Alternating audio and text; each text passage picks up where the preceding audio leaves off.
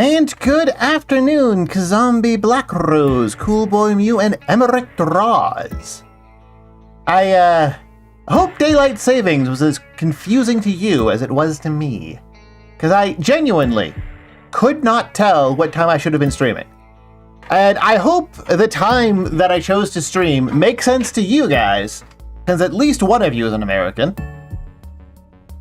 And, like, I was originally going to stream an hour earlier, but then I saw a bunch of stuff online of people complaining about daylight savings, and I remembered that it was spring forwards, fall back, so I should stream an hour later. So, here I am streaming an hour later. And it's very strange, and I don't like it. It's just like, I don't tend to rely on clocks for much. I tend to just, like, use my internal clock, which, I mean, nowadays it's only accurate down to about half an hour. It used to be accurate down to the minute. It could tell you exactly what hour it is, or what minute it was. And seeing stuff be addressed at the wrong time that it no longer is just always throws me off.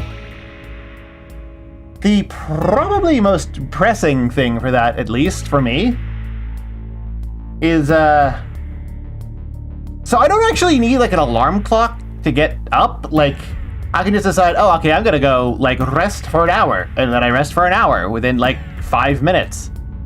Or 8 hours, or whatever. I can just decide exactly how long I sleep ahead of time, like I'm playing fucking Elder Scrolls. And, I did that. And then all the numbers were, like, wrong on, like, certain things, but not others. Like, for some reason, the fucking oven adjusted for daylight savings, but my computer didn't. So I'm just like, okay, something weird's going on. And, yeah, and it just always throws me off because every other clock is wrong because, no, the time of day hasn't changed. Yes, the oven. The electronic display on the oven updated automatically in response to daylight savings. My computer did not.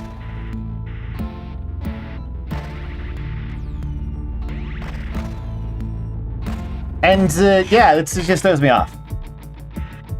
The oven doesn't have Wi-Fi. I don't think it even has a calendar. I don't know how it did that. It's weird. Stuff around here just doesn't work right. Or maybe it sometimes works too well. Nothing around here works properly. There we go. Anyway, yeah, for this stream, I'm actually not planning on fighting Radon immediately. I'm going to be digging around the Rao ruins or whatever they are to get the rest of the Skibidi Tree fragments so I can get my Skibidi level to 20. And then I'm going to fight Radon. Because apparently he's not balanced for anything other than Skibidi 20.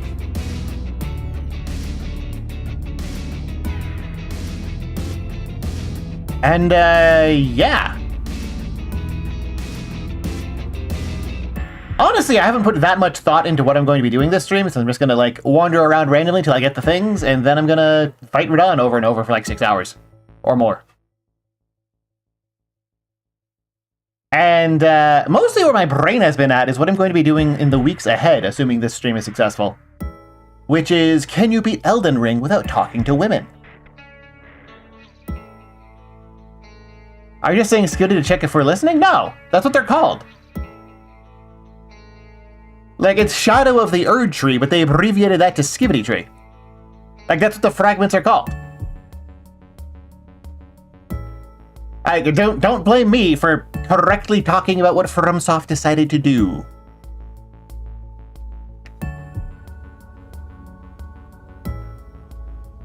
Also, I realized I really need to fucking stream Palworld. Not because I really want to play Palworld, but because I think it would just be inherently entertaining because I approached the game completely wrong. And I think it's going to be inherently funny. I was dragged into a Palworld collab last night without actually anticipating it, which screwed up some of my scheduling, but I fixed it. Fine. And I realized that I just play the game so fundamentally wrong, it would be inherently funny to watch. And you might be wondering, what do you mean, wrong? Well, in Palworld you have 4 weapon slots. Typically, the way things people put in there are like a pickaxe for mining metal or stone or whatever for mining ores, an axe for mining trees, yes, mining trees, not lumbering, a ranged weapon of some variety, and either a melee weapon or a grappling hook. And like that's a pretty standard loadout. Everyone runs like that because it just makes the most sense. You've got cools for every situation. So what I tend to do is a melee weapon and 3 grappling hooks, and nothing else. Because see, there's a glitch you can. I mean, my explanation for almost all of that is going to be, oh yeah, there's this glitch you can do. Spears. And well, melee weapons in general, but spears the most potently affected by it. If you crouch during their animation, you can cancel the recovery and immediately get another attack, which means that any spear, if crouch canceled properly, mines faster and chops down trees faster than the appropriate tool just because you're hitting like 4 times as quickly. So, you know, I just mine steel with a stone spear because it works faster if you do it wrong, which is what I do. And so why would I need, like, anything else? And then I just put grappling hooks in the other 3 slots because, it's kind of fascinating, honestly. Each grappling hook has its own separate cooldown, but developers never tested that, and there's only one, like, visually displayed cooldown. So it looks like using one grappling hook seals the other ones, but actually you can just spam grappling hooks around and move like Spider-Man. And if you know how to do like grappling hook cancels to preserve momentum as well as some gliding stuff, you can just travel stupid fast. And it makes the game, in my opinion, more fun because, like, I'm flying wherever I want, however I want, under any circumstances I want, and it's like, that's fun. And then I can do another thing to give myself a double jump that resets between grapples, and then I never have to actually touch the ground. But, no one else apparently plays like that. Like, other people mine things with mining tools. You know, like you should.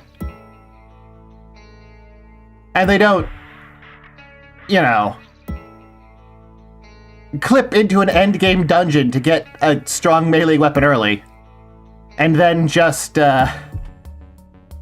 like, skip all the content of the dungeon and fighting all the bosses because you can clip through the walls. And then, you know, now you have the melee weapon. Now you can use it for mining and lumbering and mining trees and fighting. And you can use it in combination with grappling hooks to get into someone's face really quickly and hit them in melee. And apparently I'm the crazy one for playing like that, and no one else does that, but I think it's a very entertaining thing to watch, which is why I should stream it. Because, like, the incessant pile of glitches that I call a playstyle, it feels like it'd be inherently comedic to just watch. That aside, let's go kill Sumeradan.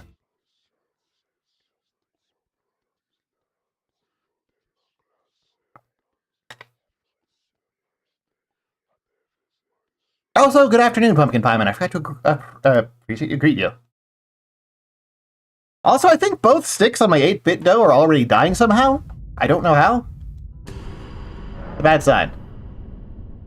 I need to shrink this down. Shrink this down a little bit. There we go.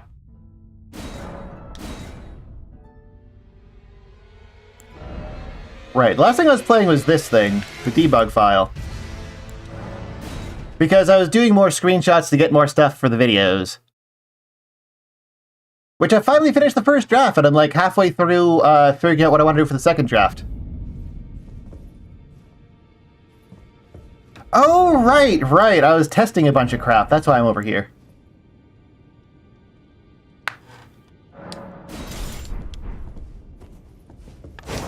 If I swap this out for the Millicent...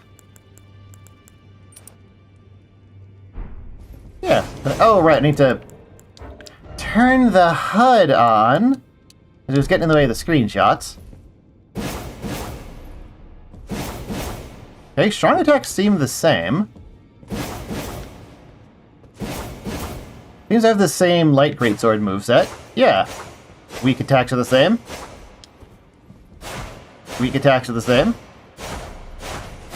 The only thing that's different about this compared to Milady is that a weapon art? And aside from that, it's just a Sacred Milady with some numbers slightly different and slightly heavier? And, like, more stat requirements? Well, that's kind of fucking lame. Anyway, let's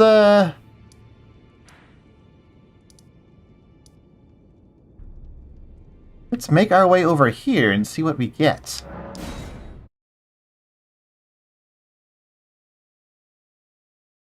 I mean, it's a cool weapon art, but I don't see why that couldn't just be, like, a weapon art.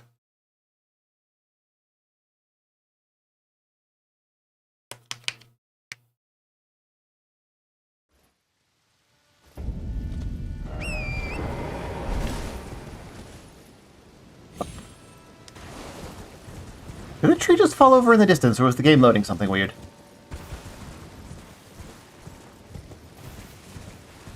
Oh god. I turned the volume on my computer up and it had it tried to display a playlist of the thing that I still have open in another thing, which was that stupid AI generated music thing that I generated. Because I should not be allowed to have access to these tools because I use them for the most cursed shit imaginable. And I kind of want to, like, do a bit more revision on that song in particular. Because some of those cursed lyrics are just straight fucking fire.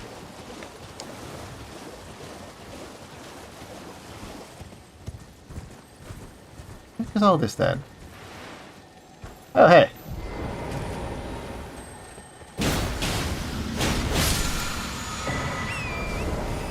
Poison flower blooms twice. Ow.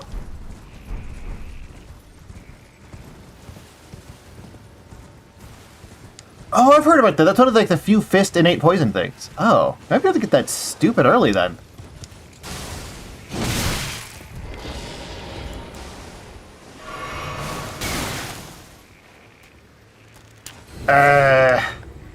These red phantom pests are annoying.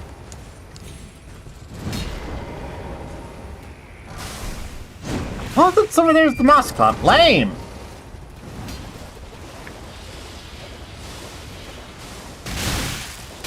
Jesus Christ.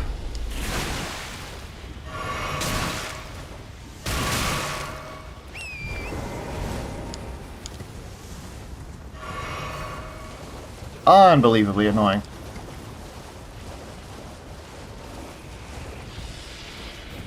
Hello, Rachiarmus. It's going, I suppose. I remember seeing a big old spirit spring somewhere in this area that I never took, that I think it'll lead me to riches and prizes, because I need to upgrade my Skibidi level. Yeah, I'm still Skibidi level 17. I need to get that to 20.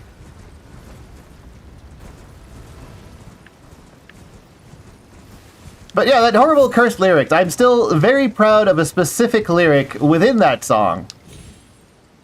I'm very proud of several lyrics in that song, actually. But I still think I want to do more revisions on it. Should I even talk about what the thing was that I found that I was proud, or that I wrote that I was proud of? Wonder if it's safe for YouTube. YouTube tends to demonetize stuff if you get too foul-mouthed too early on.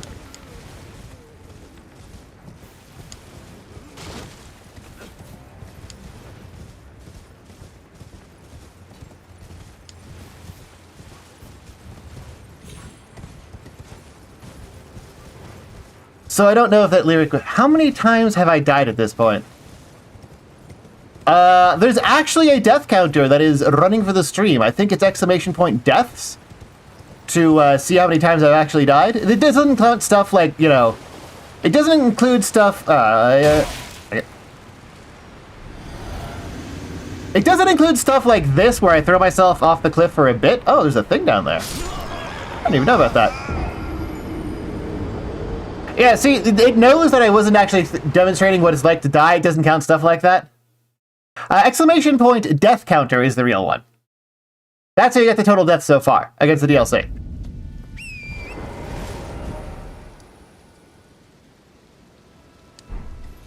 Yeah. So now you know, I haven't died. I've only killed myself for the bit, as you saw there. No actual deaths. Obviously. Which is pretty good for my first time through the DLC.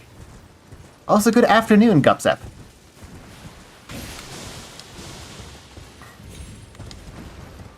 If anyone more familiar with the DLC wants to remind me where that spirit spring I saw earlier was, I'd appreciate it.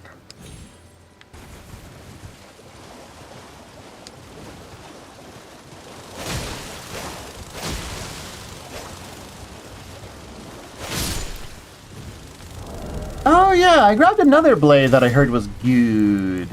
But I think I need to equip something to boost my load. Where's Havel's ring? There's Havel's ring. There we go. But I can use it because it's just a little bit too heavy.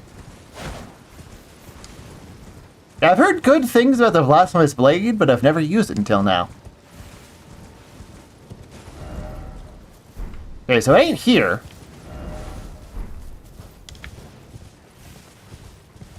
I'd like to be able to fucking see anything.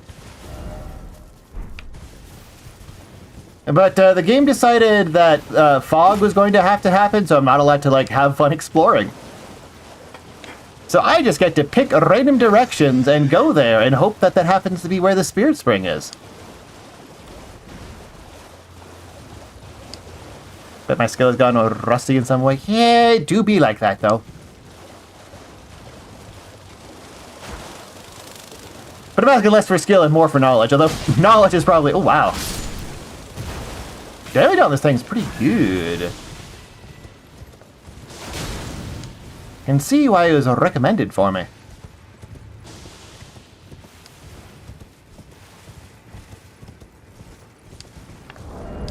I don't know, though.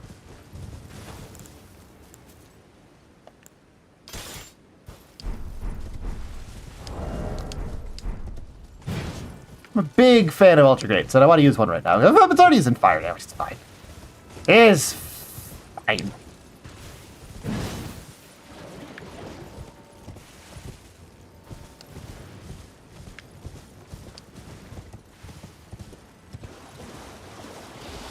I guess I'll go this way and hope for the best. And unfortunately, the best I can hope for is apparently getting completely fucking owned by this bullshit.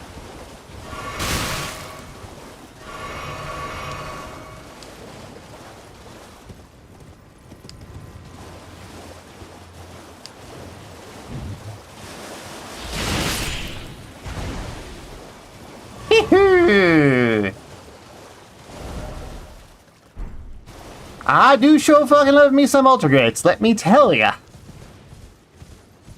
Oh shit, bonfire. I totally missed this like the last 4 times I walked past it. Randomizer souls. Yeah, there's a bunch of fun stuff with the randomizers.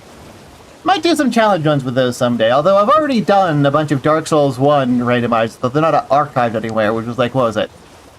Aggression mod, new game plus 7 enemy randomizer, complete enemy and item randomizer, I think it was.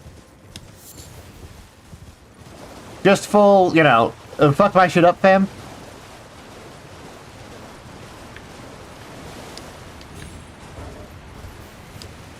Well, I've never been over here. Pretty sure. Maybe. I don't know. Can you repeat the question? I'm curious where this leads.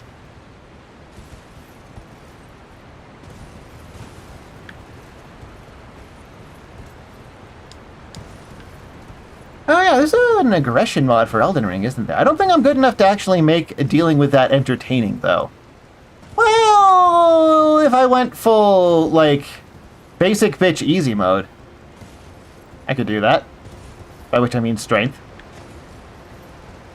Oh yeah, there's an item right there. There's no way I've been here. I wouldn't let items just sit out in the open like that. They're too precious. Oh, that wasn't actually an item. That was the thing that dropped off an enemy. Oh, got the Chloranthy Ring upgrade. That's where it is. Good to know. I'll probably be getting a lot of use out of that soon.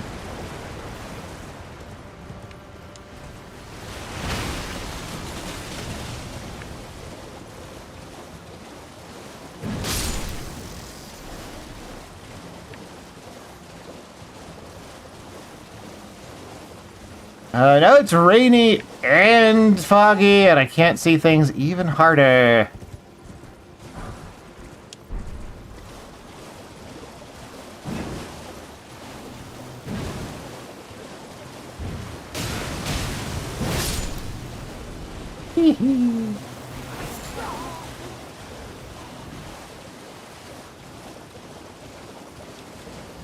I love Zweihander. And this thing is like Zweihander, but good.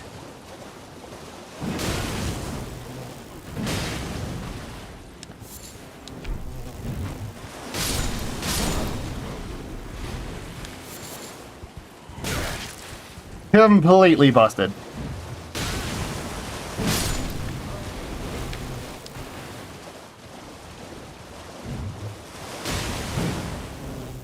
I don't keep feeling stuff crawling on me. In real life, not in game. There's nothing there, but I still feel it. Is that like a sign of like carbon monoxide leak, or maybe that's what the chemicals down the stairs are doing? From the guy who's like brewing Fent or whatever.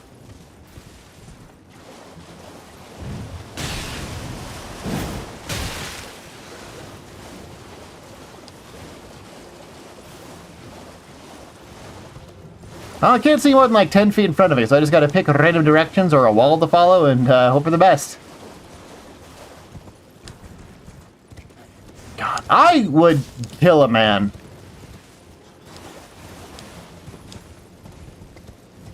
But I'd also kill a man if it would make someone make a mod that removed the fucking shit-ass weather from everywhere in this game.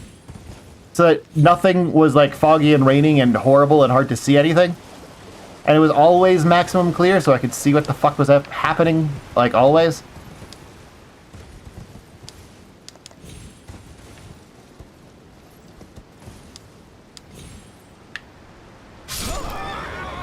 force physics! That doesn't count.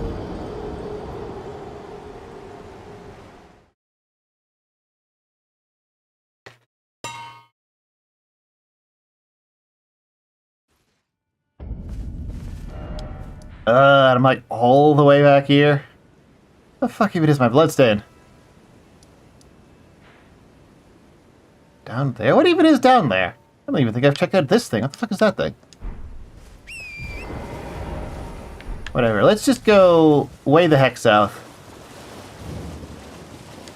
Pick a direction and go for it. It's still foggy as balls.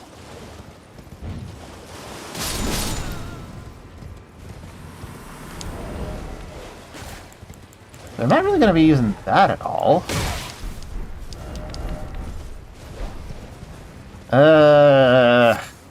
Enemies, please just not be around long enough that I can do something interesting during the downtime in between stuff, like menuing. Please. Give me a chance to amuse myself by engaging with menus, which is 1,000 times more interesting than holding up, which is all that you do in the overworld exploration for this game.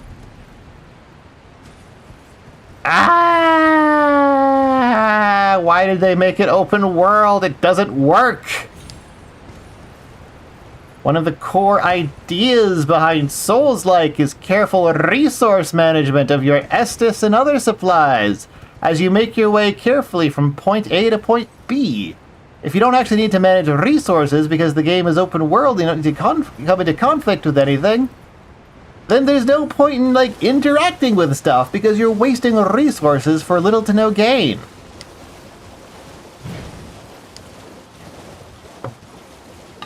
Game mechanics that are hostile to its own game mechanics.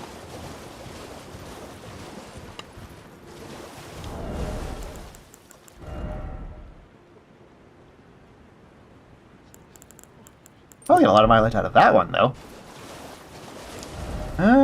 The clutch rings are actually really good in the DLC. Because their defense penalty applies before the penalty of, or before the bonuses of Skibidi Tree levels. So they're close to just free freaking damage. And that's amazing.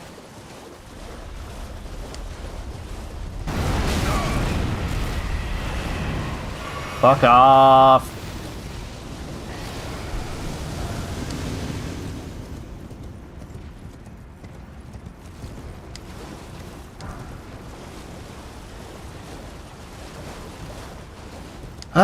Putrid Tree Spirit's one of the worst enemies in the game, and you can tell that they're terrible because you can tell that they're from Dark Souls 3.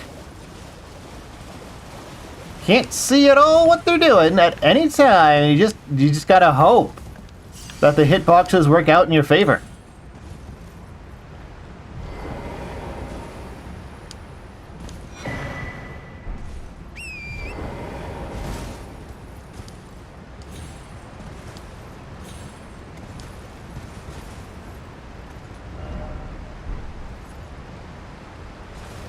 Is this leading me back to, like, the Putrescent Knight or something?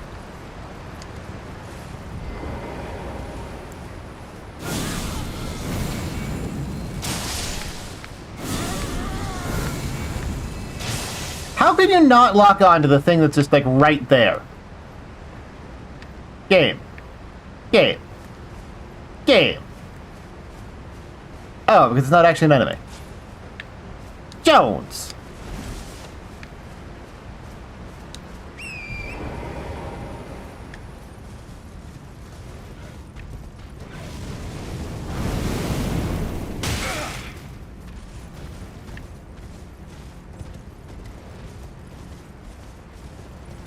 Oh, bitty capity.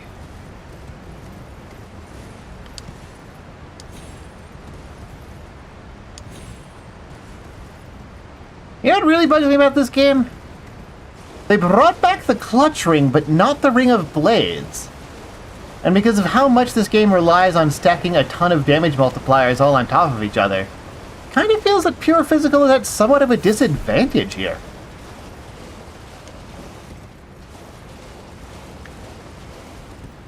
Just innately.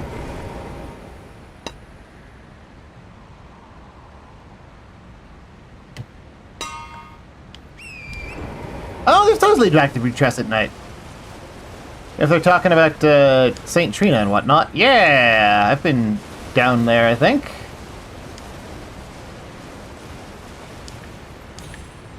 Huh. Yeah, and I walked over there, and I go down there. Alright.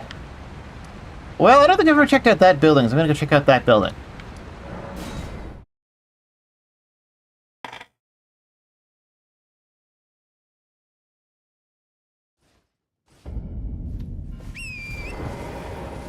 What is that building, if anything?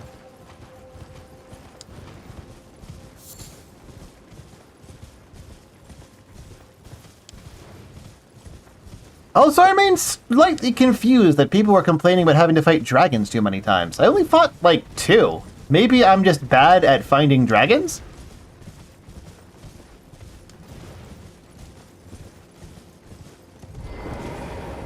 Okay, I must have already been here.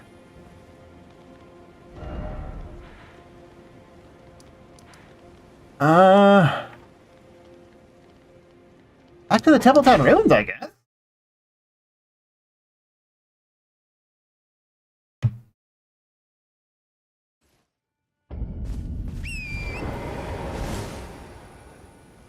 Oh, praise the Lord, I can actually see something!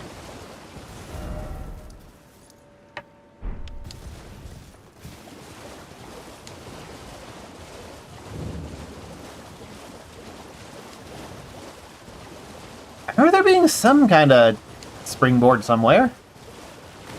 Around here, I'm pretty sure. Could lead to more skibbity fragments. Otherwise, we're just gonna pull up a guide and hunt him, because I'm just... Overworld travel is so fucking boring in this game.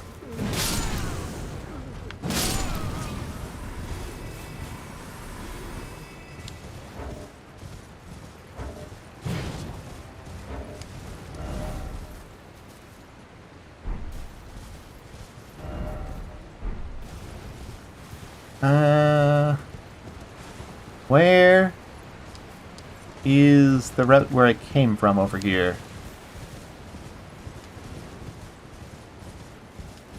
There, maybe?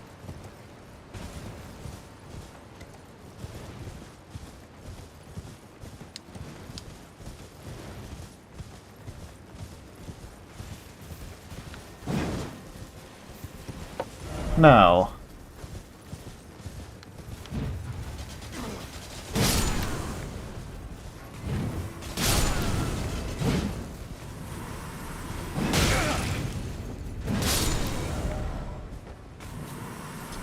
There-ish, probably?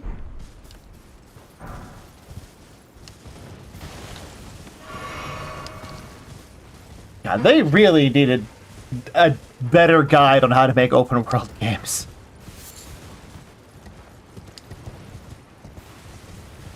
It's just so empty everywhere all the time, just completely empty. And they don't even have the decency to make the emptiness mercifully brief. Oh my god, why are you even alive? You are not bad enough to make interesting stories about, and simultaneously not good enough to make for good gameplay. Why did they include these fucking things? Jesus Christ. Alright, let's just...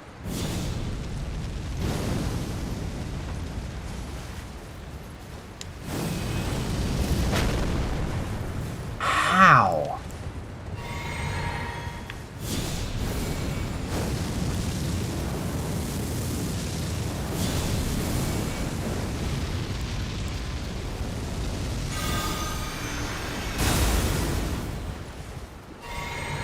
Is this thing... Does it not have a hitbox? There we go.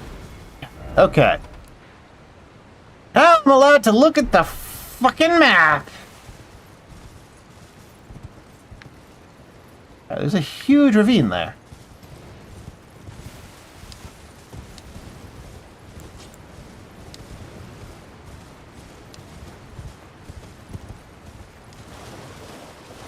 Hello there, Dream Master 2059. Would you happen to have any skibbity tree fragments for sale? Because I'm looking for some.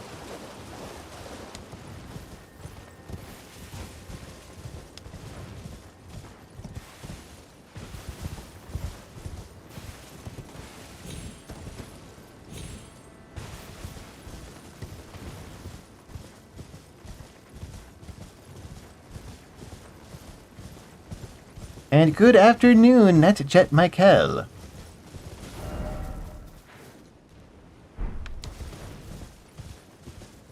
I swear there's a spirit spring somewhere around here.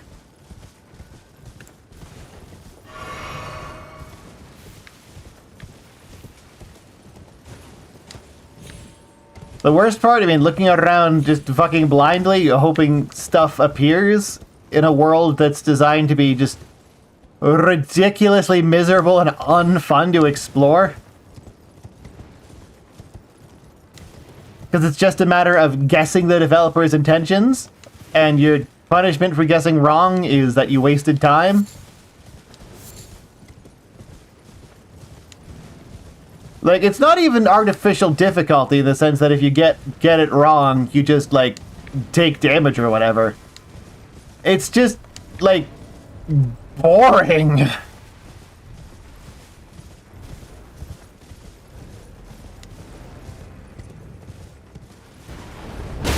Pick a direction, make a random guess. And if you're lucky, you'll be allowed to continue playing the game.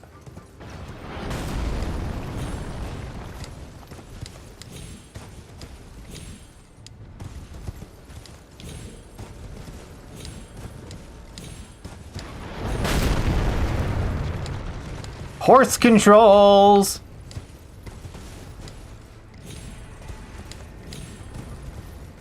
Like, I don't even know if this is a way that I'm supposed to be going. It's certainly a way that I can go.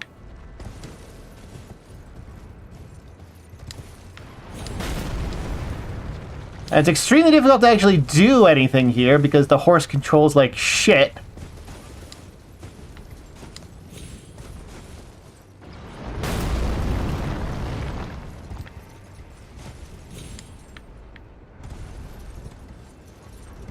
See, if this was Pal World, they would at least have the decency to put, like, a Liftmonk effigy or an egg here, so that by wasting your time going someplace that looks interesting, you wouldn't actually be wasting your time, you'd be getting some sort of tangible reward.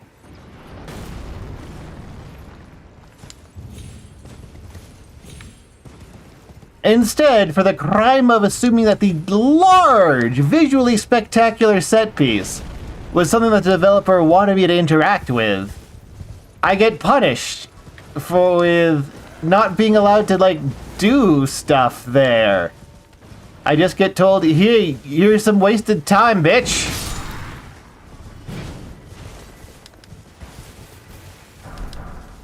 Fucking, you get yours now.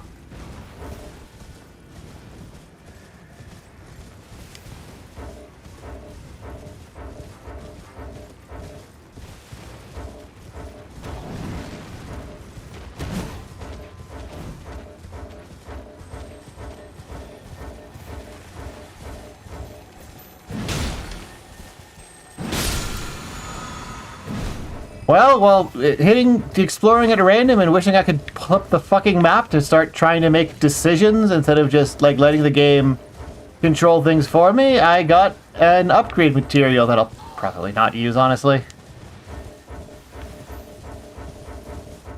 Let me map, for fuck's sake! There we go, Jesus.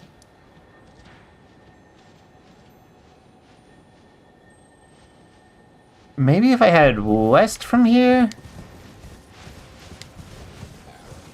Hello, Ice the Bite. You are almost at the point where I give up and start using a guide for the DLC.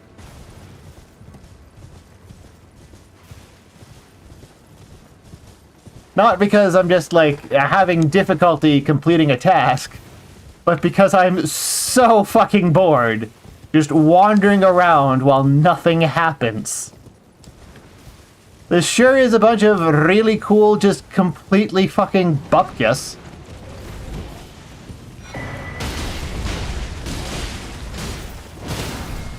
Oh, we found a thing. Unfortunately, the thing was bupkis.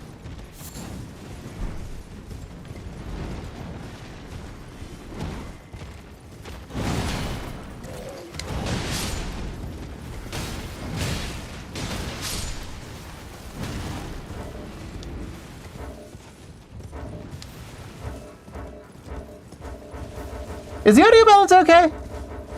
I remember fucking with the audio balance or something somewhere at some point. I don't remember if I ever fixed it up. Yeah,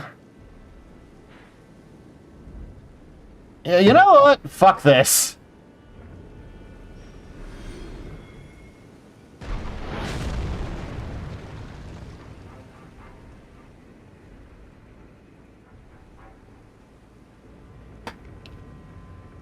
Scatter tree fragments. Look for some, like, X2s or better.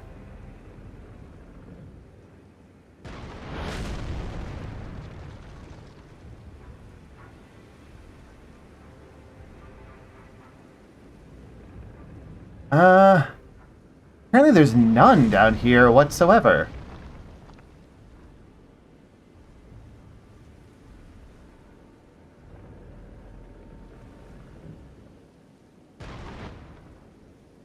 This map isn't super useful.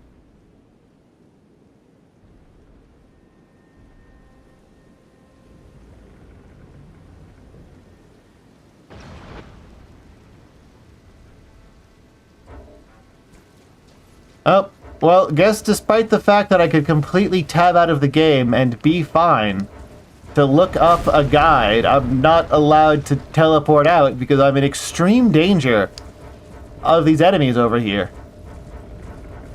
Presumably. Maybe it's someone else, I don't know.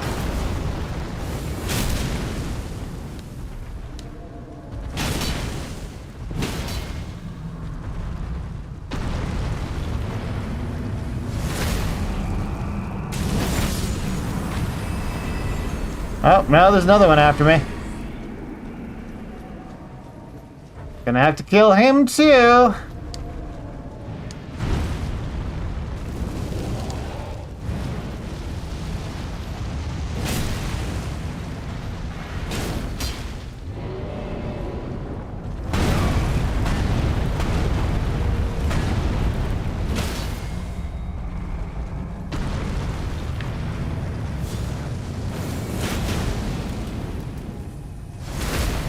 Then how the MC craps? I mean, with no toilets around? Presumably he doesn't. Why would he need to? He's like one of those Japanese idols. He had his butthole surgically removed so he doesn't need to poo.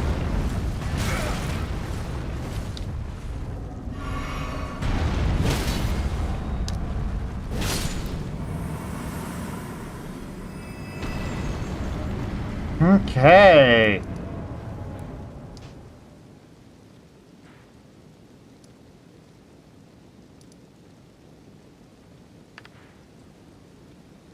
Well, with that shit done, there may be one. What was the bonfire it said? From foot of the jagged peak, site of grace.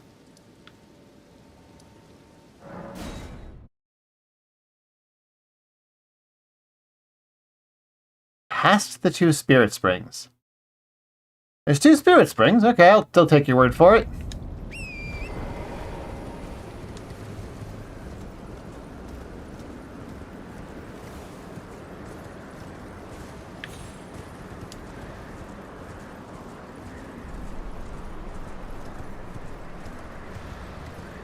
Yeah, when I describe the overworld travel of this game as microdosing Desert Bus, I'm not saying that because I don't mean it. I'm not saying that just to be funny. That's genuinely what it feels like.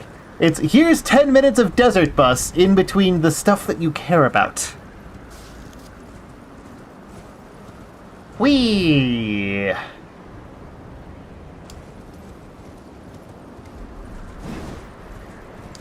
Whee!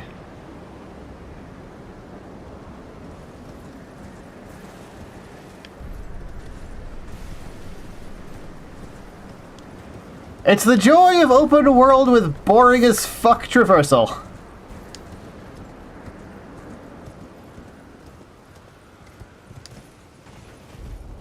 You don't have this problem with Pal World, because I'm constantly doing insane, like, grappling hook cancels and physics-defying nonsense and sliding to take advantage of terrain, and I'm interacting with the terrain in meaningful ways, because even just the angle of the slope is relevant to what I have to do.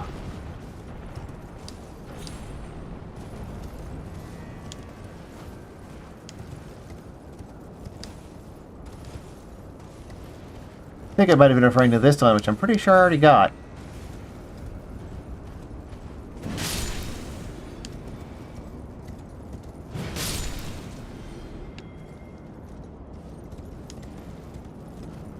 Or maybe not.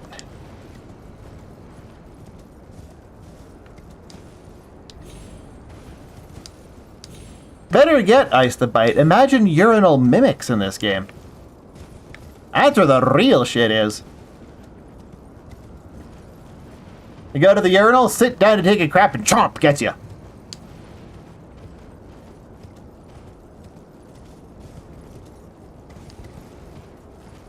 Well, I don't know then. Fuck it.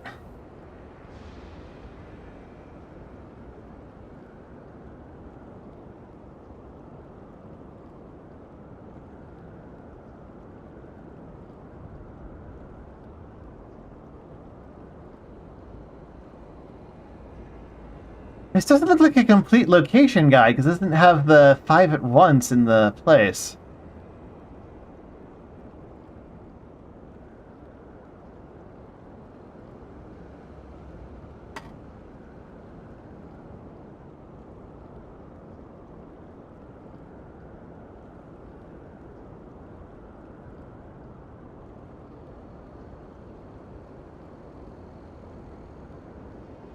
Abandoned church in the Abyssal Woods?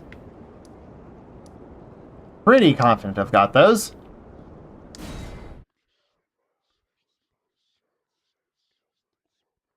You crapping urinals? Yeah, what else are they for? Oh, right.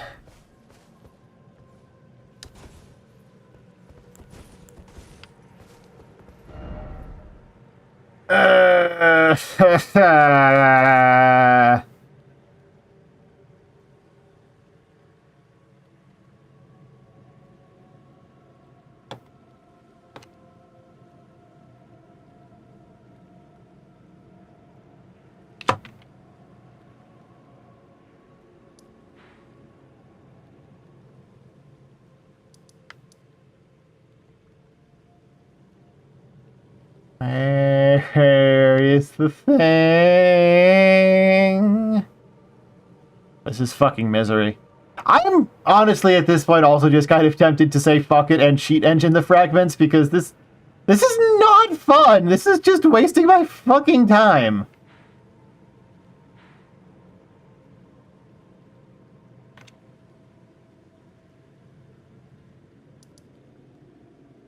Oh, it's over here.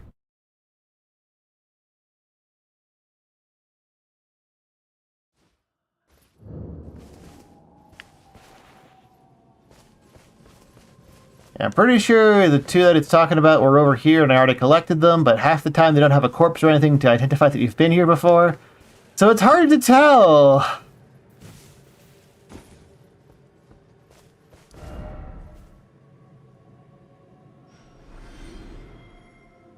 Guess I'll try Scadutree on the interactive map.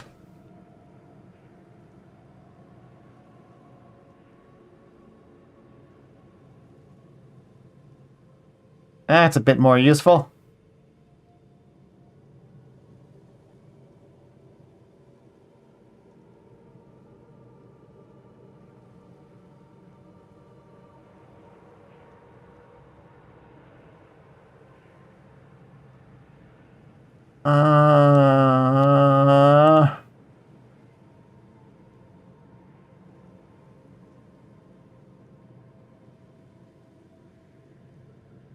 Okay, I definitely haven't collected the one over, like, here? Because I don't even know how to get here. or what that area is.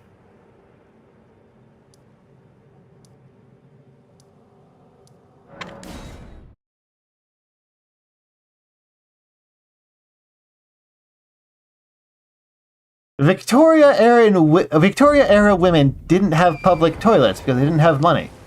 As opposed to Victorian era men who had lots of money and therefore lots of toilets? What? Also, yes, of course I shit in urinals. Like, that's what they're for. Like, come on. You don't use public things for the sake of having public things. You use public things so that you can destroy them, so that people have to spend money repairing them, which increases GDP. It's the morally correct thing to do as much vandalism to public spaces as possible.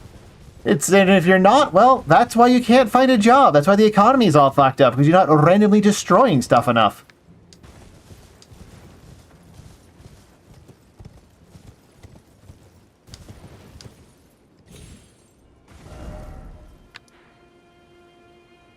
How the fuck do I get over here?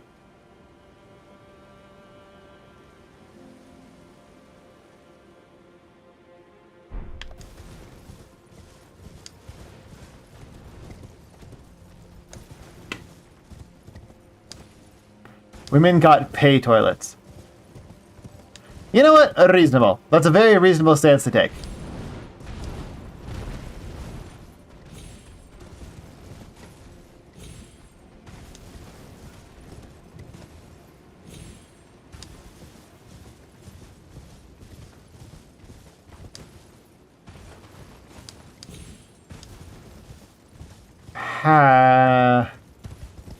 Like, I've already been over here. Like, how? How the fuck do you get anywhere here?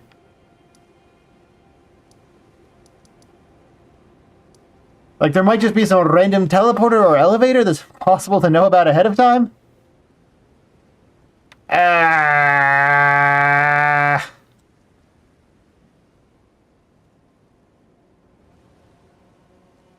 Prospect Town is apparently the thing's name. How do I get here?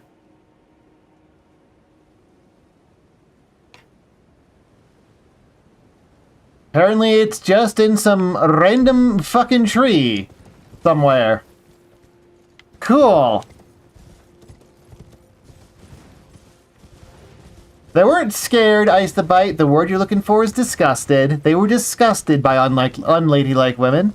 As anyone who has any sort of a reasonable claim on being a worthwhile civilized human being should be.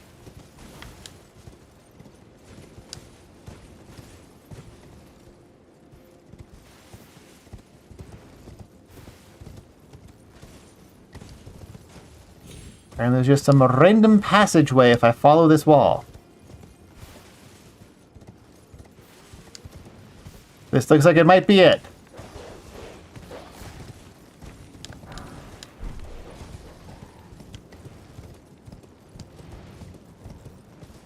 Oh my god.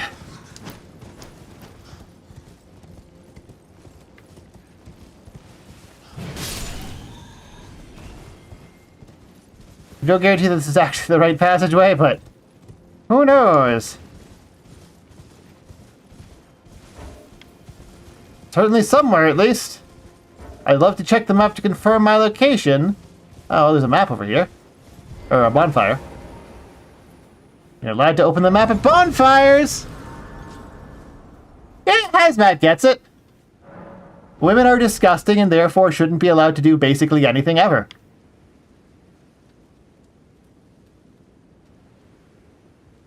I really hate what they did with the map. It's so bad. It's so bad! Let me guess shit. Oh man, Ice the Bite doesn't know the stories of blood mushrooms.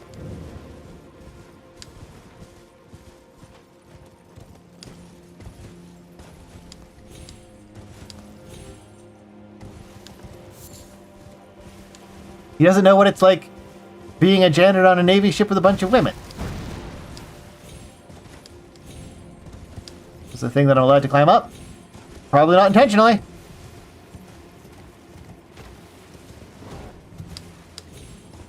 Yeah, blood everywhere is very common.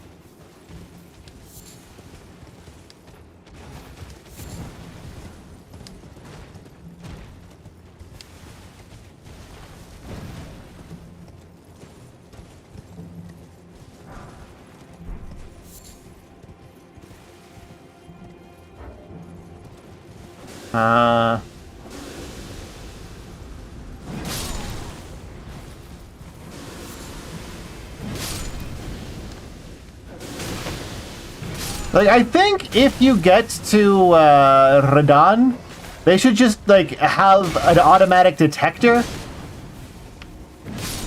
for the rest of the security tree fragments. It's like, come the fuck on.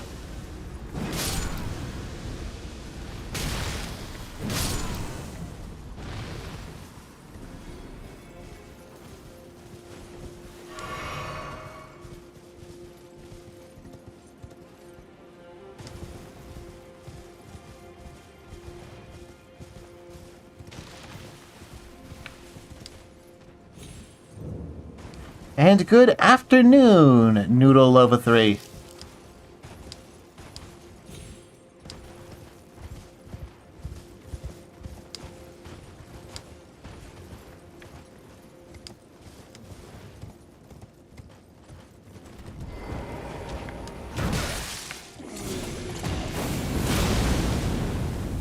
Oh wow, that alone is enough to almost kill him.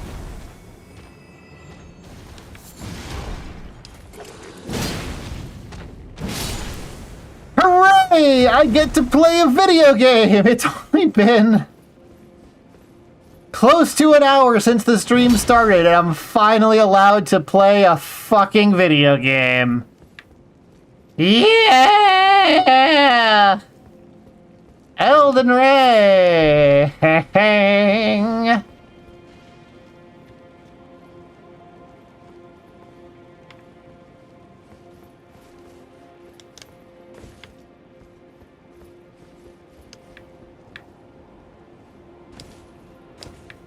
The desert bus is over! I'm allowed to have fun, at least for a little bit. I get to engage in combat and make decisions. Like I'm gonna Wrath of the God these foos. For like shit damage.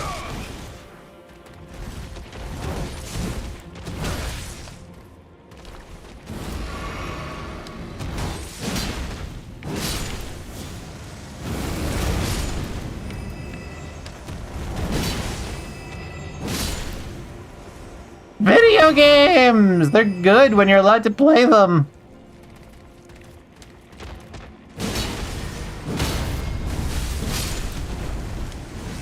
Oh, these guys must be like Moog worshippers or something. They even got his weird spear. Oh! I've heard of the Blood Fiend's arm. What are the numbers on this thing? Requires way more arcane than I've got. But I've heard that the Blood Fiend's arm is just, like, completely fucking busted.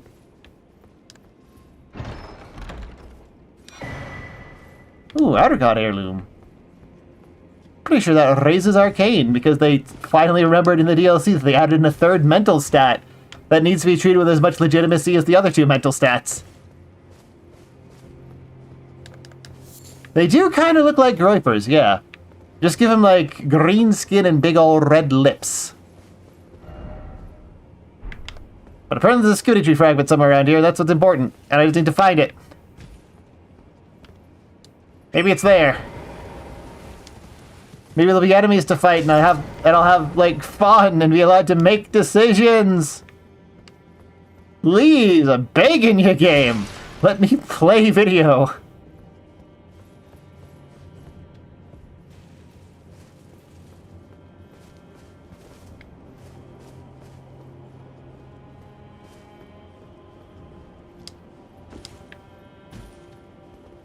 I don't want to look it up, because if I do, then I'll be able to get out of here as quickly as possible. And then I won't be allowed to have fun anymore.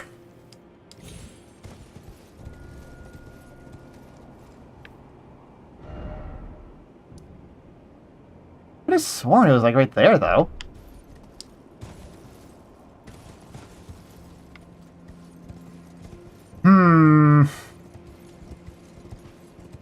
I don't know if I can get back up. What the fuck is this horse doing? Just teleported right the fuck up that pillar. Okay, here.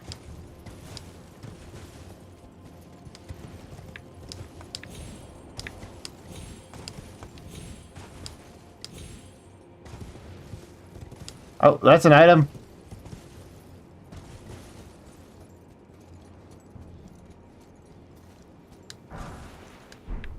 Thankfully, it's not the thing we're looking for, so I have to keep exploring, although this place seems kind of empty and free of enemies at this point, and that's no bueno.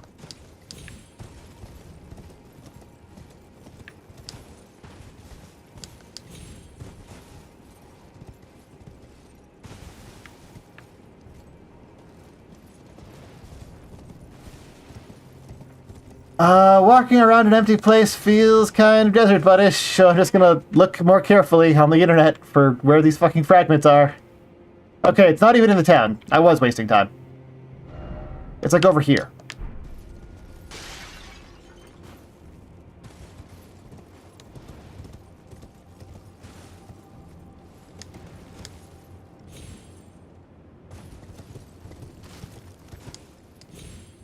I've heard Blood Fiend Arm is super crazy, and it might be worth grabbing. For the Don't Talk to Women run next week.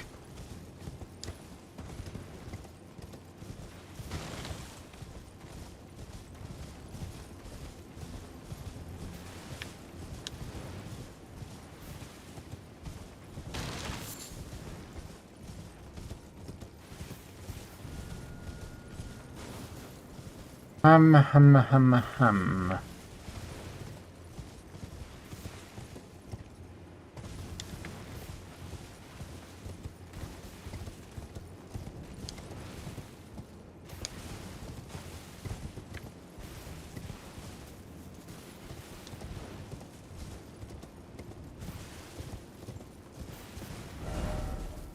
It needs more up?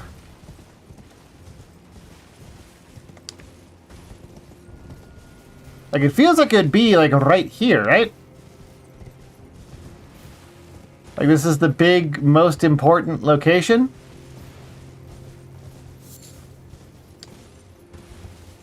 This is where you'd put the big shinies?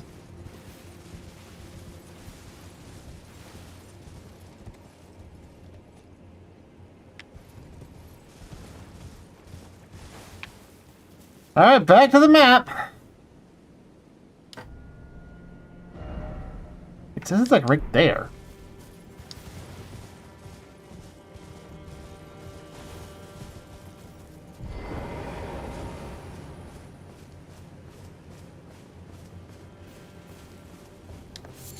Is it hidden in a bush or something?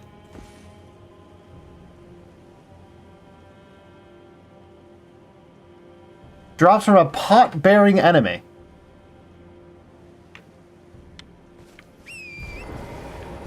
No enemies here. Do I need to... I guess I need to respawn and try again. Ugh. I mean, I did that in Dark Souls 1. I don't think I'm ever going to be doing that in Elden Ring, Dark Souls 4. Just because you have so few methods for boosting your fist damage in Elden Ring.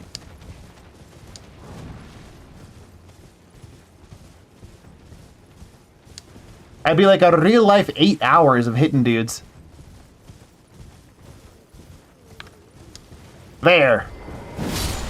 For some reason he didn't spawn previously.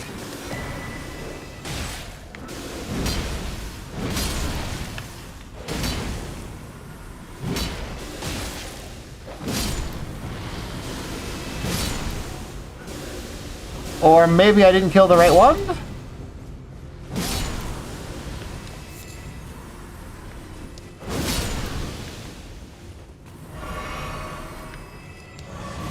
Maybe I need to kill them better.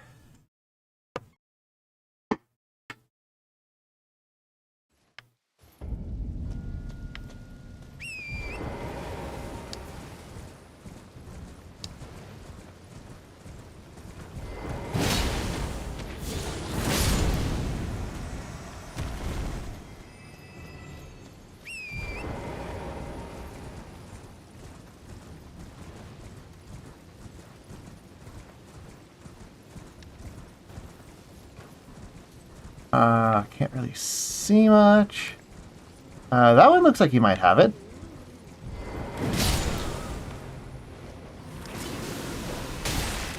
No, just a Rotafruit. What the fuck? Whatever, we're gonna pass time until noon, which won't fix the fucking weather because they made sure not to have wait passing time fix the weather because they don't want to have tools to fix those so you can actually see what the fuck you're doing.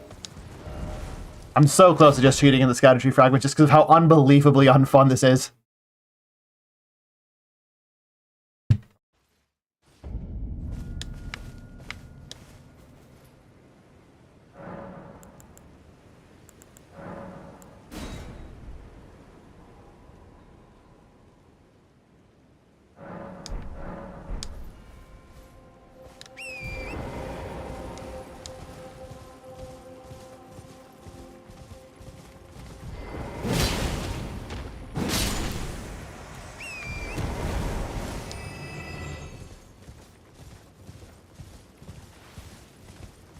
Supposedly, one of the dudes there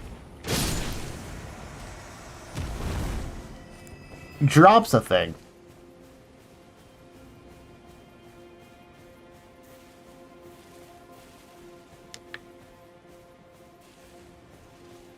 And it's one carrying a pot. Is that guy carrying a pot?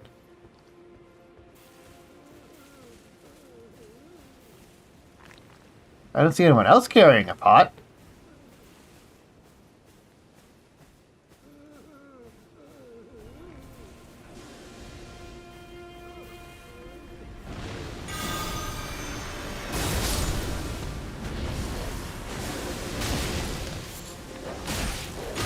But I'm not getting the thing.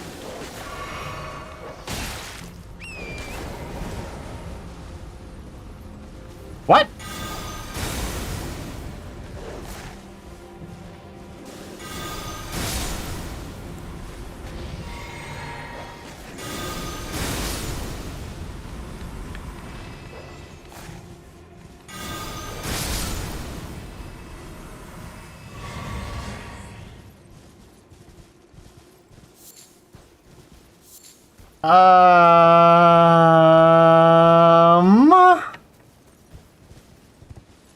Are there like a finite number of pot-based scatter tree fragments that you can get per run, and I've already hit my limit by getting like 3 from other guys?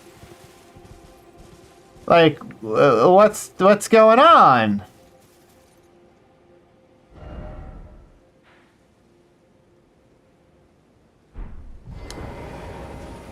The fuck?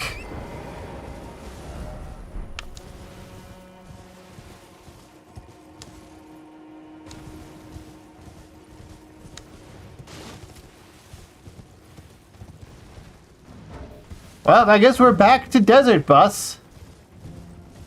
Ooh!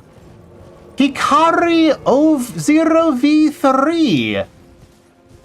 Thank you so much for the raid. Give me just a second. I'm in the middle of desert busing and don't have a good place to pause for a second.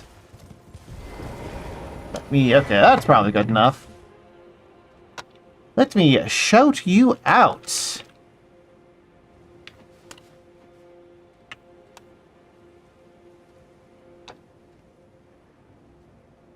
And welcome, Raiders! I am Allbones Jones, the Dark Souls of VTubers. And you'll figure out what that means on your own. Just pay attention, it'll be fine. And welcome! I am currently suffering through my first playthrough of the Elden Ring DLC. Because, like, I'd wanted to do at least one first playthrough type thing on stream, and this would be close enough. And I'm desperately trying to figure out where to get more skibbity fragments. Because, like, it's so bad. It's just playing fucking Desert Bus, hoping I'd randomly run into one. But, what were you streaming, Hikaru0v3? And did it go well, or did it go poorly?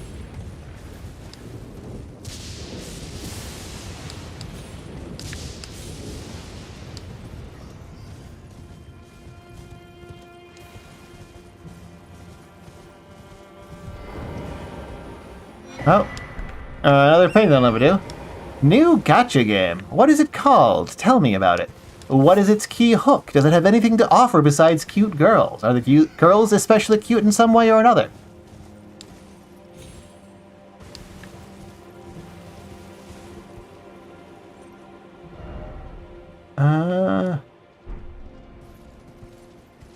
I can make this jump.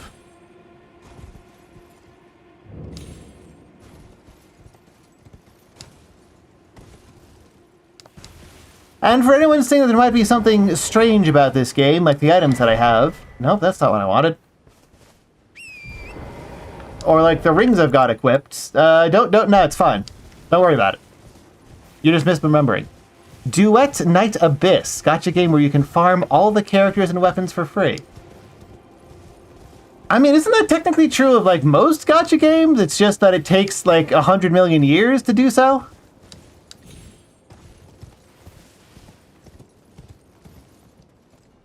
Years of farming for them. Yeah. That's kind of what I figured. Character per day. That's shockingly fast, actually. Cool. It ate my double jump.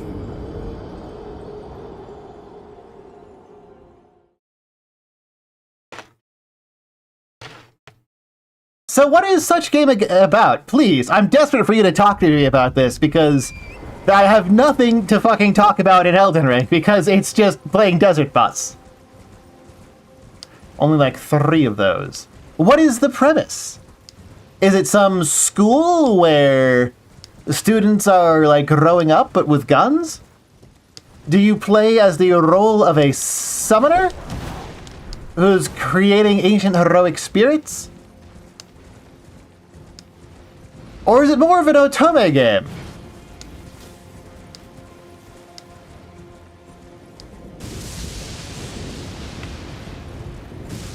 Where,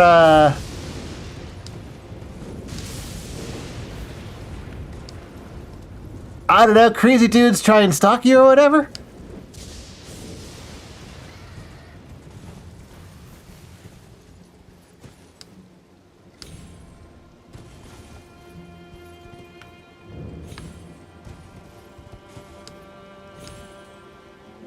Because don't tell nobody, but I've secretly been working on an RPG Maker game designed to cater to the Yume Joshi crowd.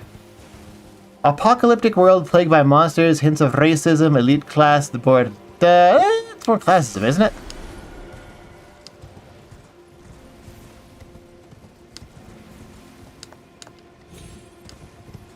Oh, that time I didn't need my double jump.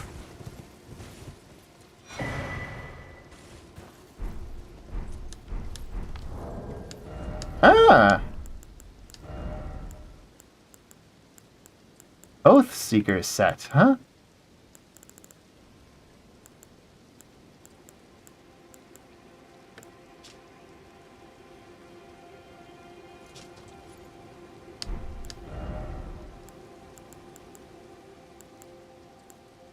Isn't this more or less what What's-Her-Face wore? Before I murdered her?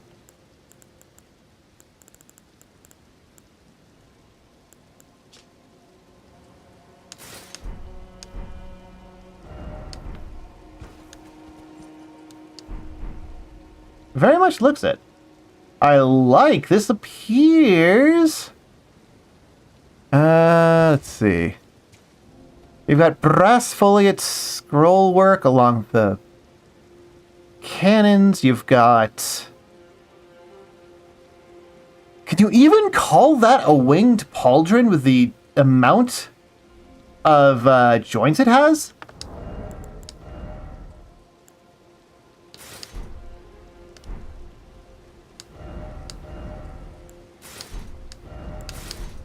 It's definitely a variation of Lada's armor, though. That confirms what I wanted to know. I'm going to go ahead and put this... Oh, wait, I don't want Confessor armor. I wanted Gelmir armor. Where's my Gelmir armor? Where'd it go? There it is. I'm going to go ahead and call that later period Greenwich-style armor. English-style armor. Know me from Skege raids. Okay. Yeah, Skege and I go way back, apparently. I say apparently because brain damage, but... Under attack by people and monsters thrown off a cliff and wake up 1,500 kilometers away from where you were. That sounds like an exciting weekend, Ellicent. Or are you talking about the game? I assume that was just like you describing what happened to you. Because sometimes it do be like that. And that puts me back here. So that thing I saw at the very start was some pretty sweet Greenwich armor. Cool. Well, now I have one of... How many more skibbity fragments do I friggin' need? I guess they're under key items. Oh no, they're under upgrade materials. I need another... Where'd the bonfire go? Where'd the dang bonfire go? There it is.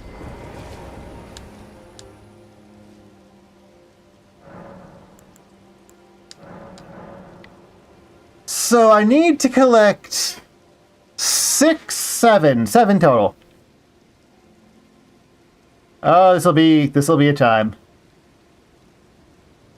And this place was a bust for some bizarre reason.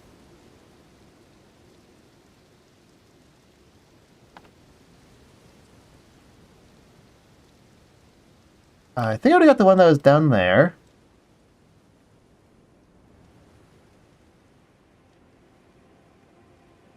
I definitely already got that one.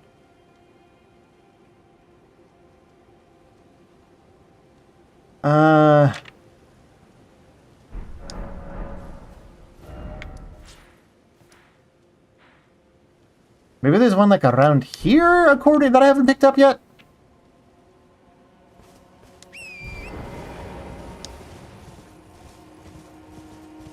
Oh, what happened in this game is that, like, I grabbed the withered corpse of a femboy after murdering his half-brother who was trying to get him pregnant, which teleported me to, like, the inverse shadow realm of the world I came from, where the femboy put the soul of his half-brother into the body of his other half-brother who I murdered. I've murdered both of them. Yeah, this guy.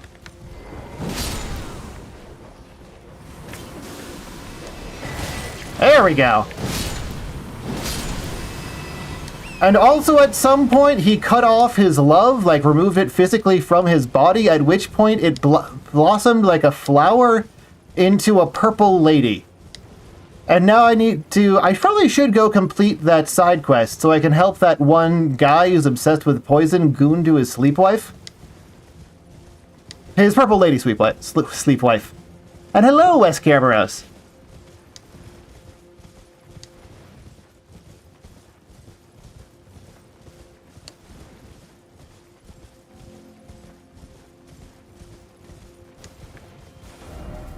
I think the guy was like right over here, wasn't he? Yeah. And yeah, now that he's put the soul of one of his half-brothers into the body of another one of his half-brothers, he's planning to commit incest twice at the same time to become a god and take over the world.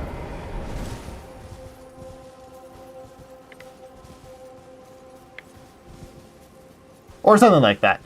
Some kind of ascending to whatever.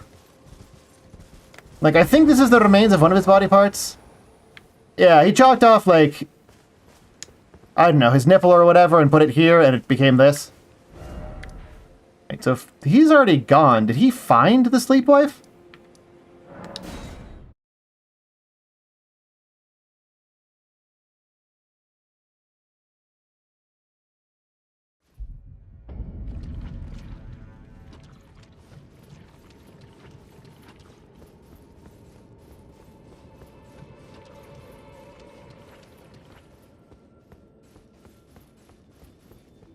Not double gay incest, but gay double incest.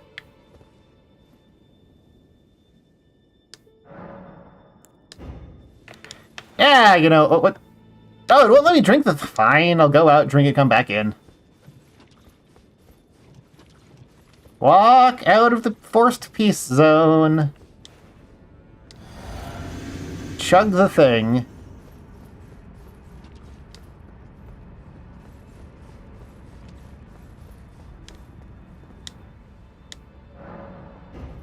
May as well, for funsies. Like, right? Why not? But yeah, that's one of the parts of him that he chopped off. It blossomed into that. And also, I think it's implied that the femboy himself was, like, born out of... Like, they took a man and a woman and put them into a cum jar until they fused into a single being?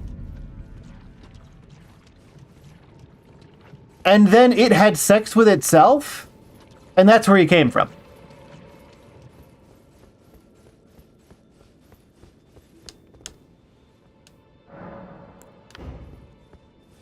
Alright, that's enough of this.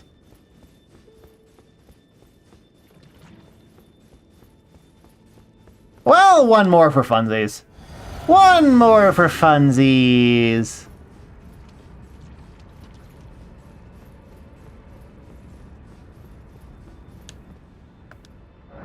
Like, why not?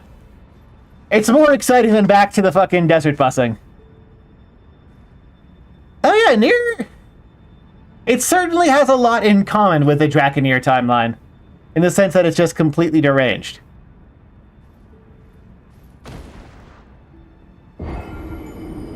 Ah, the original Nier, where you play as the old guy.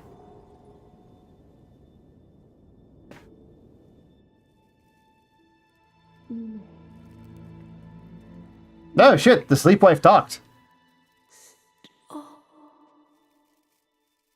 Wait. Don't turn the poor thing into a god. Did that happen because I killed myself 4 times? Because, like, I was just doing that as a joke? Because it's deliberately funny to do the wrong thing. I think it's a good bit. They actually expect you to just kill yourself 4 times to make progress in this. Okay. But how do I do it a 5th time?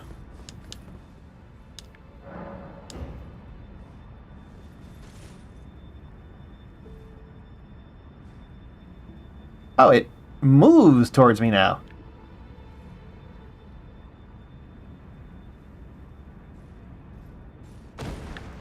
Lop.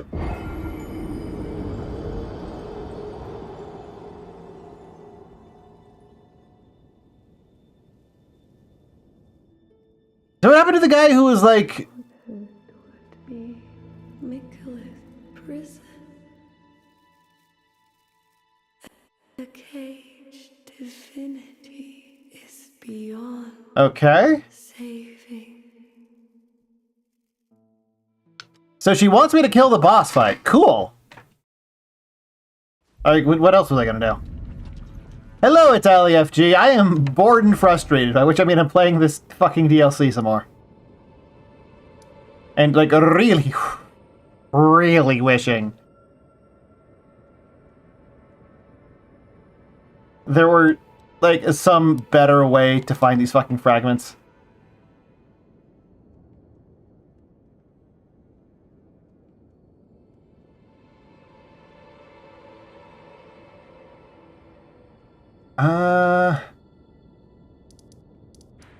There might be one over here. Because you're supposed to get to level 20 to fight the final boss, and I'm at 17, which means I get stuck doing a bunch of tedious grinding. Except, it's not even really grinding, it's just going to the same 3 places over and over, hoping that I finally am allowed to make progress. It's horrid. There we go. 6 more!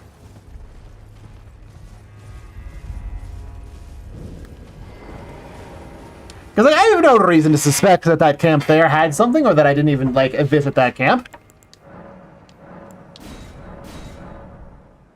Okay.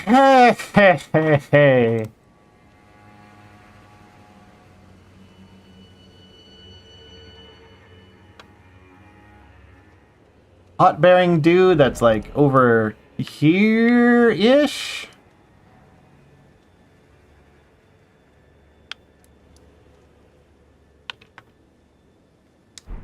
So let's just go there.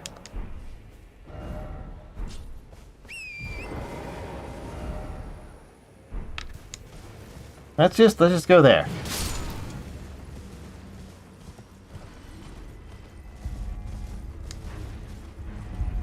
Also, apparently this whole ruin has something to do... Fantastic.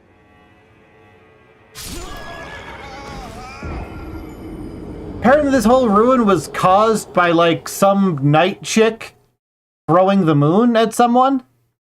Someone in chat told me that. I don't know if it's true or not. They might have just been fucking with me.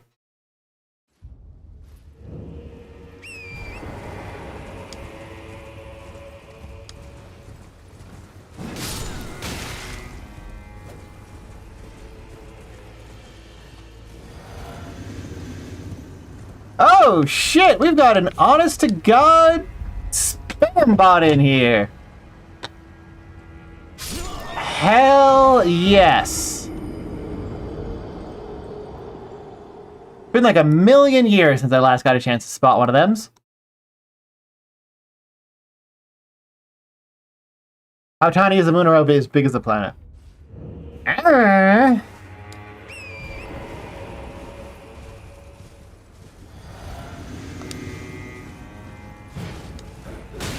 Bro, we're on a mission to stop the product from incest, the product of like super incest from committing double incest twice at the same time. In order to become a god. I've given up on trying to make sense of this setting.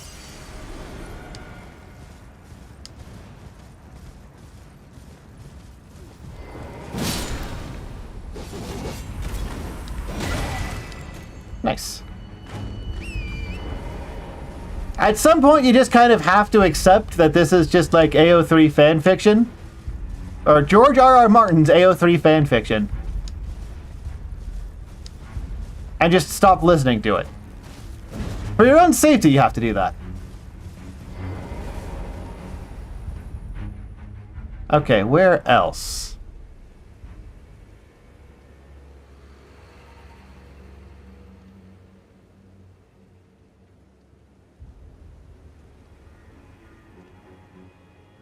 By a Statue of America, I've probably got it.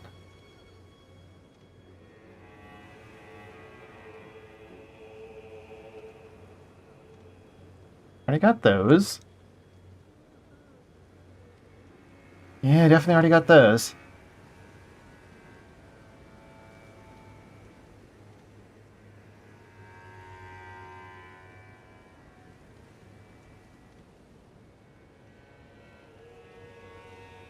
Probably already got that.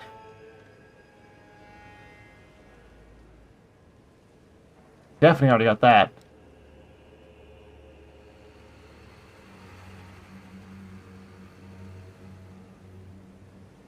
Maybe not that one.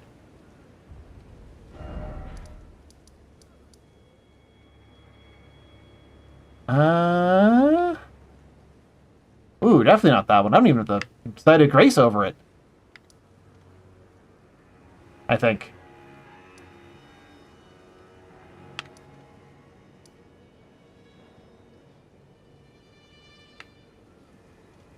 Do we want to go here?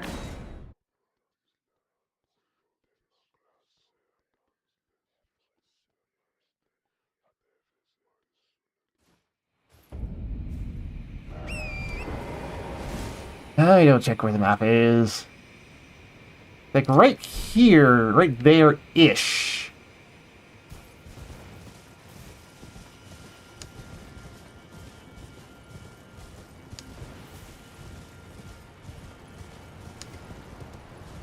I think of a couple of different ways to get near-ish there.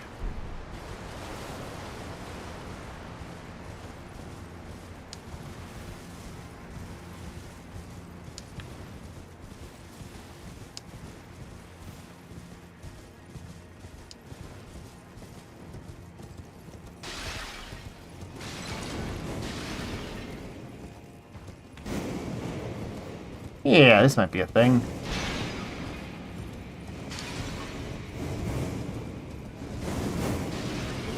Like, do you have it?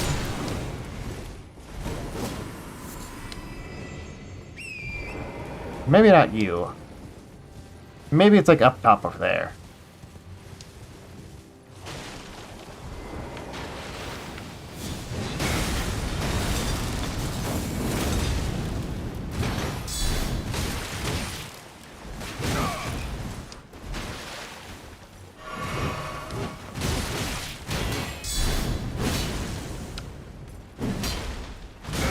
Good tracking on that jump attack. Why does it sometimes not turn?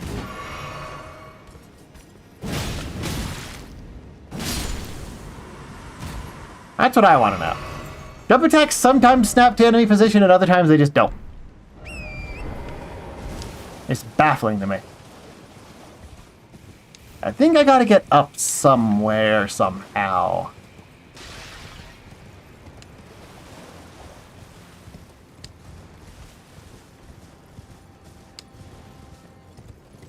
Do remember this place.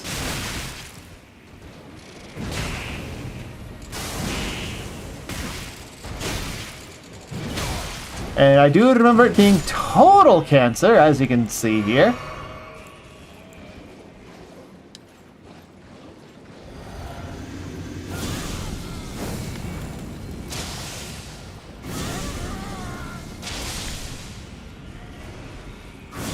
Thankfully, Frenzy Flame lets me skip most cancer by not being near it.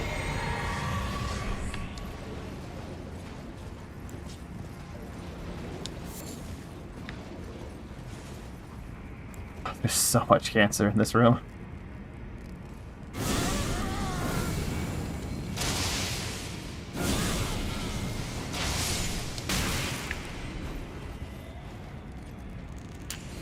Yeah, the Centipedusy Cave.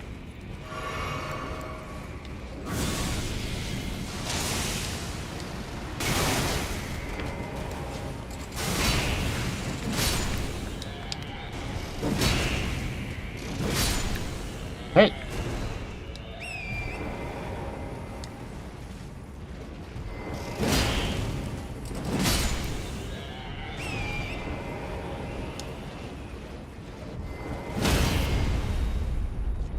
How is that a poise break? What?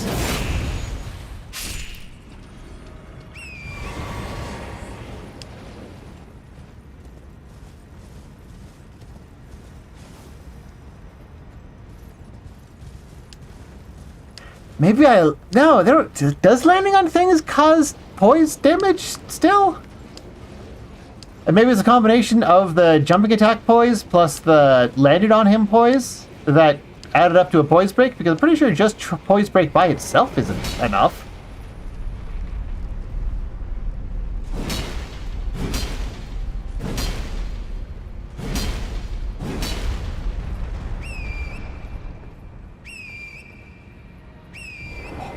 Horse!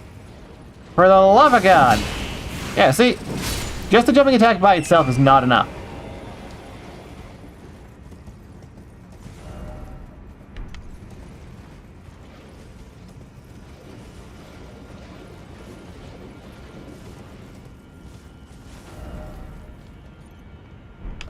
I'm certainly up somewhere. Maybe that'll be useful.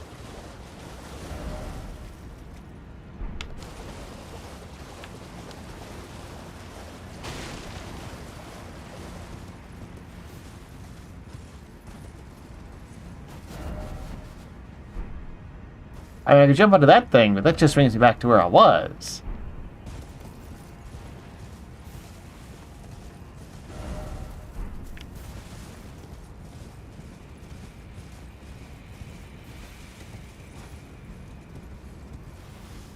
And so does that.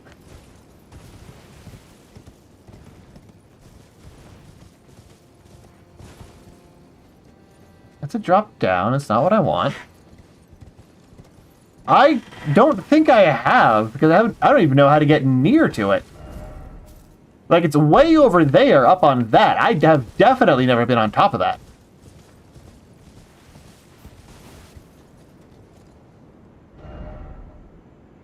Like, I've been over here where you burn the tree. But on top of that thing? Nah.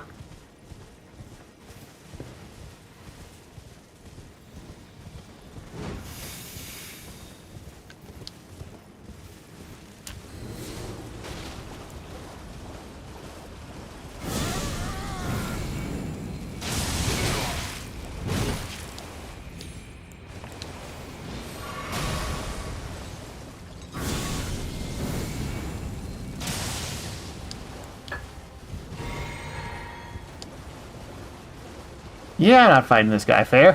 Why would I?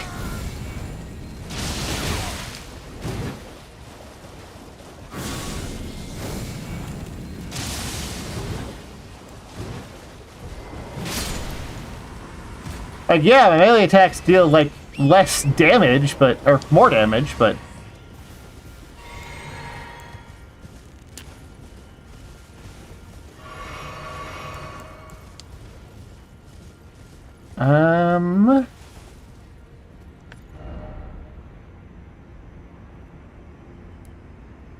Ah.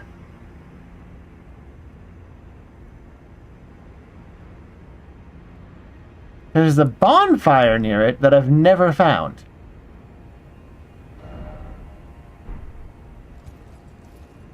I'm pretty sure it isn't... If it's down there, then I've already got it. But I think it's up.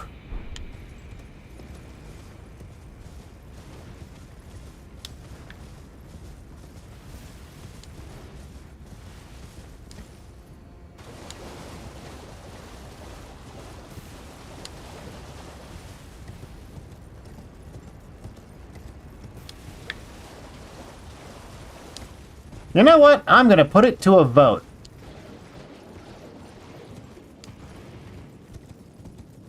I'm gonna put it to a vote, I'm gonna get some tea, and I'm gonna let you guys decide if I keep looking.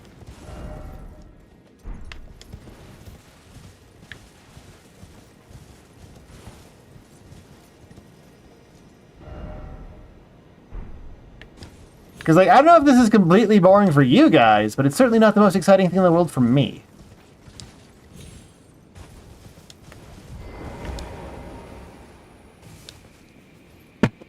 Okay.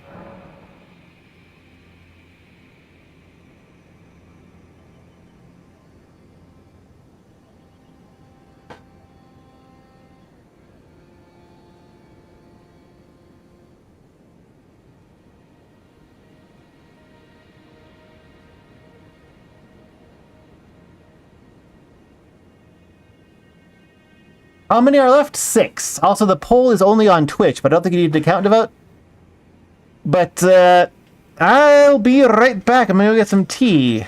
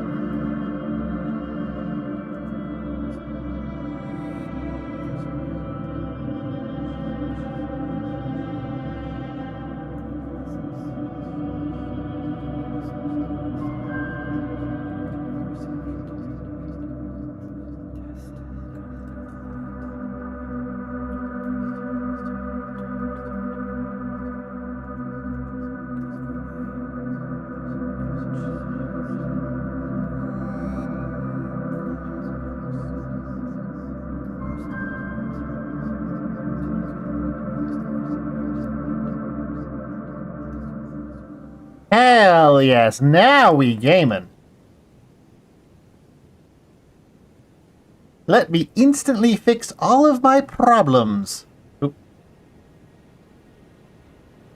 How do I unpin? Unpin this message. Why would they not have a confirmation on pinning things?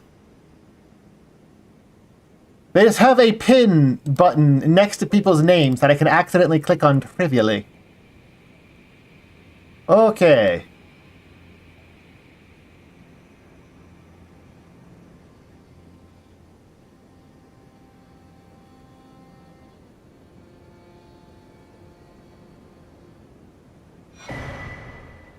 Perfect.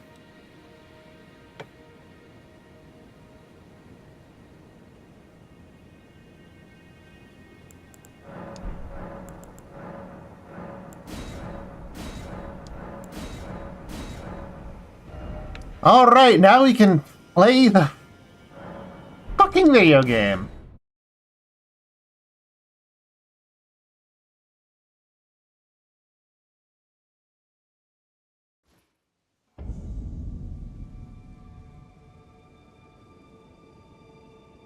That's not where the boss is. That's where the boss is.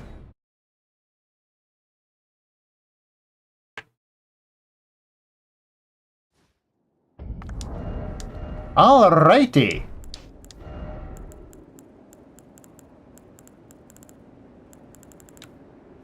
I need to clean up my box.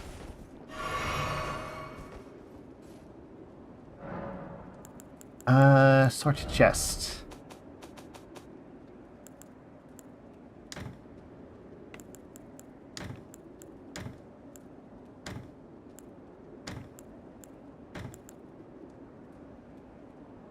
Maybe. No. No.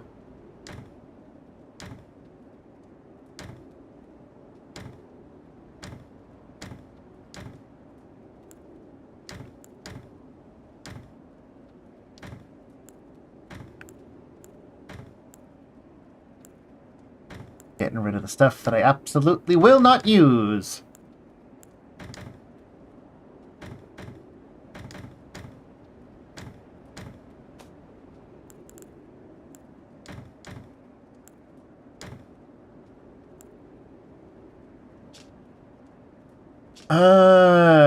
Arcane staff? Don't they already have one of those in the game?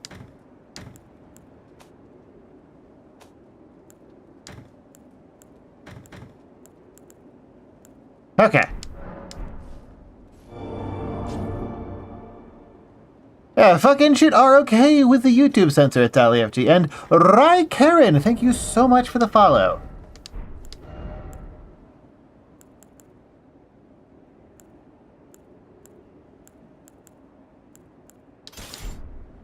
Now I need to figure out what my approach to this guy is going to be.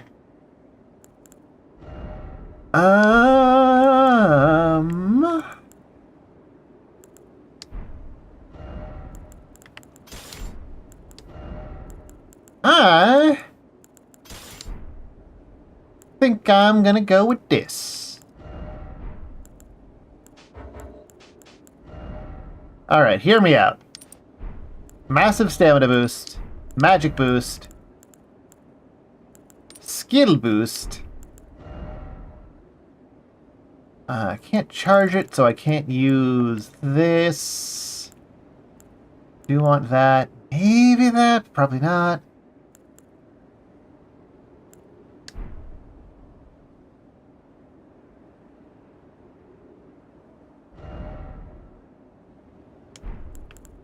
I guess I'll keep this as magic. Might buff it later, if I'm feeling cute. Yeah, it's one of the reasons I recommend coming over to Twitch, because YouTube is just deranged. That's potentially useful. Probably not that. Maybe that for the Mimic if I bother summoning it.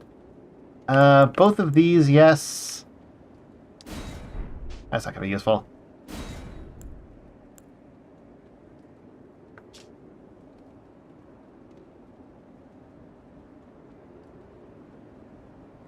Bear Communion. I guess that's just a projectile.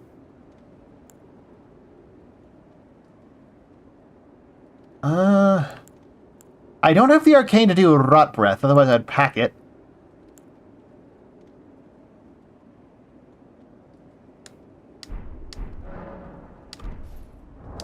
Guess I would go with this. Thank you, Thorishu. Not sure what you're finding nice about the balds, but appreciated. I hate the Twitch UI. Reasonable, I guess.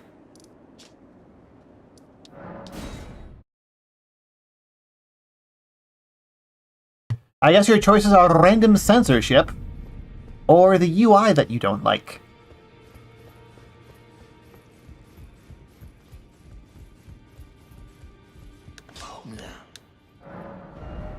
I need 6 polars and a bunch of large polars.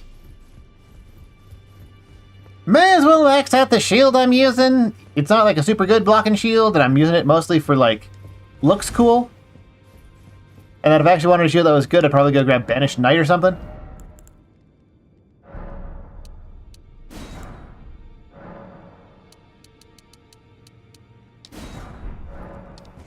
Oh, you just level up. Oh, I had almost enough to level up. What would I even level up? I guess I'll put a level in Endurance.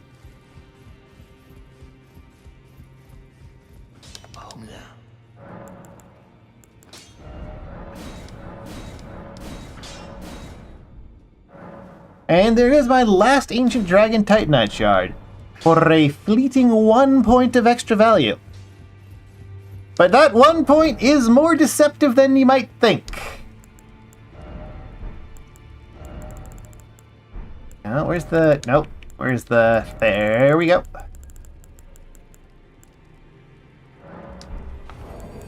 Use that.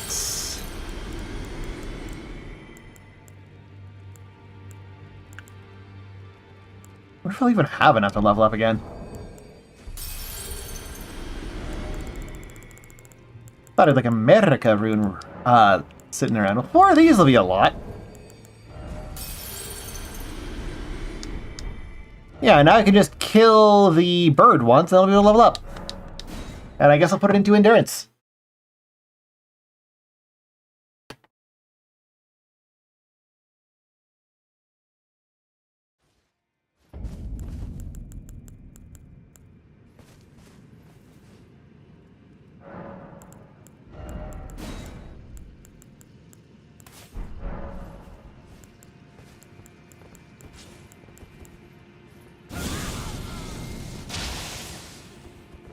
I'm fighting against the guy in the stream title, Radahn. Promised Consort Radahn.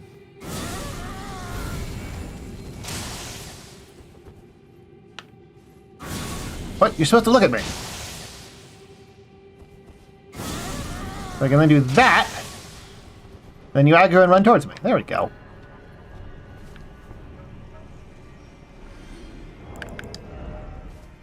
There you go, that's enough to level up.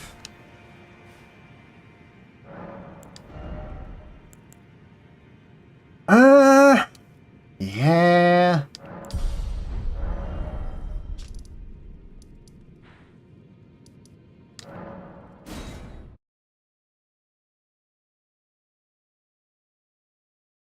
And if push comes to shove, I can also re-roll my build to be better. I don't actually care. But I keep my souls no more, because I don't have none.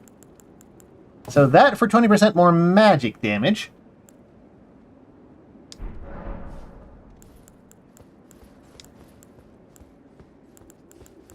Yeah, I'm just gonna...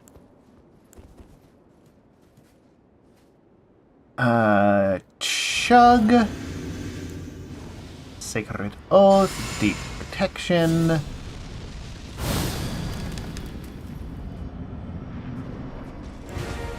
Alrighty.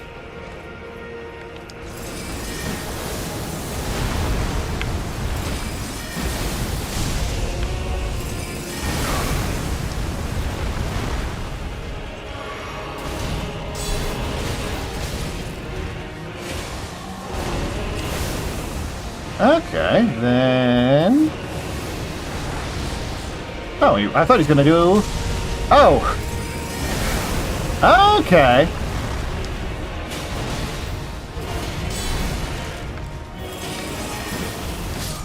Yeah, it's pretty reasonable.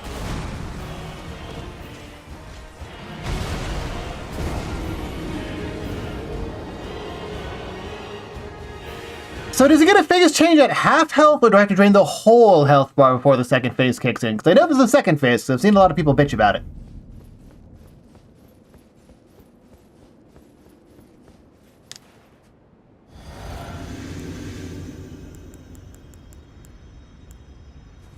Half, okay.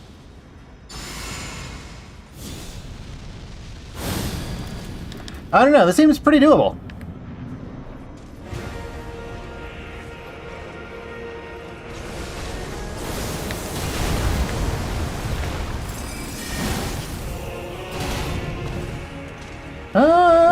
Okay.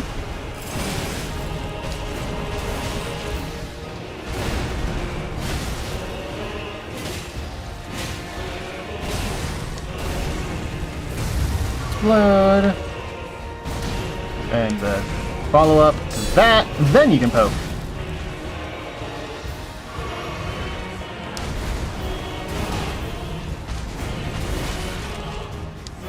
You need to roll left for... Oh. That hitbox is... could be called generous.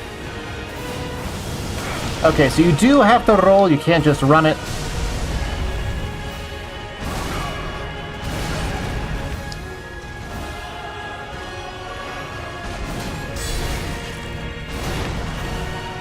You can probably jump that.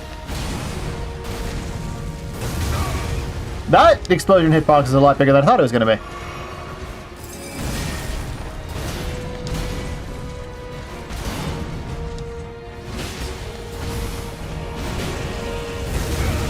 Huh?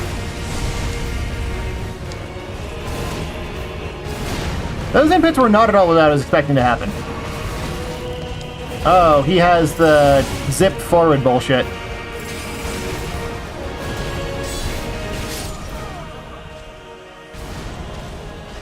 I feel like with his relatively low amount of downtime between attacks, Ice Spear might not be the go-to here.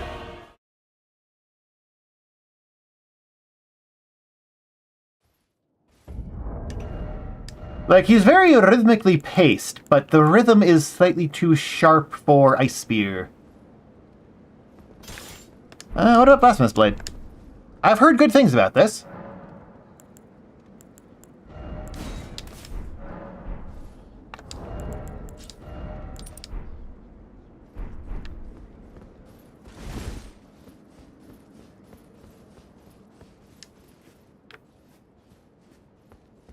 Honestly, I'm not sure why I still have all these spells, like, attuned at all.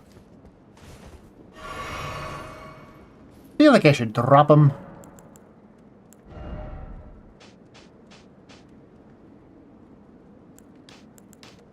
Yeah, just these. You know, I've never actually cast heal from afar. What's it look like? Looks like that. That's a pretty fast heal.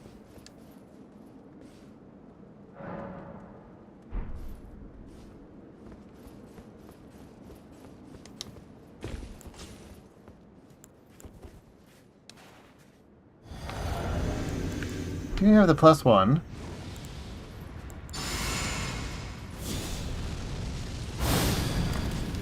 Okay.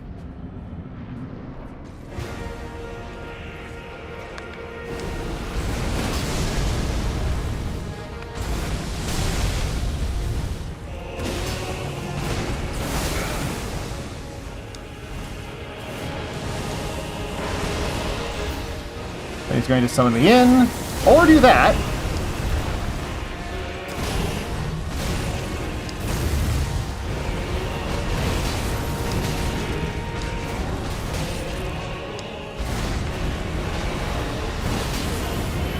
It's not supposed to heal me.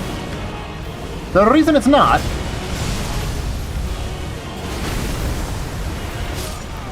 What? Why was I taking a bunch of damage? It didn't... Did the things that he shoots out of the ground just deal damage over time? I thought Taker's Flame healed me a bunch. Am I just stupid? Did it heal me? I did not realize. Let's try this again.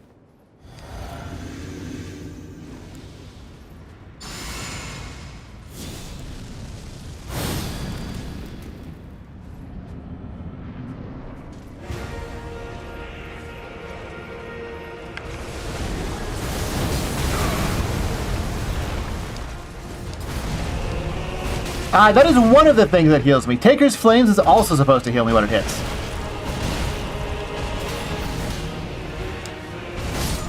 Dang it. Couldn't see anything because I was pushed up against the wall.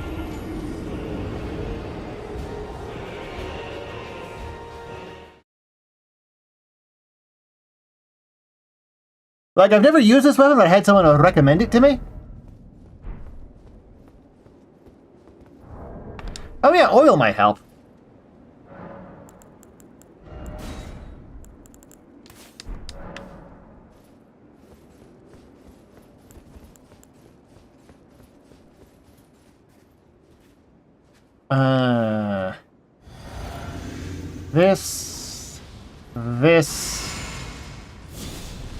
That.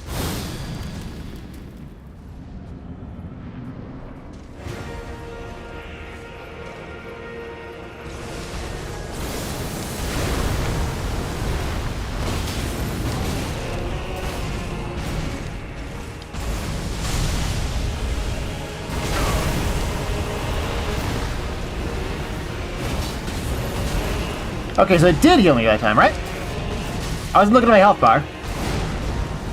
Oh, follow up.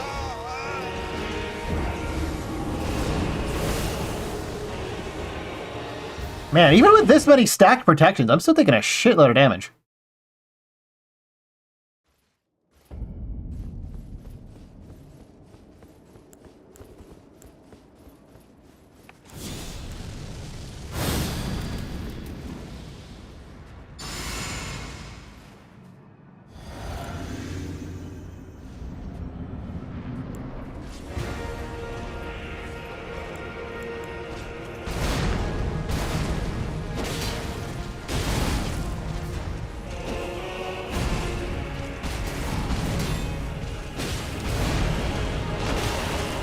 Ow.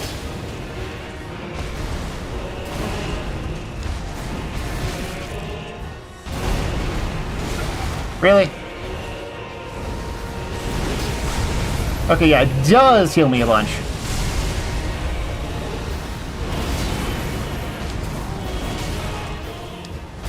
But it looks like I need to be some distance away. Trying to jump. For it to actually do that? Okay, and then we're already on phase 2.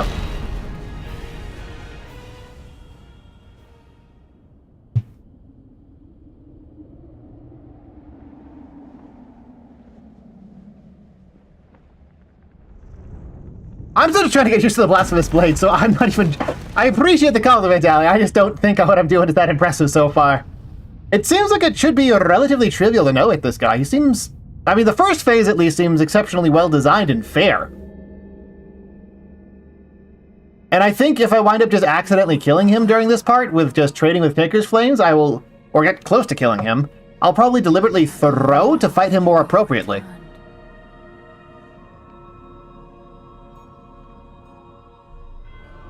Miyazaki being Miyazaki. Tarnished one. Aspiring lord of the old order. If you have known sin, if you grieve for this world, then yield the path forward to us.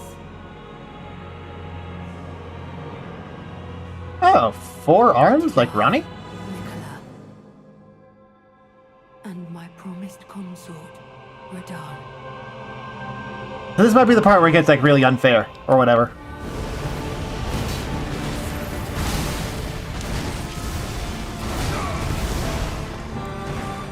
Oop, wrong button.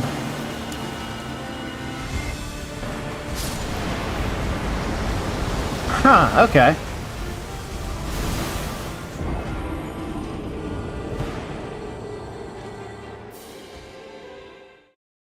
I kind of see how it is. There's lasers after the swings to force a tighter dodge window, or higher focus on directional dodging. I'm kind of tempted to try this one instead.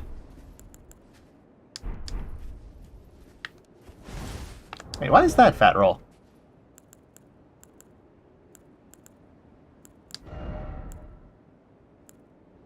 Man!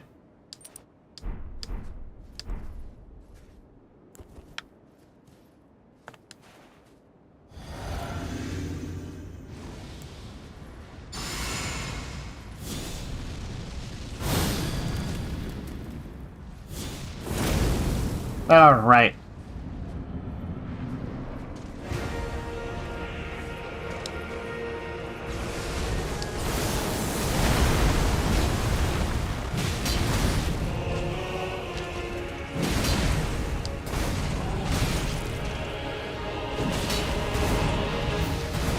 Thought so.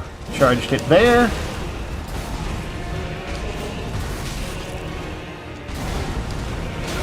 What? You're supposed to do the jump over those.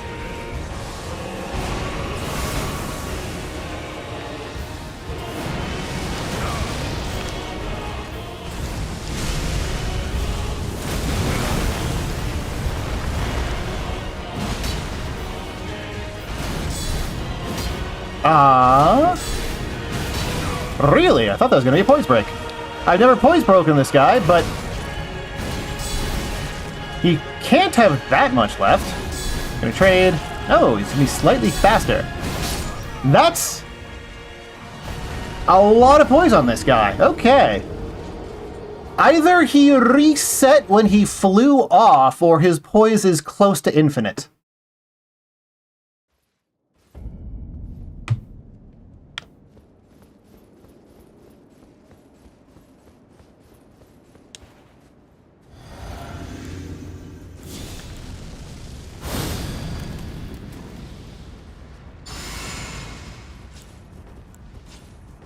Those are the only two options I can think of.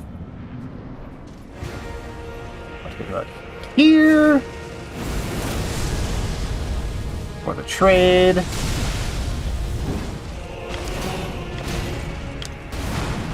Punish.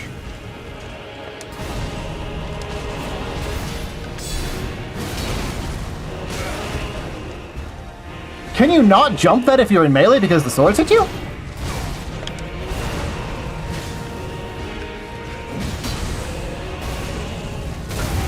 Oh, that was the... Is it possible to infinite poise? Yeah. Tons of enemies have that. Most of the bosses in Dark Souls 1 had that, like Gaping Dragon. Pretty sure... Well, actually, do the bosses in this game? Are there bosses in this game with infinite poise? I know most of them get repostable at some point, but I don't know if there's any that's truly unrepostable.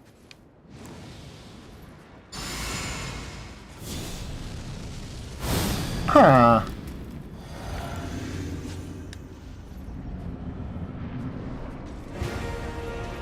Yeah. Here.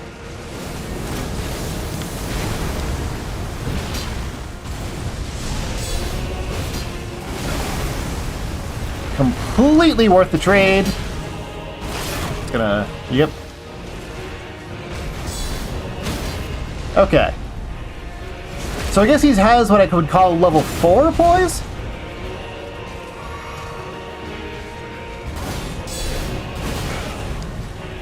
Yeah, I could probably trade and win my way through this. Ah, too early. Okay, easy.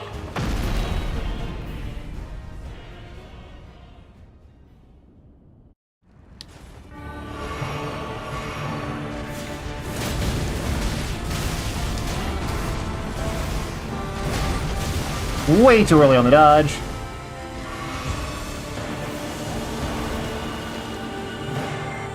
I think I just need to do that and I'm fine. In fact, I had a perfect chance to reset my... Oh, yes, Sacred Blade, alright. What the fuck was that?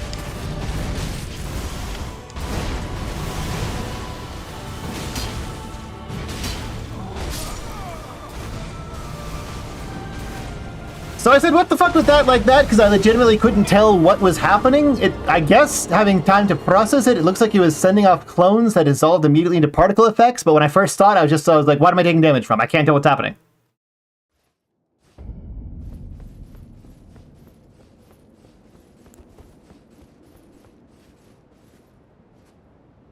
I want to check that first. I could probably benefit from the Lord's Talisman as well. Or Lingering Dragon Crest, I think it is. The thing that makes buff last longer.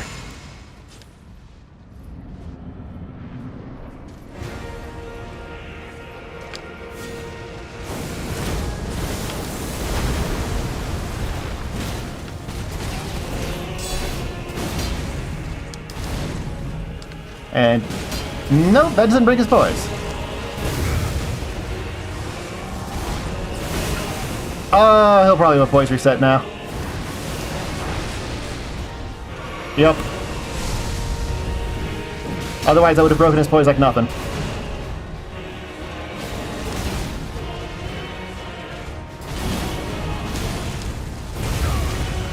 That delay is offbeat.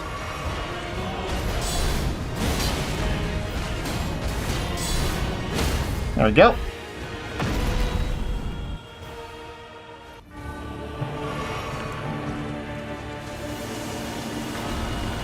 Oh, cool.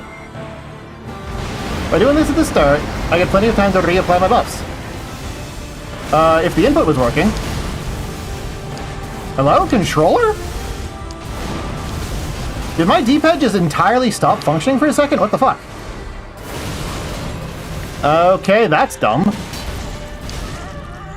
I promise you. Okay. Thousand-year voyage guided by compassion.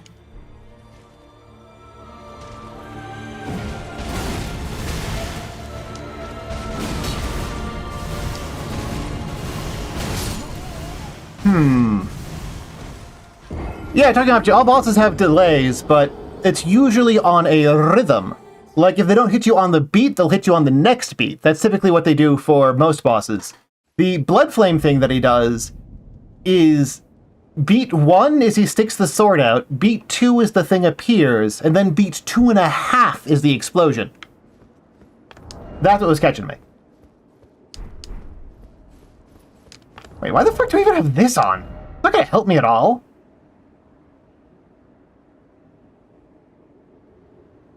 What do I put on instead?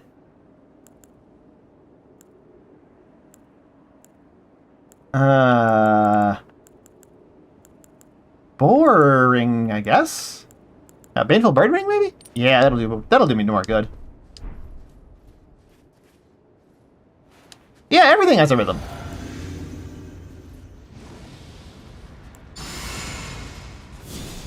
Think of it, okay, talking object, next time in this boss, whenever he makes an attack and there's a sound effect that plays, tap your foot.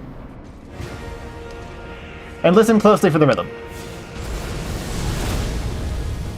How did I miss? How did I roll? I was moving around. What the f...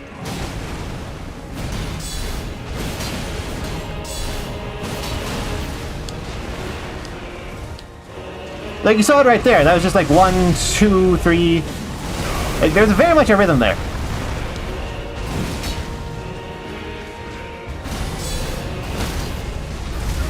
Oh, really?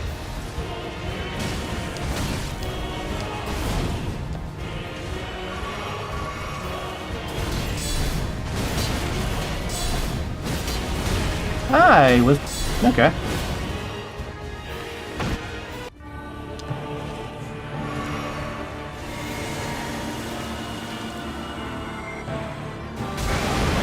Really? That wasn't fast enough. Now I'm gonna do some bullshit. What was that damage?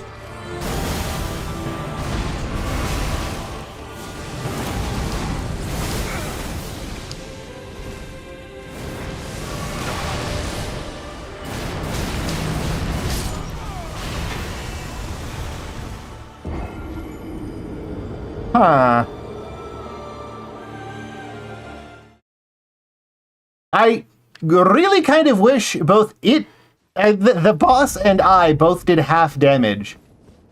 so that I'd have longer time being able to like study what he's doing and the rhythms for when I should be attacking.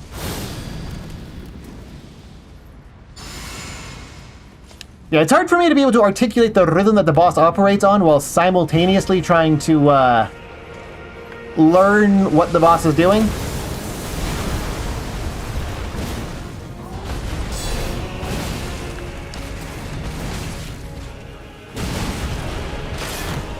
I hope you can appreciate that. Go.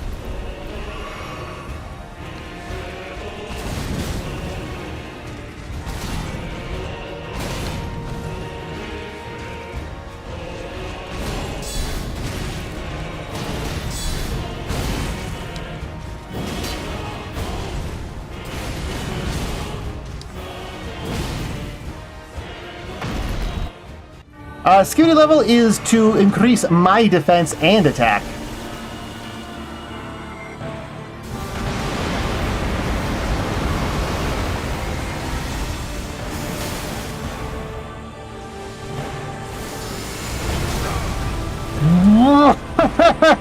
Fucking excuse me? That did like 60%. When I had like 4 buffs up.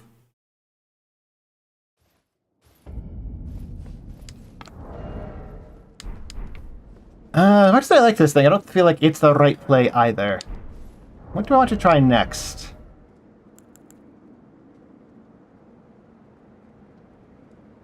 I'd have no chance of ever using a skill on this thing without trading.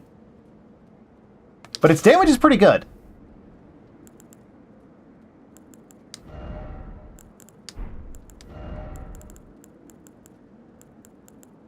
Plus I could stack clutch rings. Get huge stamina up. Yeah, let's try this. This is probably a very stupid way to go about it. I'm gonna try anyway.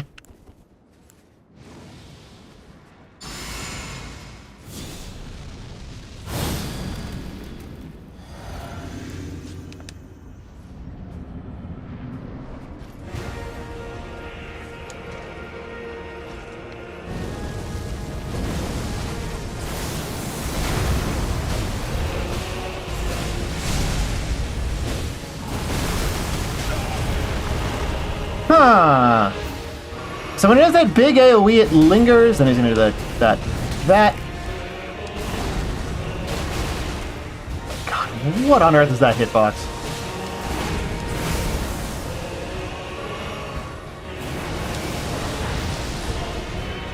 No.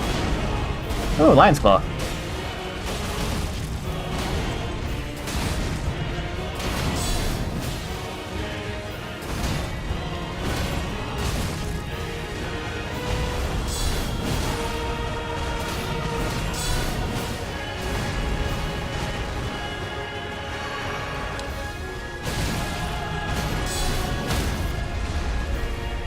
That. Go. You mean the fingerprint stone shield? Yeah, I have.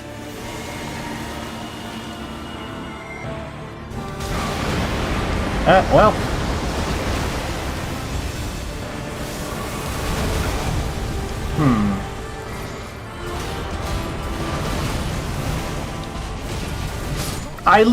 There's something about the particle effects in that thing where he shoots off clones where my brain cannot parse it as an attack.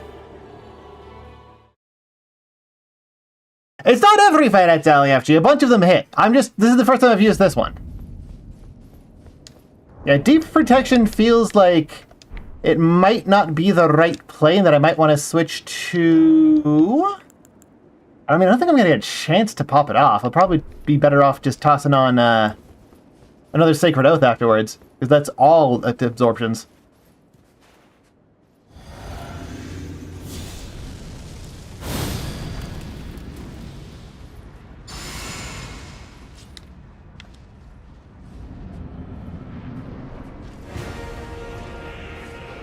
Wonder if this will land. Yeah, but that is not a favorable trade.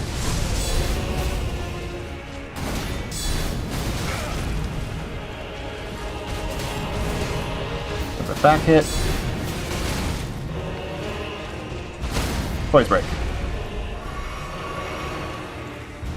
Oh, and I managed to get that in. Let's fucking go.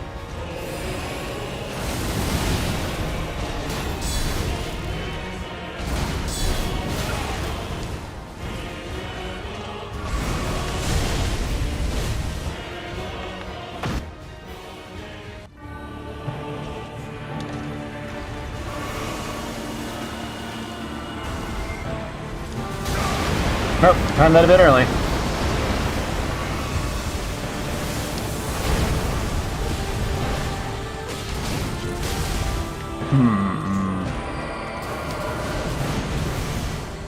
Okay.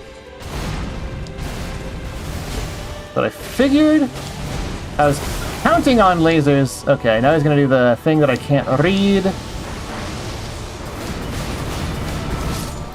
So how are you supposed to dodge that then?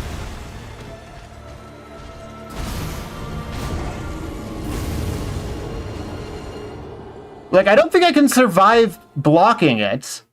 It does chip damage anyway. And the rhythm seems set up so that even if you roll, it'll immediately catch you at the end of your roll because it's too fast to be dealt with. Am I wrong?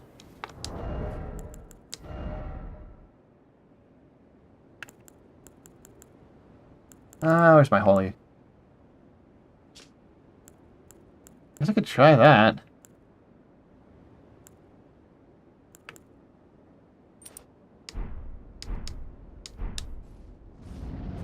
Oh, I forgot to buff up. Like, if someone knows how to dodge that shadow clone thing, please, genuinely tell me.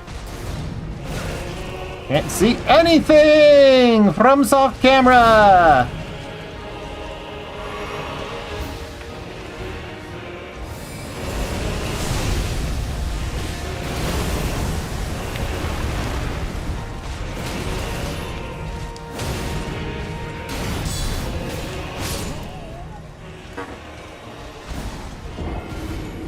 I'm kind of tempted to just look up a guide on how you're supposed to dodge that, because right now it just doesn't make sense to me. And it only occurs in the second phase, when it takes an annoyingly long amount of time to actually get there. I probably don't have enough time to buff up, but I might have enough time to swap rings.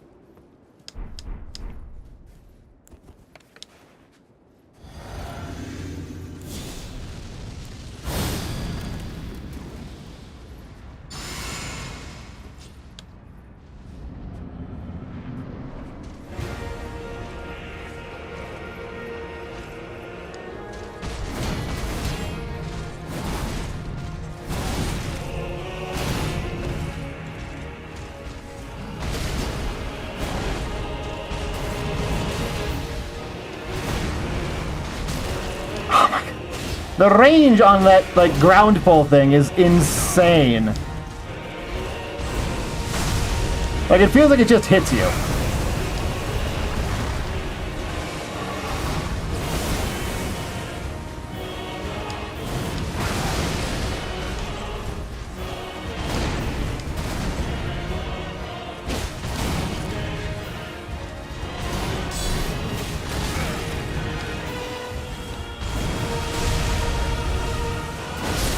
I mean, yeah, he teleports with it. The other ones also hit me. Like, I get that he teleports it at the end. Like, what I'm asking about is how you don't get hit during it.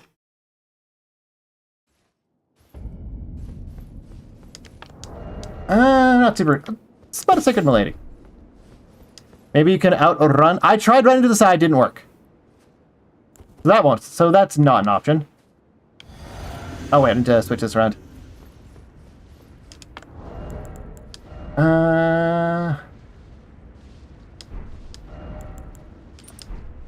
Sacred and... I'm not going to be using the skill much. Not going to be using stance much. Probably not going to rely on charge attacks much. Millicents. Yeah, if I run to the side, I get hit. If I roll the first hit, it hits me at the end of the roll.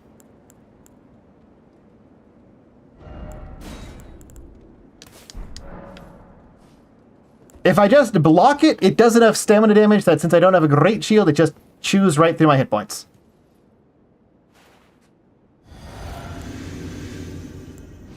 It's deeply unclear what they expect me to do about that.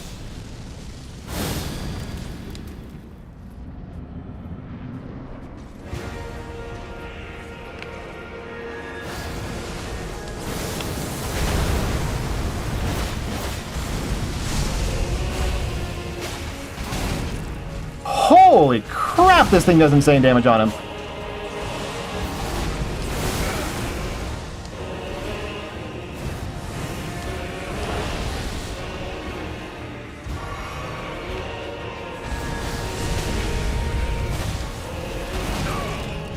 Oh, that's the grab.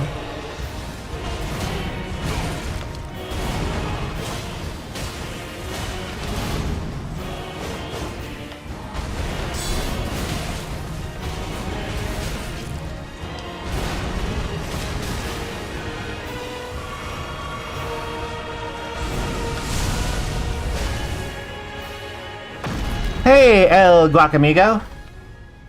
I speak English at a very small amount of Japanese.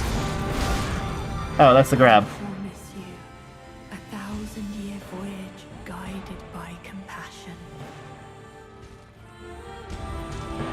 Oh, you see what my...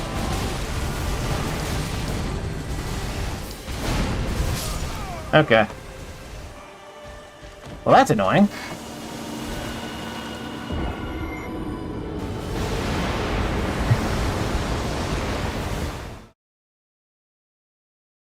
Oh, that's probably pretty bad on the second phase, isn't it? Nah, well.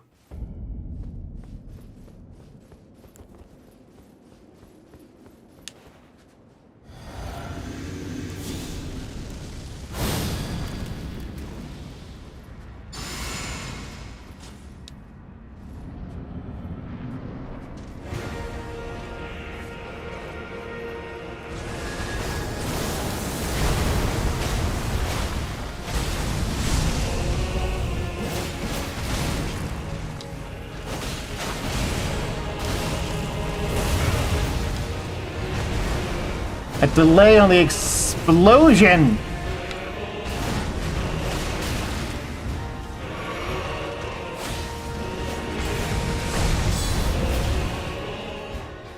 Yeah, I mean, it's pretty easy to just burst your way past the first phase.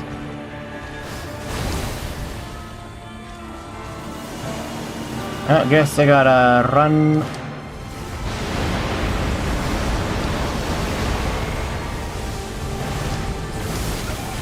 Right. Oh, but now he does the... Oh, it doesn't care that you're knocked down. Yeah, I have legitimately no clue what I'm supposed to do about that. So... I'm just gonna look it up. Fuck it.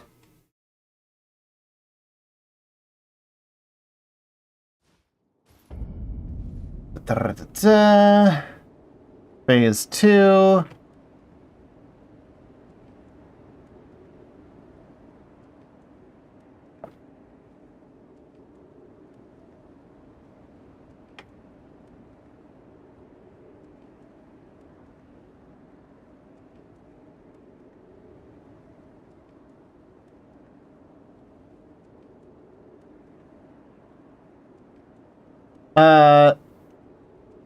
Apparently you have to sprint directly backwards. That's the only way to do it.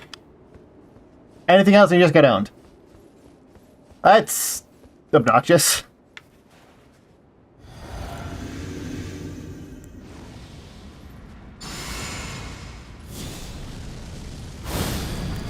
Huge chunk of the game is just set up with the fucking enemies that teleport towards you on their attacks to ignore spacing.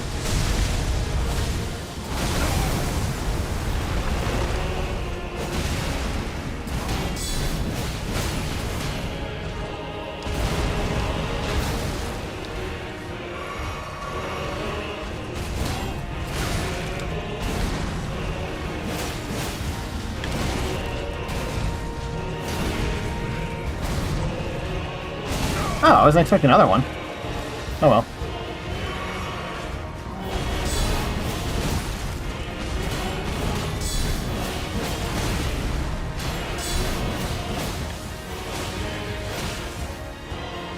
And apparently for that one specific attack, the only possible option is sprinting backwards, because of spacing being the only way to stay alive. Refresh the buff.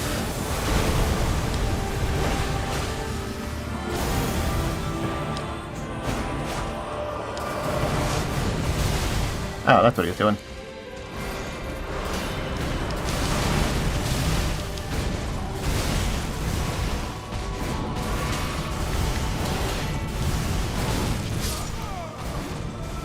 Well, that's silly.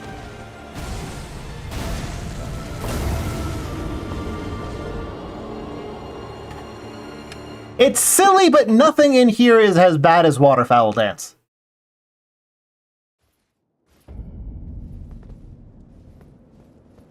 I wonder if I should put on Bloodhound Step.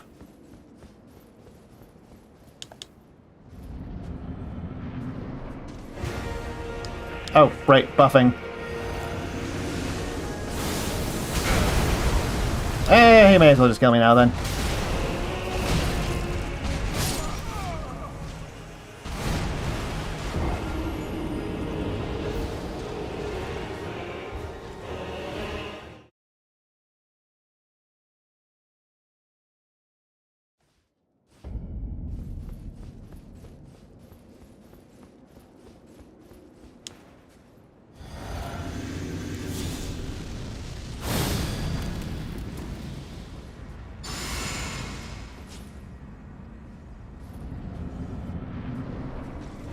Ah, man. I feel like I could curb stomp him if I brought out my Mimic. Oh, right. Yeah, that attack just always does a bajillion damage and there's nothing you can do about it.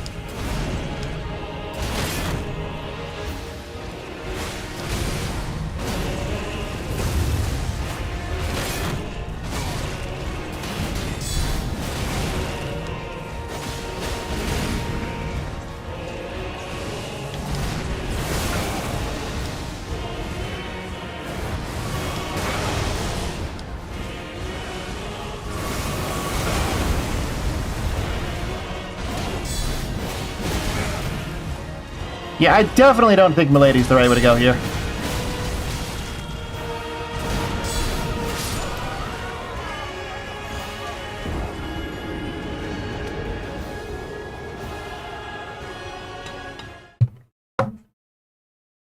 Hmm.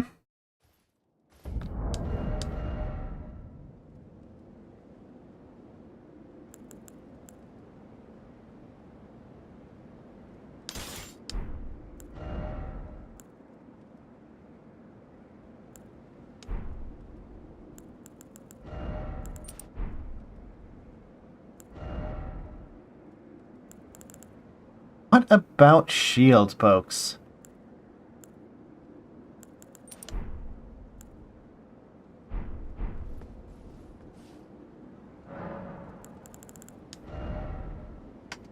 That's Flaming Strike, which is good. Okay. Oh, right, need to...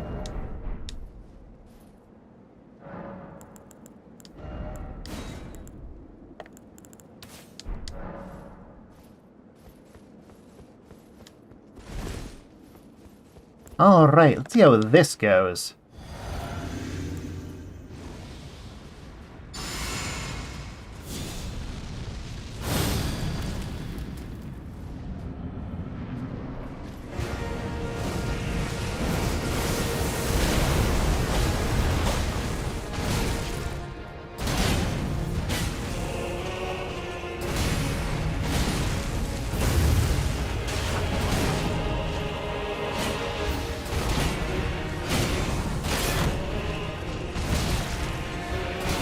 Hmm.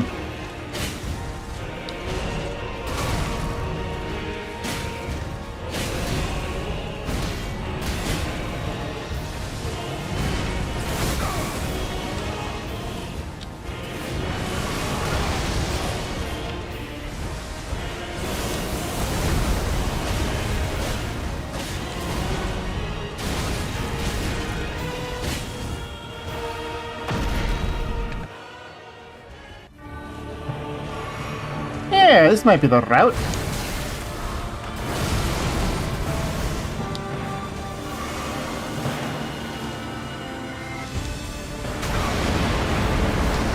That attack's obnoxious.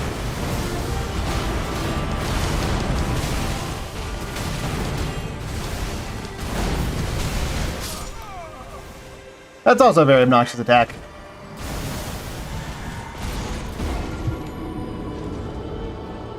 Yeah, I fully believe, fully and completely, that this fight would be better if you did half damage and so did the player.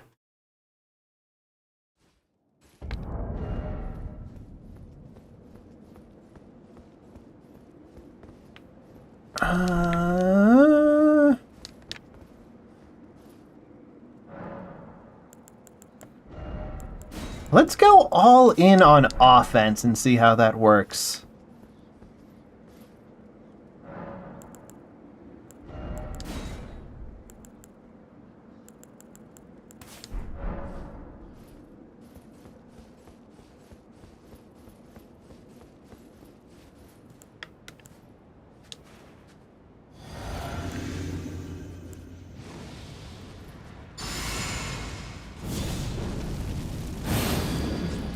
Because I'm not convinced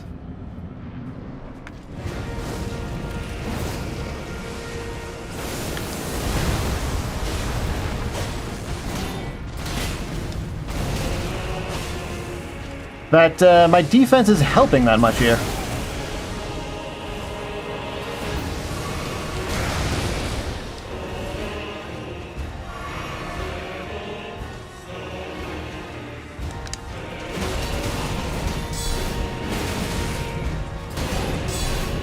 Well, it's helping a fair bit.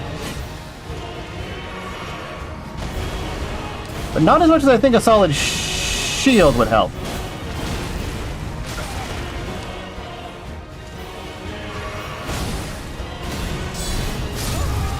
Yeah, I don't think there's much I could have done there. I was body blocked into a wall. And if I tried to roll, I would have just hit him instead of actually getting away anywhere.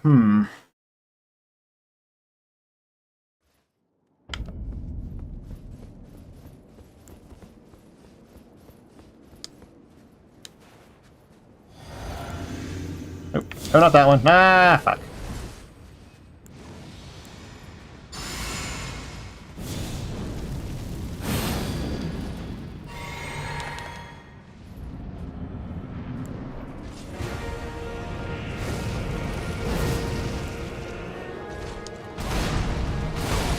Really?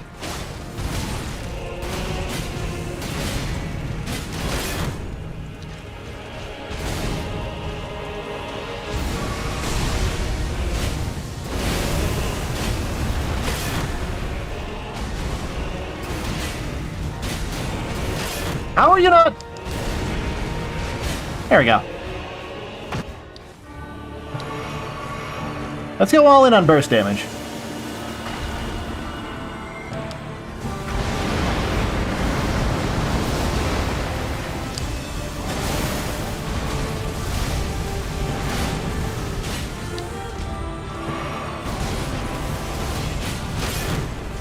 Is he doing 60% through a shield? I think what you have to do is like this. Yeah, then you have to dodge the last one. Or he just one-shots you. Amazing.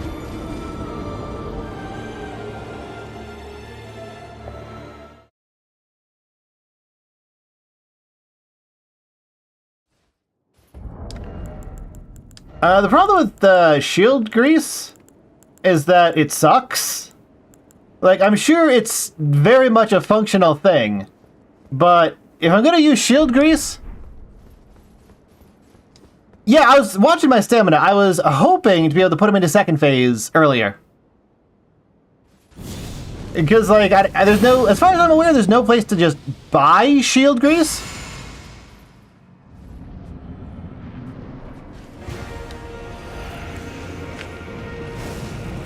And grinding the materials sucks, so I'm either going to cheat engine myself a bunch, or I'm just not going to use it. Oh, he can do a follow-up on that.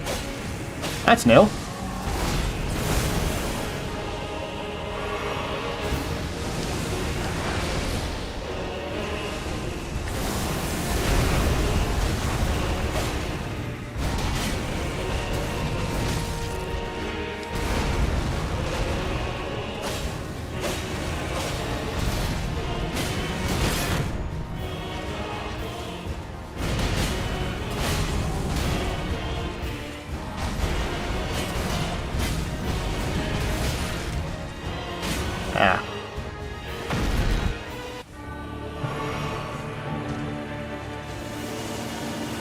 Okay.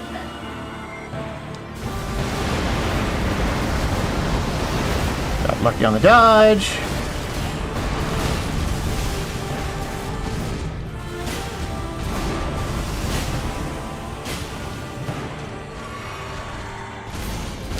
Oh, right. I promise you, 1,000 Da, da, da, year da, voyage da. guided by compassion. That attack is annoying just because of how long it puts a pause on the fight.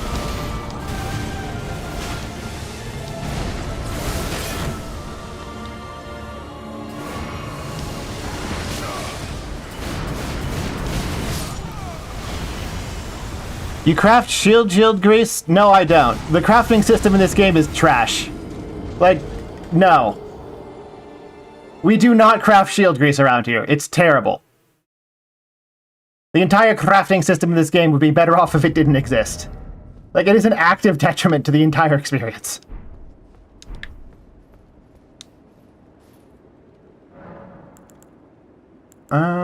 These two basically do the same thing, and I have no idea which one's more potent. I'm gonna switch back to Opalian Hard Tier.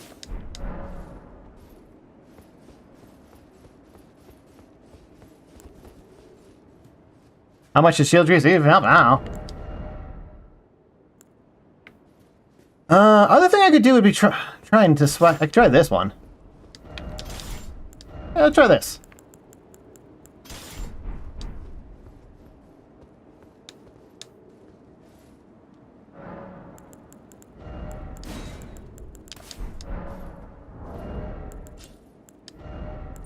So that would do this.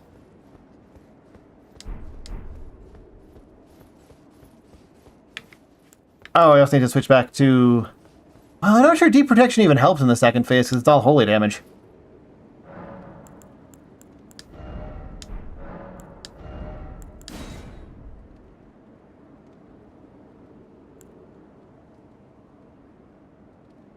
You using mod and you talk about... Look, Lansmaz, if you're not intelligent enough to understand the difference between a graphical swap and cheating, you might not be intelligent enough for this channel. And for your own sake, I might have to remove you.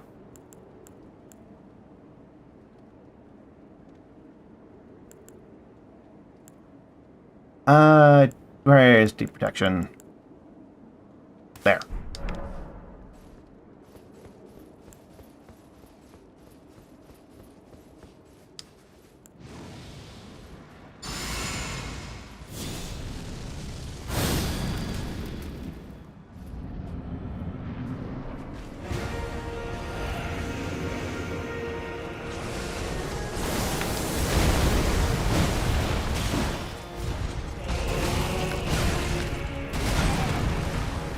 Others had a shorter startup on the charge R2s for the block frames.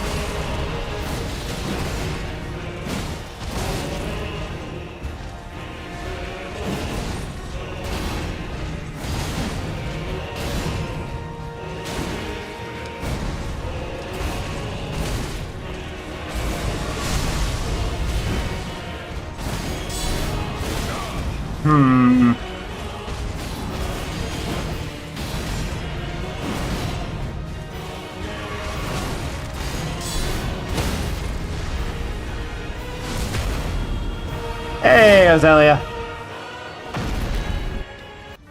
It's certainly going.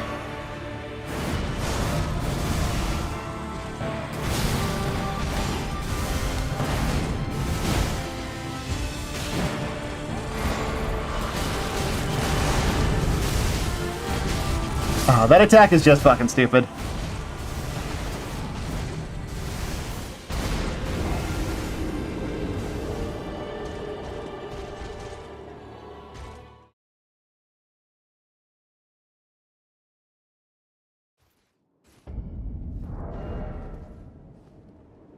Hmm.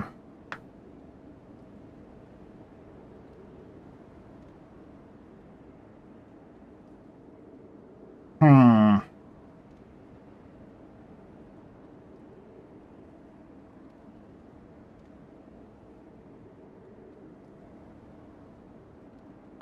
You know what? I'm just gonna ban that guy to make myself feel better.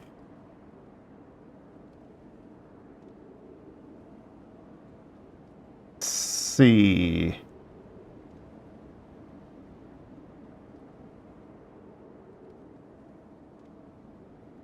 There we go. And what else?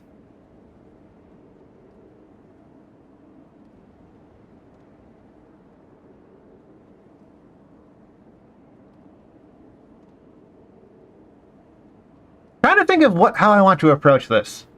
Like, if I re-rolled to Strength Intelligence and used this thing, it would probably be very easy. Tigger's Flames feels too slow to be super useful. I do get a lot of mileage out of this, but I don't have enough endurance to run it the way that I want it to. Not much point in having that over this, which will save me a couple of pounds.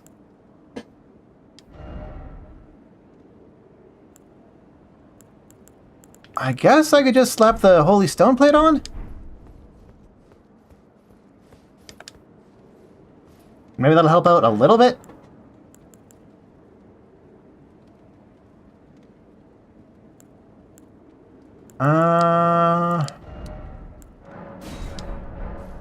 Someone on YouTube, I don't worry about it.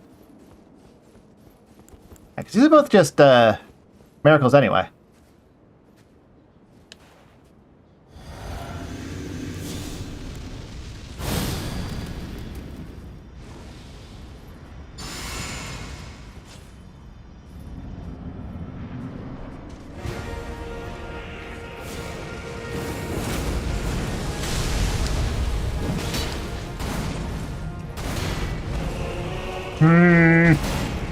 I don't know how many of his attacks are actually the ones that cause you to like spin backwards and therefore can't be guard canceled.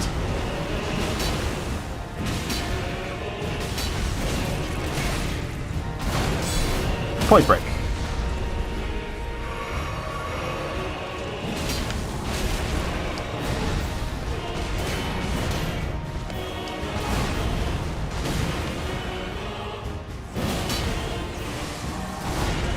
Was rather expecting that to be second phase, but whatever.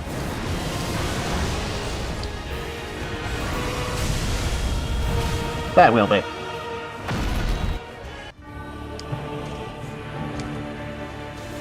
There we go.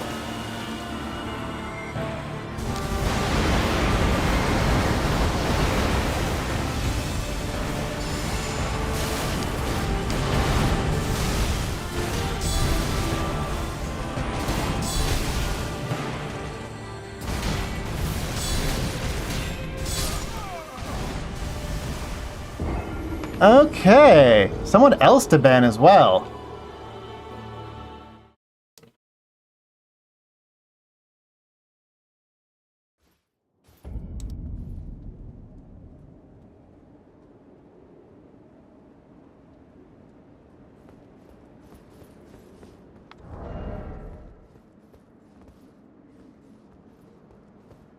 Let's see.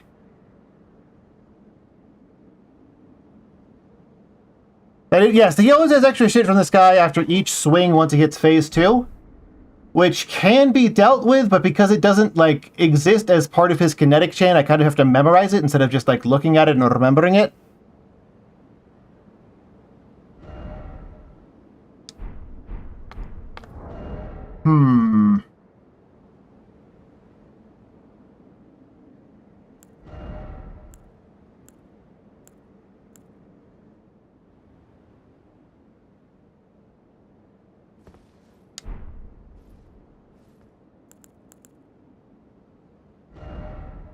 What if...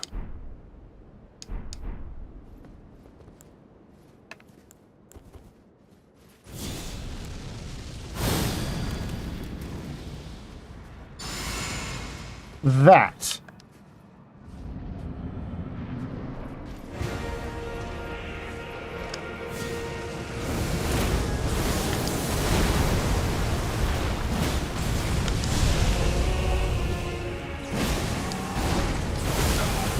worthwhile trade.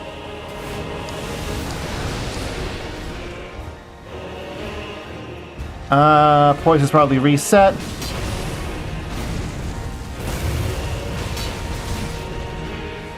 If it hasn't... Oh, I was going to guard cancel that one, but... Yep, poise reset.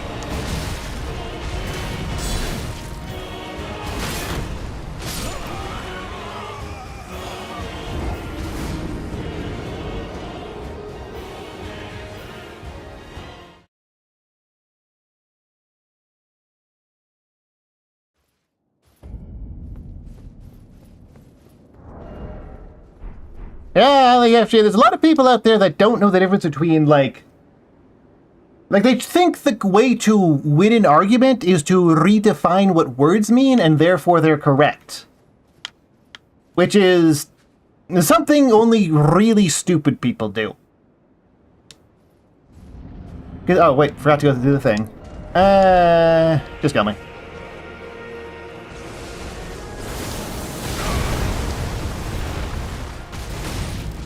There we go. It's recoil value? Recoil, you mean how well things bounce off from the shield? But yeah, there's a particular brand of stupid person who doesn't realize they're stupid because they think that changing the definition of a word makes them correct and not just someone who is attempting to... How do you even describe that? Rules lawyer a technical victory because they don't know the difference between a technical victory and being correct? Yeah, it's a form of severe dishonesty. But it's not really dishonesty because they sincerely believe it. Because they aren't smart enough to realize that they are being dishonest.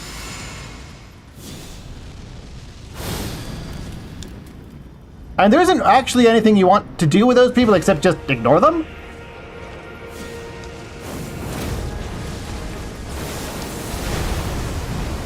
What? How did I miss?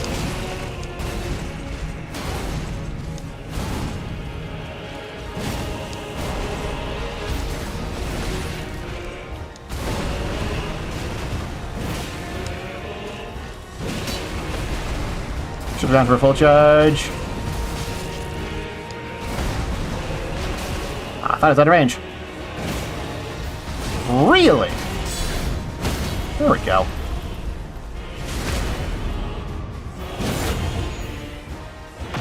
Yeah, true. What matters most is muscle mass.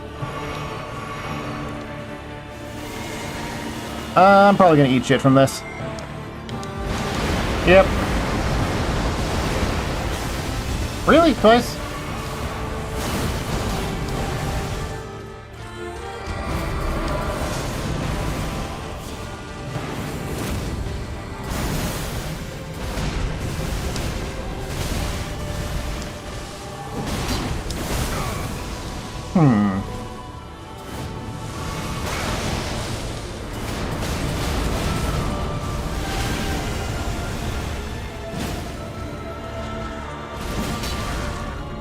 I tried to roll away, didn't get it in time. 1,000-year voyage guided by compassion. Breaking rules or betraying trust.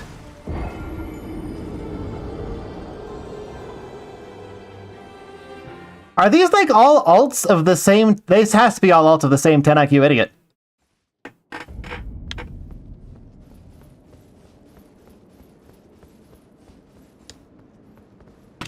Like, that's the only explanation for this many people who don't know what words mean.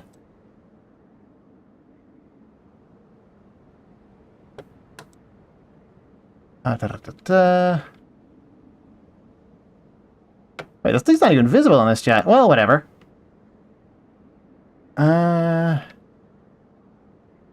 Where is YouTube moderation for this?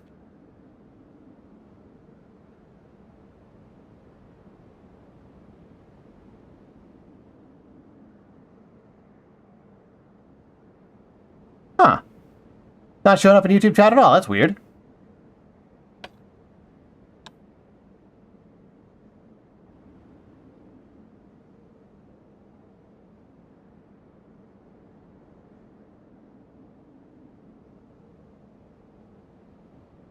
No. Participants? No.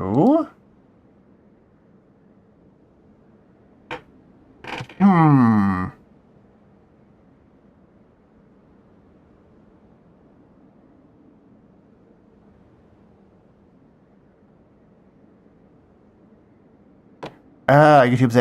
YouTube's UI sucks ass.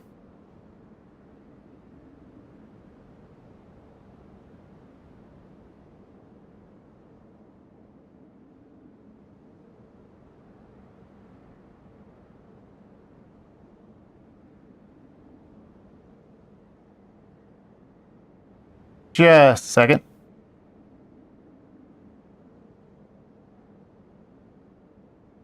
Ah. There we go.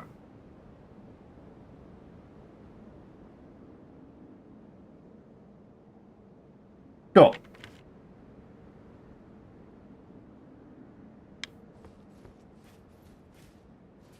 But yeah, it's a prime example of the sort of midwit I'm talking about.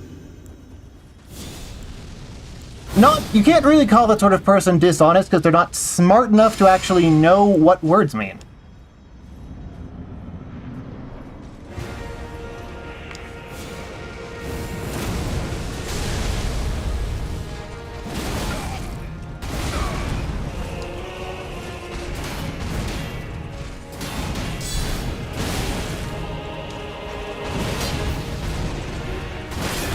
Really?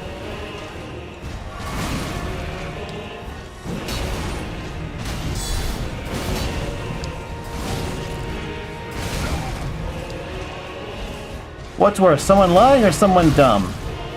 Someone dumb, I'd go with.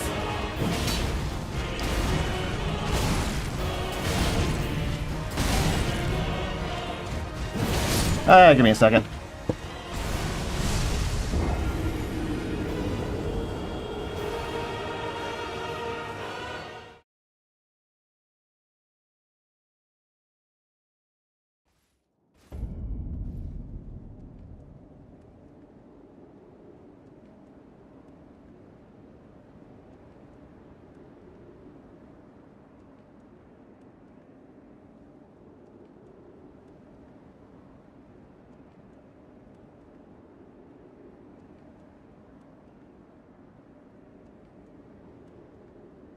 Yeah, they won't be outed for lying because they don't understand that they are, is the issue.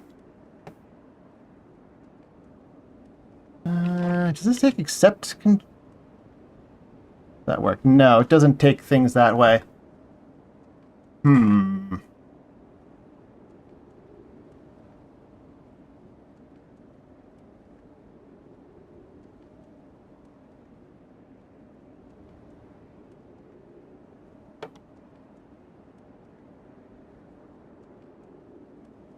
Fuck it, I've had enough of YouTube's dogshit AI. Or dogshit UI. Keep fucking that term up.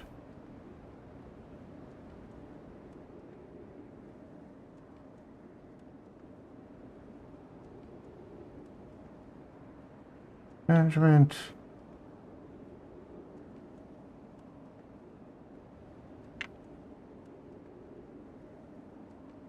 I'll kill that. No, there aren't extra buttons on there. It's actually kind of nuts. So I'll just pay attention to Twitch chat. Which does have functional UI. What do I have with my physique right now? Is it correct? That's why.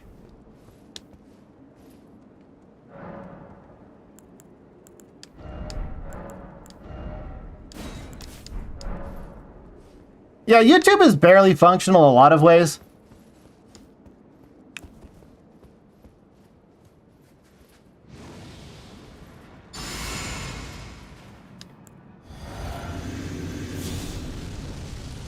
Like, it was a struggle to even figure out how to get the link to the thing that I'm streaming from the page where I have to activate the stream.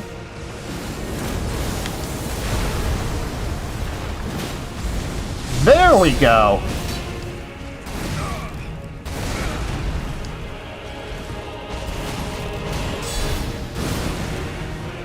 And poise break.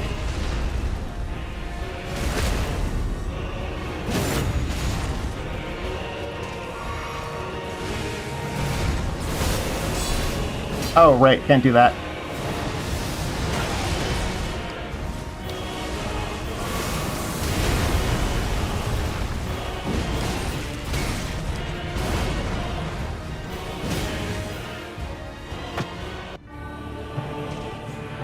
now I basically just pick a direction and run, because he almost always does that at his first move.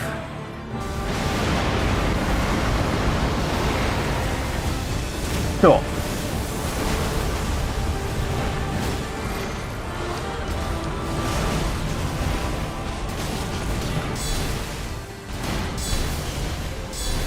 I think they really hated guard canceling during this fight. Okay, so that has near perfect horizontal tracking. Or rotational tracking? That's the term.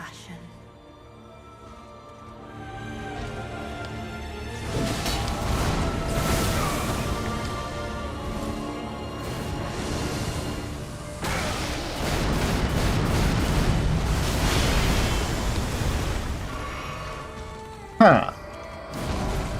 Well, that's new.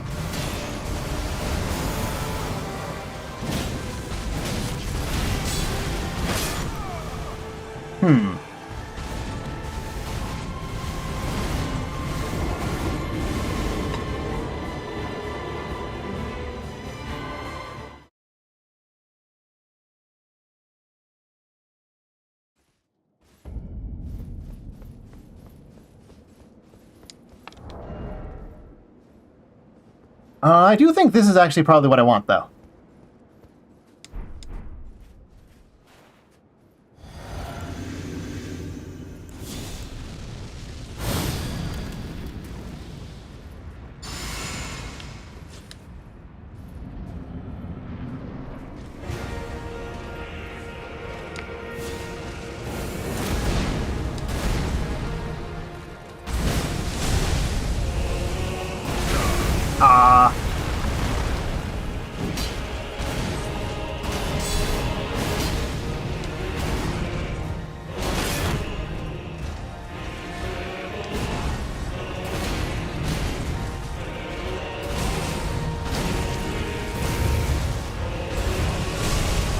Almost got a poise break right at the start. That would have been nice.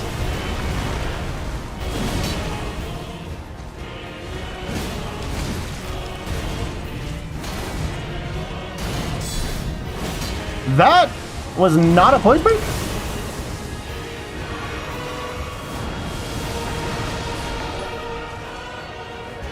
Ooh, I got a gift of some variety. But unfortunately, I can't read it because of the way I have OBS set up. Really? I guess he must have had a... Oh, right. He gets a poise reset whenever he does the jump into thing. Oh well, I'll read the super chats later.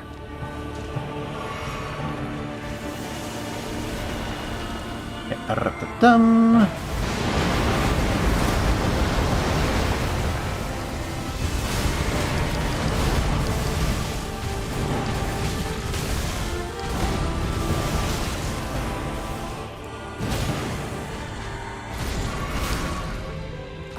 I wonder if he input reads and tries to punish that with grab. Like if he punishes Estus with grab. I know... I seem to do less damage after that too. I know that Gwyn is scripted to attempt to punish any sort of Estus with grabs.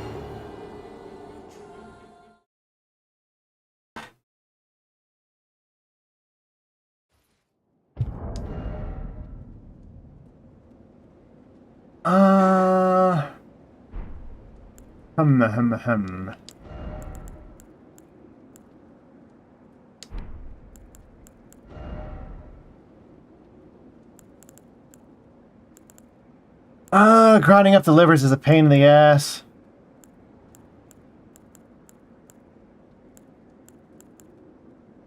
I bet Rot would be super effective. But I don't have the arcane to take advantage of it. I have no idea how good Bleed would be.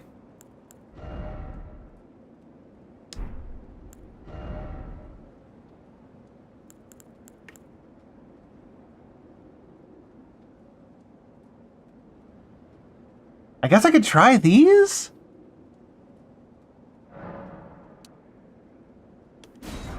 Oh, the other thing I need to do. That's what I was thinking. That's what my brain was farting about. Where's the...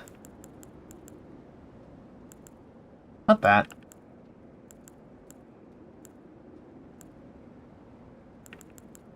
There it is.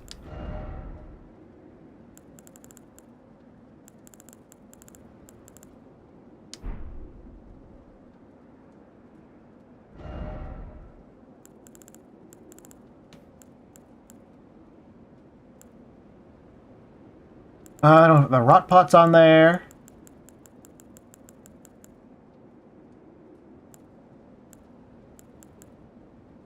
That's more or less the plan, Azalea. Where'd I put the rot pots? There they go. There they are. Basically what I'm thinking is, when he does that big thing at the start of Phase 2, I could quite reasonably go for a trade on it. I could just take it on the chin and try and score some rot pots and see if that's enough to actually, like, cause him to get into rot, at which point I could just focus purely on defense.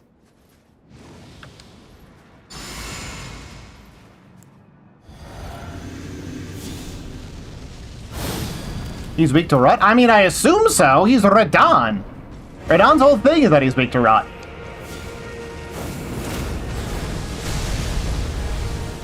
That's fine.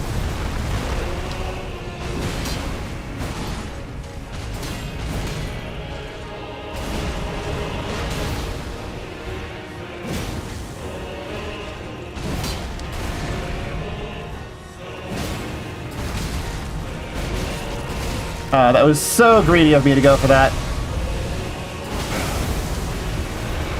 And I was gonna have his reset, yeah. That was pure greed on my end. There's no excuse for that.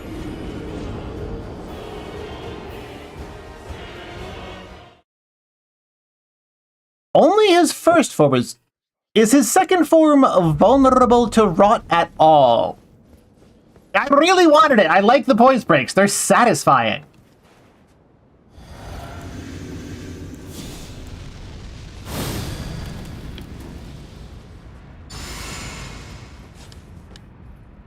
He can still get routed in second. Cool.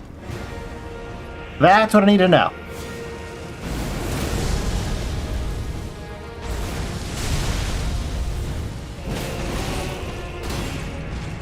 Just that. Yeah, then I can't post on. Come on. Yeah! Worth it!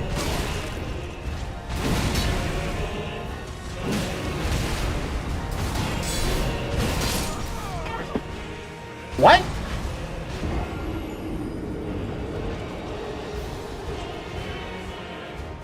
He normally staggers from three fully charged R2s. And guard cancels, as far as I was aware, do about the same poise damage.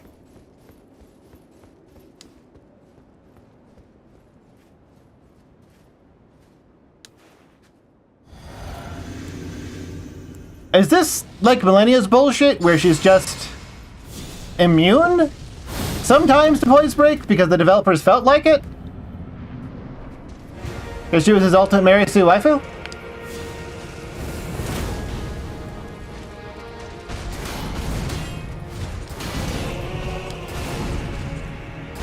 Ah.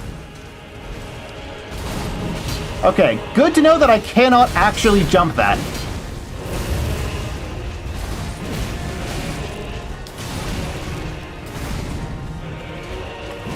There we go.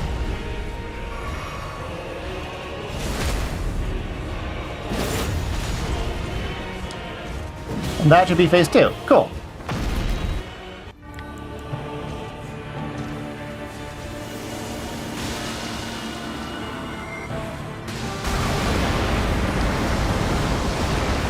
Yep. That works.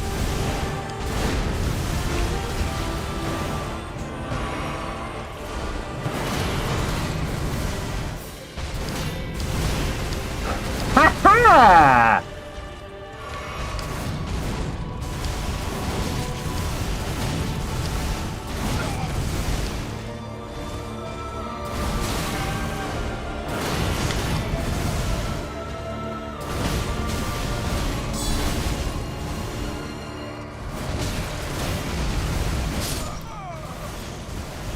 I still haven't learned the timing on that one. You say 1 pixel of HP per second, but that just means I need to survive for like 100 seconds.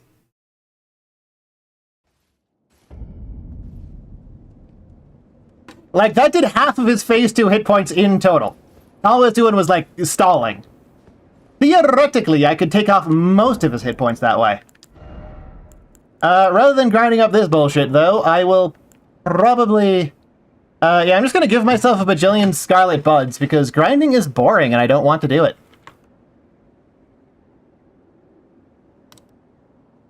Like, I could spend the whole stream, I could spend the next, like, 4 hours doing the same thing over and over.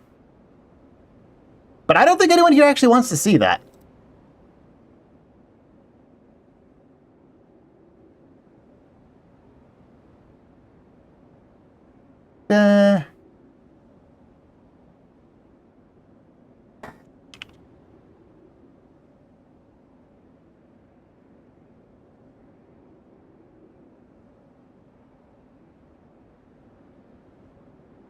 Huh? Oh, that's why. What's the max on that? 600.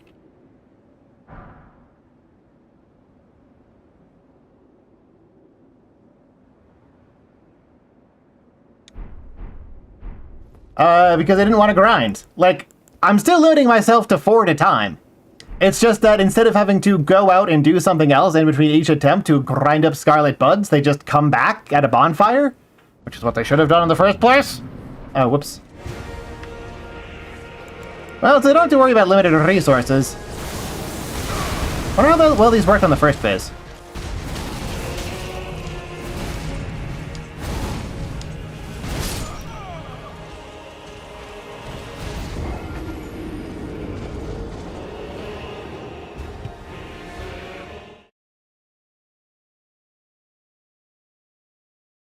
It's the same they did with the Skadutri fragments. It's just really boring to just wander around the overworld and hope for the best. So I don't want to do it.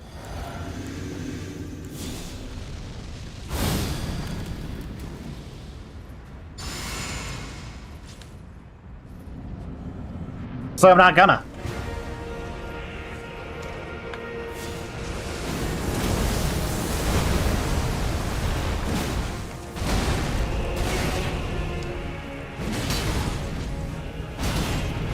Ah.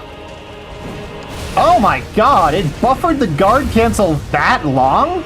So that after I finished rolling, it did a strong attack? Good god, game.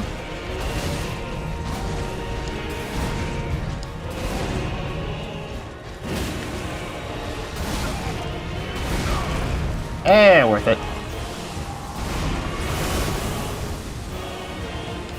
Hey? Oh, he totally can hit me from off camera.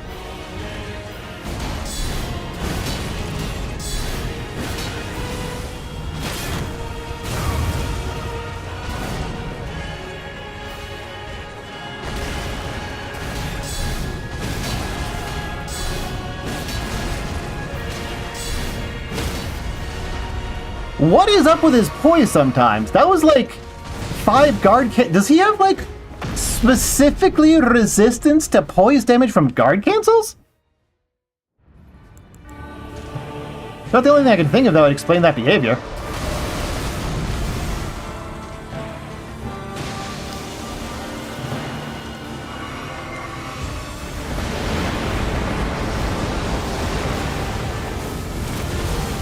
Oh, what? He's not rotting. Huh.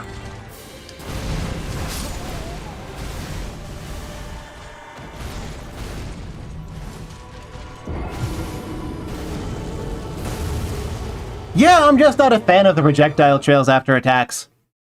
One of the things that I tend to like about Souls games is that you can get a lot of, how do you phrase this? You can read the kinetic chain reading up from their foot to their weapon and predict what they are going to do. And you kind of lose that opportunity to do that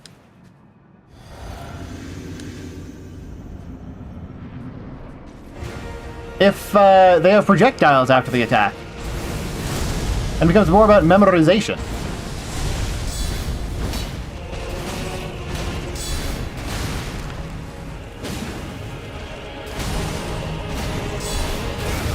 I guess if guard candles actually aren't that good on him, I should probably not be using them as much as I am. I guess I should be relying more on jump attack and charged R2s then. And like, I really enjoy reading how bodies attack when they move. That's how I did boxing. I am very good at anticipating the way someone can move given their current position. And taking that away from me takes away a lot of the fun.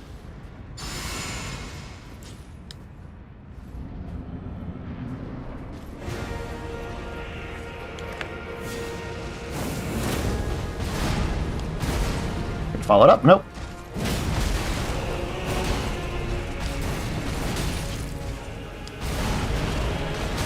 I hate that stupid AoE he's got.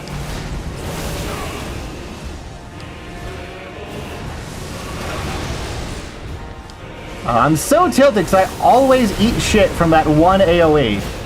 Because I always feel like I'm safe and I never actually am. He's left-handed.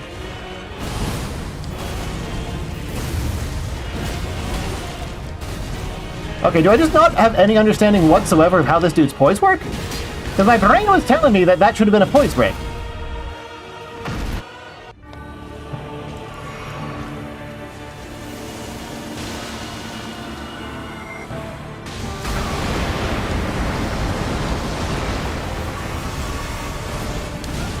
Yeah, he's totally scripted to try and do that when you heal. Okay, good to know.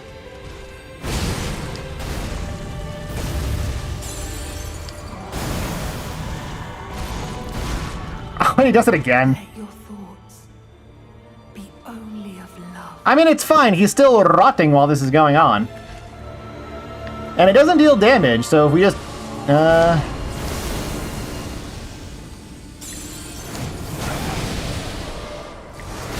Nope. Okay. How can I tell that it's left-handed? The way... Have you noticed all of his double attacks where he does like a thrust followed by a slash or two slashes always are done with the left hand? Like the thing where he does the Moog claw at the air but with a sword, that's a double slash that's done with his left hand. When he does the big horizontal slash followed by another slash really quickly, that doubling is done with his left hand.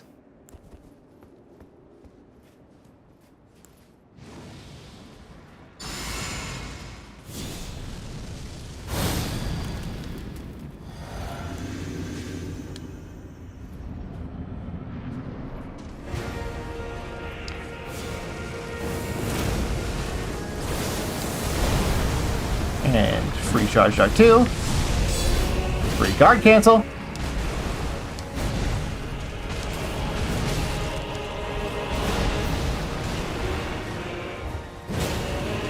Oh, I was so open to trade with that.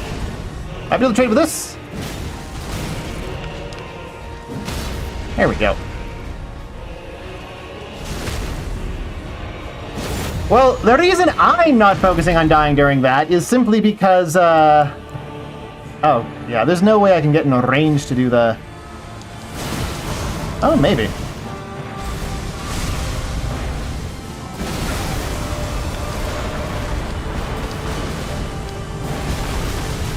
What the fuck was that?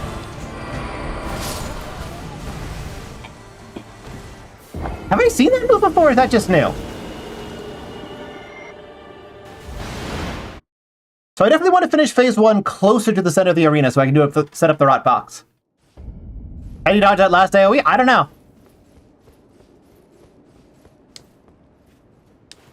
That's sort of a recurring thing in the DLC. AoEs that make you go, what the fuck, how do I dodge that?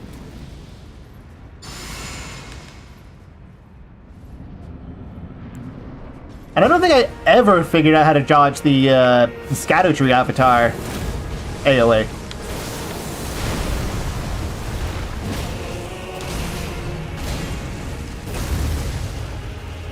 Ow. Oh, this will be a free one.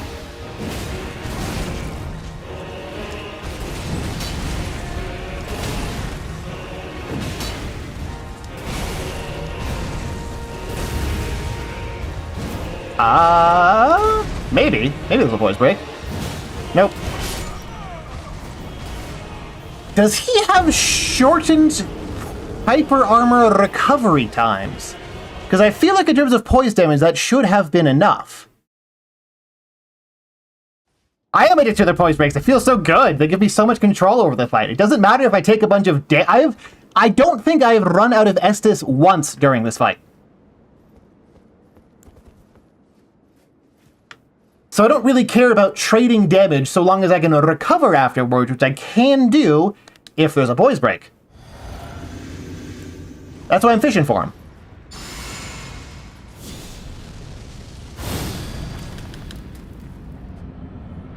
I guess I could also try Crag Blade.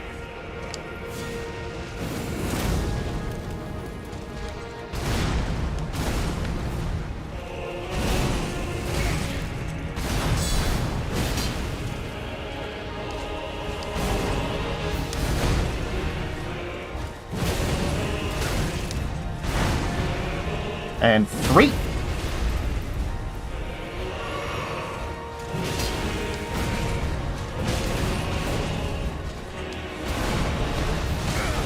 Oh, right, the fucking follow-up.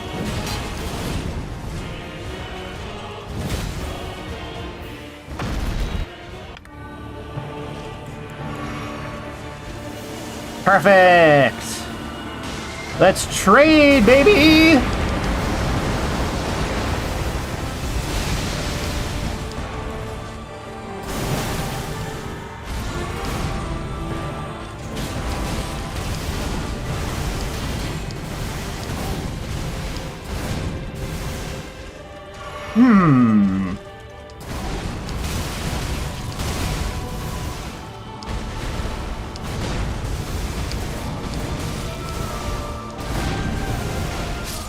Oh, come on.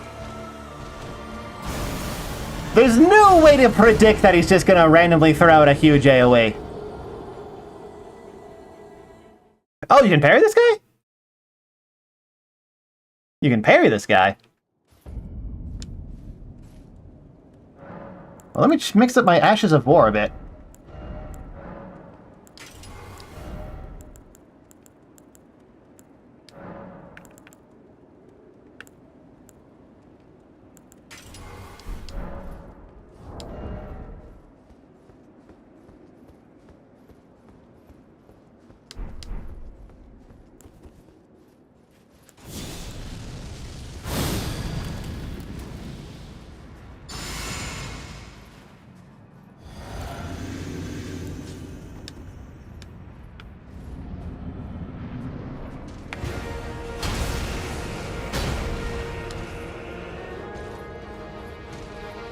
So, what do you got for me?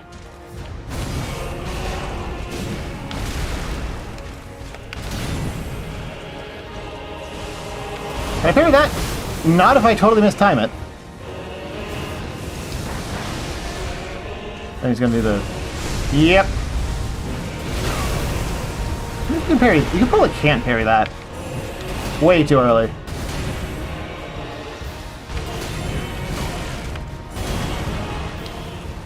I don't like parrying in this game. It's a lot harder to tell what you're doing wrong.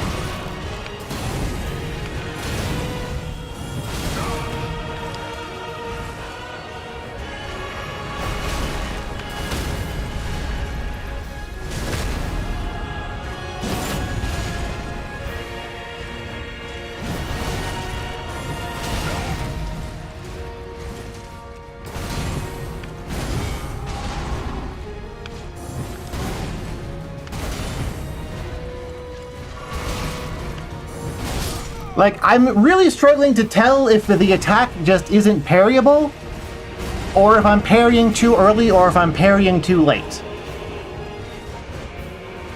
If they made it so that the partial parry when it was too early was different from the partial parry when it was too late, which was also different from when something was unparryable, it would be really easy to figure out what I'm doing wrong.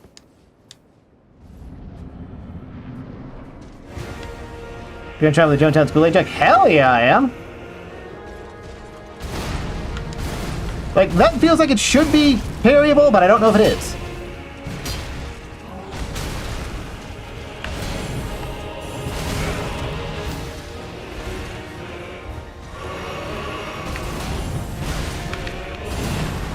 Like there, that felt like it should have been good. That was way too early. And I'm genuinely struggling to tell what I'm doing wrong. That's why I don't tend to do parry strats for almost anything except, like, there's one thing that I parry regularly, but I can't remember what it is. Drawing a blank. I'm going to go with the parry strat. I just can't tell whether or not something is parryable or not.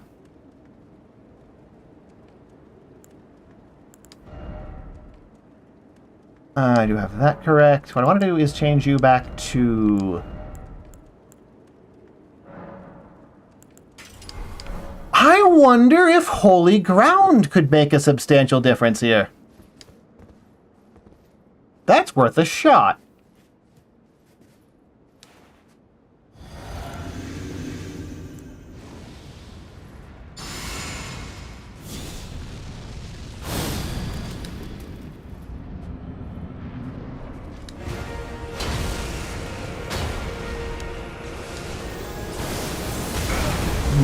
Forget how long it takes to go off.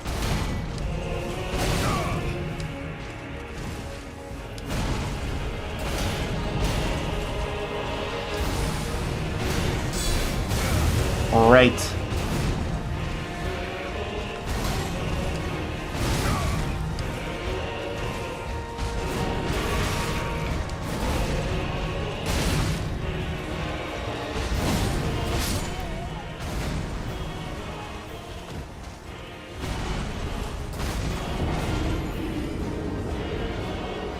I think the only chances where I'd have a safe chance to set up Holy Ground is when he does the meteor thing and at the start of phase 2.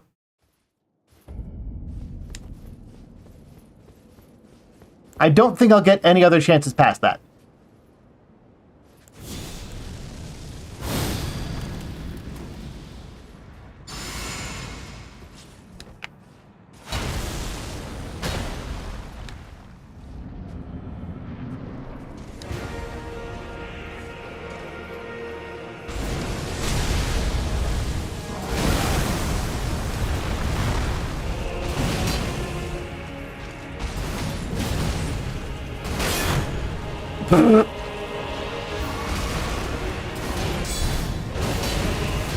This should poise break? Yeah! Because Cragblade adds that much poise break.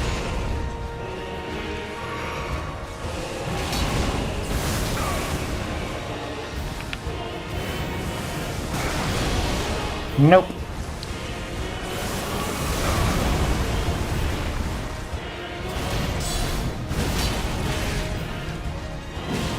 I figured that the last guard cancel would have sent him into phase 2, but I guess not.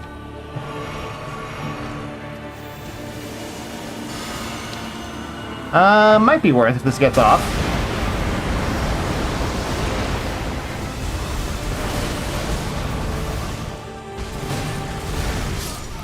Okay, no. Holy Ground is just a bad idea.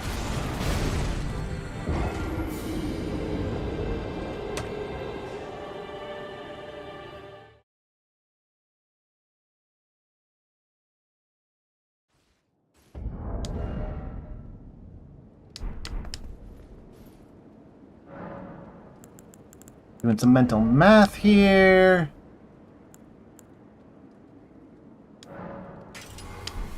Yeah, I think...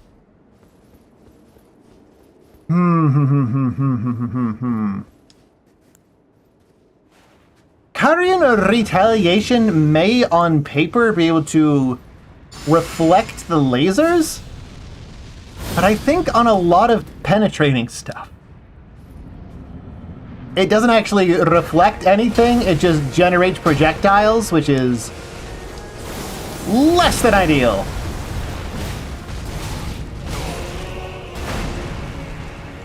Two. And I was going to the air.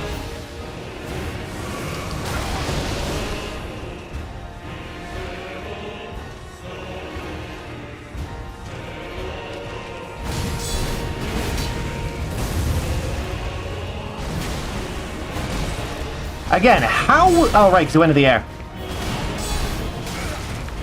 Then that's how that wasn't a poise break. I forgot he got a poise reset.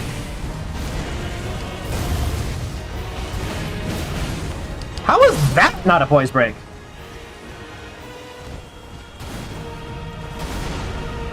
If projectiles give him more rot. Yeah, unfortunately all they do is a smidgen of magic damage, which isn't super useful, but it is hella cool early on.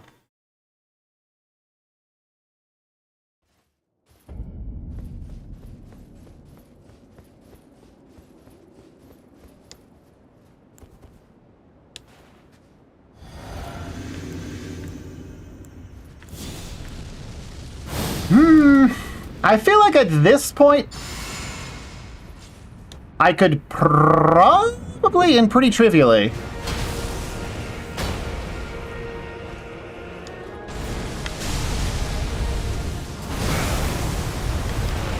beat him if I summoned a Mimic Tear.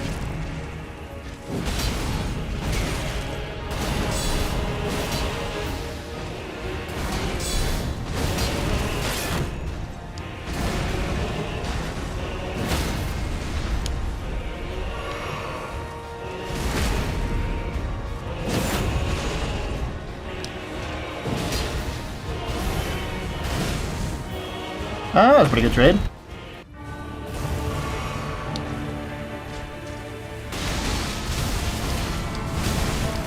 Hello? There we go. That's what I'm talking about. Super worth.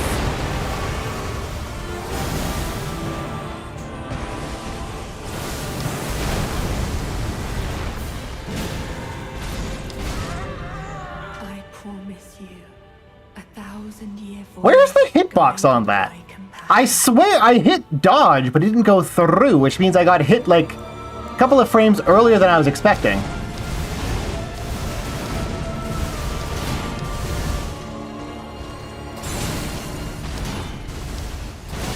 Camera!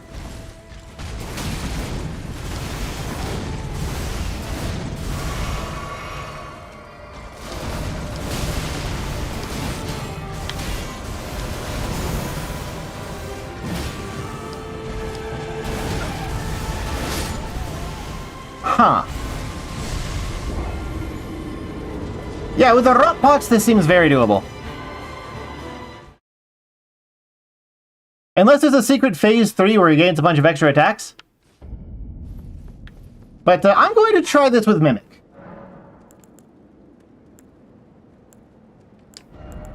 And what I want Mimic to be doing... basically just that.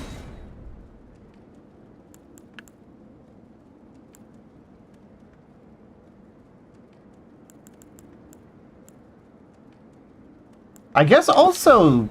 maybe rot spells? Maybe rot spells. And Frenzy Burst. And I'll give it a self-heal. I probably won't be smart enough to use heal from afar properly. Oh, No Name Paladin, thank you so much for the raid. And welcome, raiders. Good timing. Let me shout you out real quick. What were you streaming, No Name Paladin? And did it go well or did it go poorly? And for those of you who don't know, I am Allbones Jones, the Dark Souls of VTubers, who is currently grinding away on the hardest boss in Elden Ring, Unicorn Overlord. I'm not familiar with that. And hello, Tsudokin. Tell me about it, because I don't know anything about it. Yeah, I'm going to attempt Mimic Tier this time around. Oh, that was not what I meant to do. Anyway, as you can see, I am a spellcaster with an ultra greatsword and a medium shield, trying to beat Radon, which isn't exactly an ideal matchup, because I'm not actually a strength build. I'm an intelligence faith build. I'm one of them paladin builds. Ironically enough. Or I guess a Prince of Death build, depending on how you want to view it.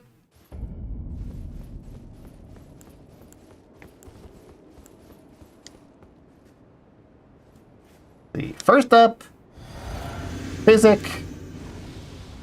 Oath, Protection, step in, mimic, weapon, Cragblade. Too slow in the Cragblade.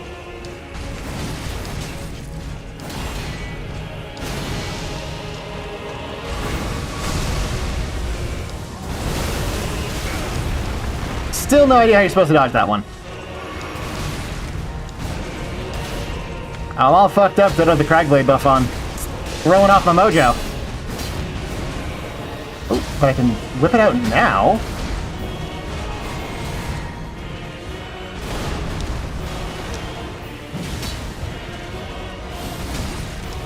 I did it go into Charge Dart too.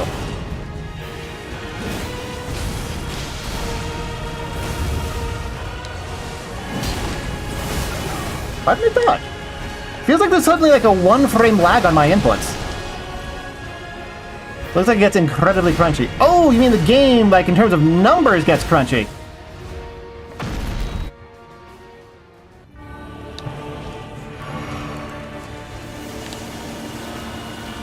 Ha ha! One mind of the mimic. Let's go. That was the wrong item to use, but I made it work.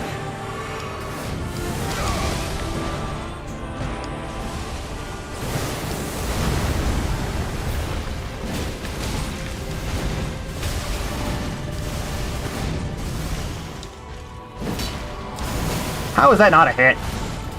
Oh, oh, the hitbox on that grab is ridiculous. Oh wait, that's not a kill. Sorry, I forgot that wasn't like a death. I actually legitimately took my hands off the controller because I was like, oh, I got grabbed. He's gonna take a bunch of damage and die. Like 20 hours in. That's a hefty way of the way in, I'd expect. Is it like an RPG Maker game? Is it something, is it its own engine? Like Godot? Action points, interesting. But wait, you said it was RTS, a real-time... Why does a real-time strategy game have action points?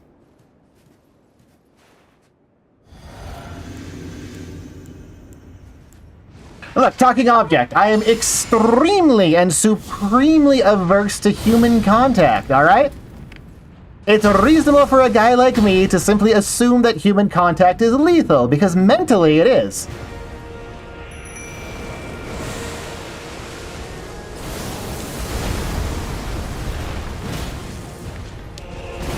Ah, totally mistimed that. Oh, and I gave him the wrong thing. Oh, what? You faced the mimic, not me.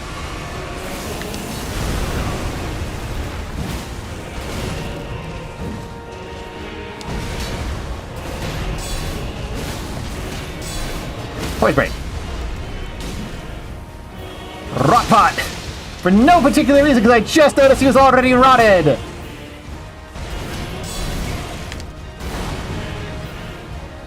There we go. Battles end when all the points... So it's a real-time strategy for the strategic part, but for the tactical part, it's automated? Interesting.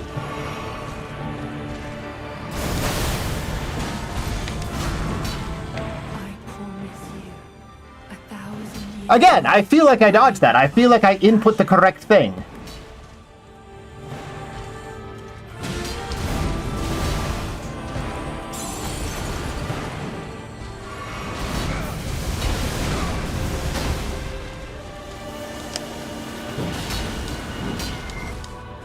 And the guy can't heal himself because I gave him the wrong thing.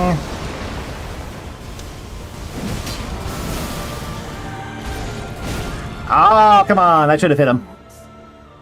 Be only of love. It definitely sounds the sort of thing I would, like, spend 10 million hours on. But unfortunately, I don't have 10 million hours. Because I'm already spending all of them on, oh, I'm probably just gonna, yeah. Yeah, I'd already accepted defeat in my heart and didn't try. Yeah, theoretically, I could have just put hefty rot pots on my hot bar and then summoned a mimic as a rot potter. But I didn't think of that. Oh well.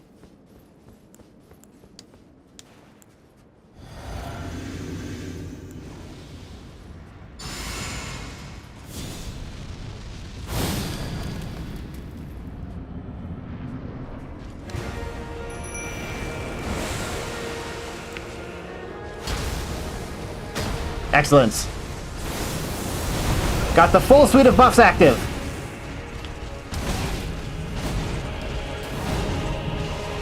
I was so hoping that was going over my head because of how much higher he was than me. Well, there goes all my poise damage down the drain.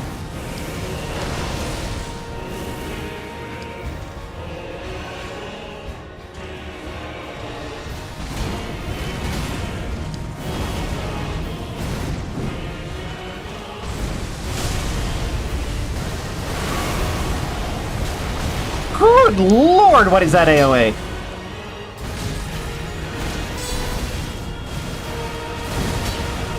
Very much feels just like an HP tax. Yeah, I've lost control of the fight and don't know how to react to stuff.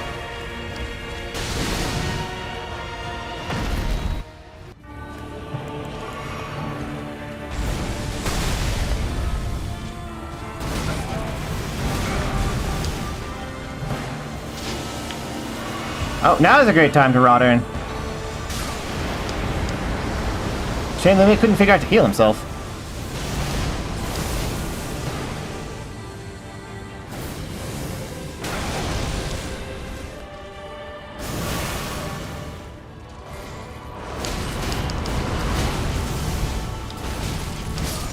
God, that attack is just ridiculous.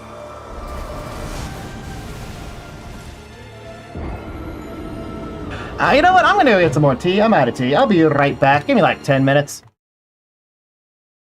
And I shall return shortly.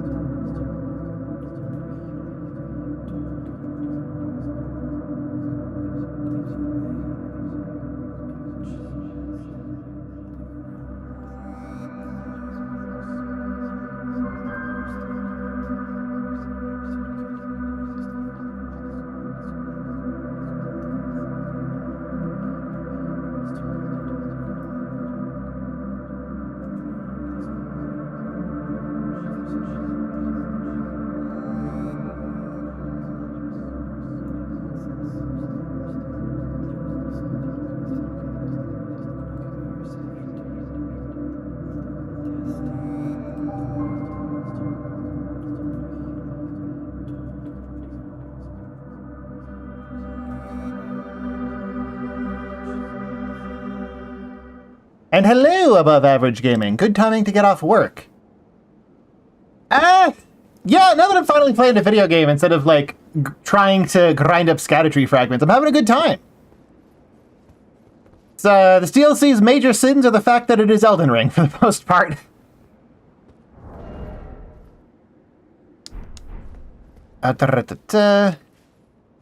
Really think that this boss would be, like, genuinely amazing if it did less damage and took less damage. But, no, I had a good enough time with it. I can reliably get past Phase 1. I figure if I grind on this for, 30, 40 hours. Alright, Magpie, pull up a chair. You can scooch down behind me somewhere. Yeah, as long as if I could grind with this guy for 30, 40 hours, I could probably hit the first phase trivially.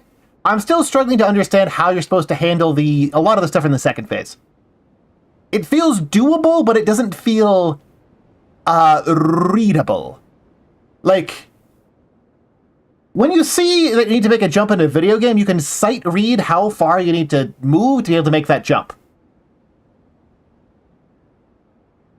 In order to, read how far you have to be when responding to an enemy attack in this game, you have to be able to watch the kinetic flow of his arm up from his foot.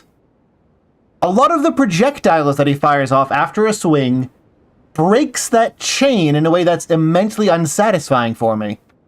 But it's still learnable, it's just not as fun to learn. That's my honest opinion on the fight.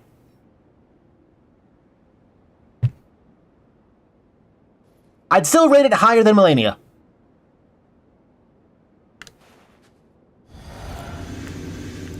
Oh, wrong one.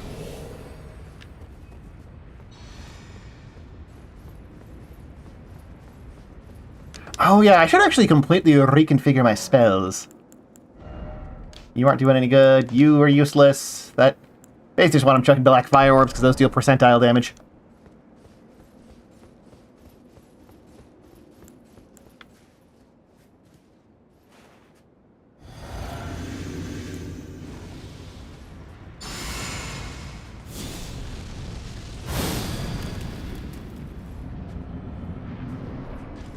More than anything above average, I'd say you skipped, like... Dang it. A part of the grind?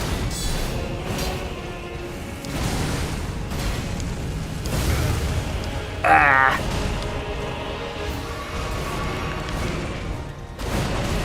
Huh!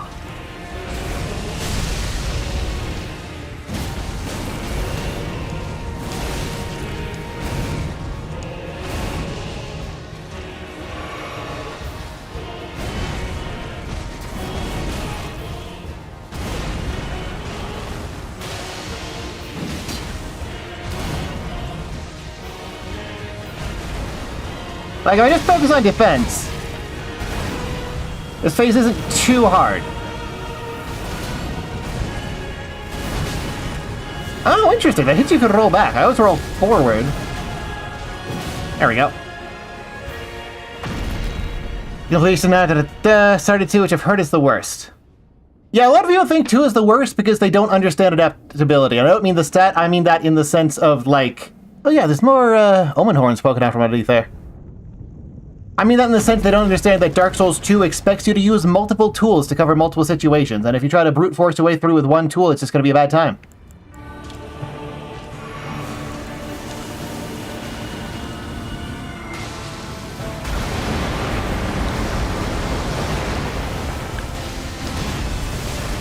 Oh, right. Run backwards! Roll to the side, run backwards. Oh, no.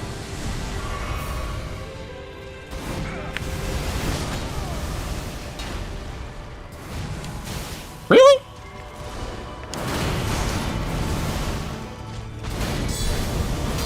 Dang it.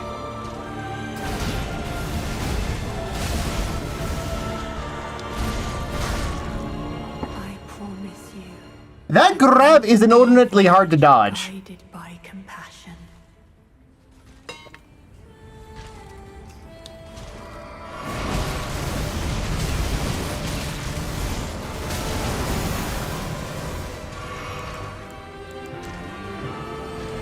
Now he goes for the grab. Nope. Let me out of guard stun, for God's sake.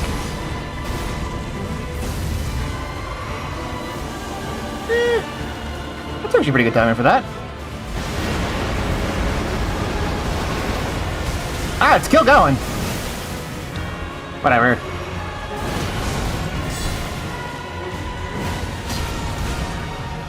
Let your thoughts And he's still rotting. be only of love.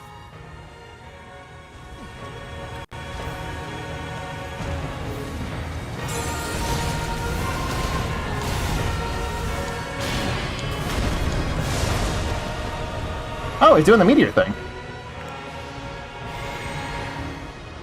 Oh. Cool. The meteor thing is so dumb, and it doesn't change, and it doesn't stop being dumb here.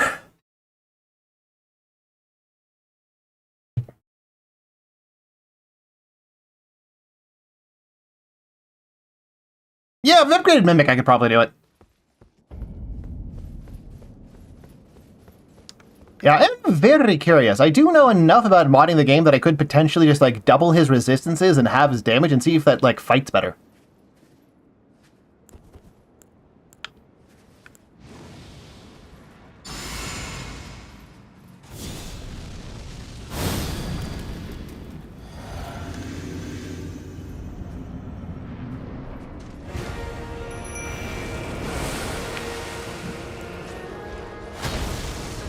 Okay, got all buffs on, good start.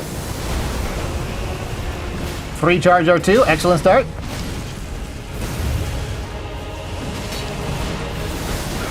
Immediately destroys the progress I made on poise damage. Oh.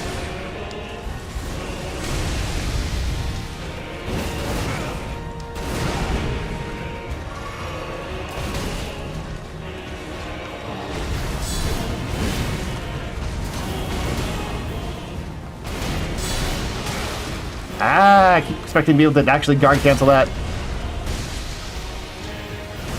That'll get me to phase 2. Now I need to rot pot him a second time.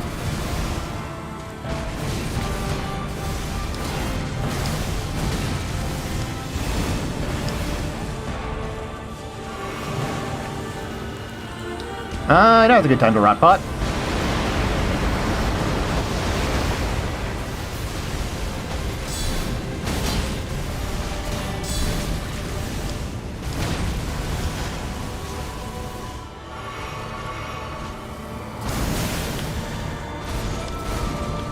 Finally managed to dodge that once. Yeah. Panic rolled. I had that one coming.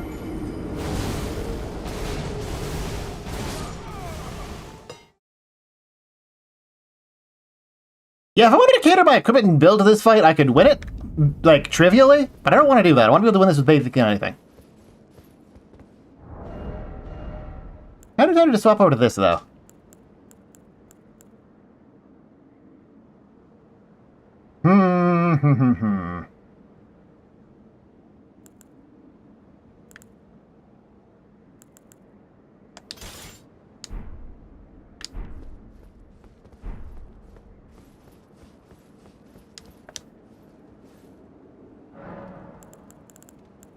Gonna try the heavy thrusting spear again. This one that buffs it? Yes.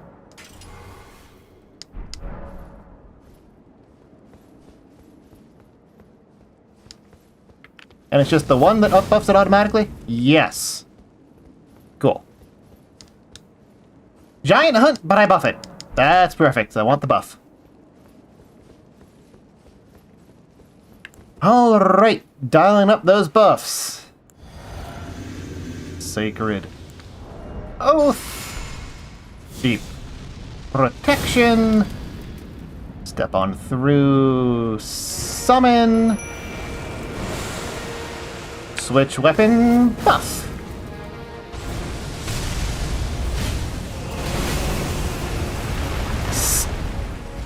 Still no idea what you're supposed to do with that except take it, like, full on the chin.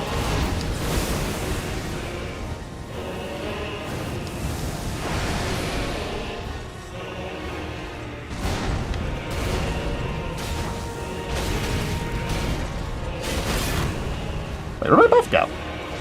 Oh, did it only last like 2 seconds?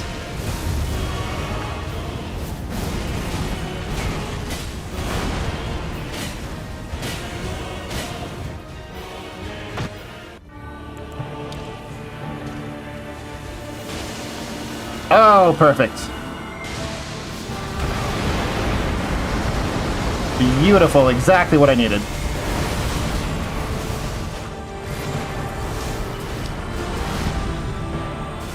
Ooh, crusty frame rate.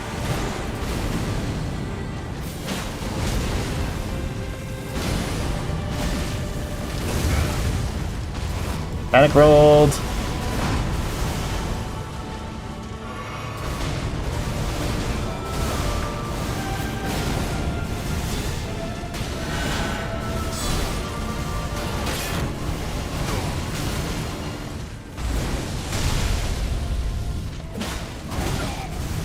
I kind of expected that to not interrupt the Estus healing.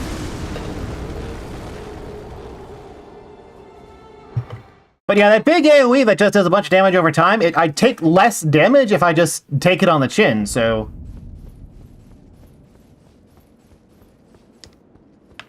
It feels like that's what I'm expected to do, just have vigor. It would be far from the dumbest thing this game throws at you.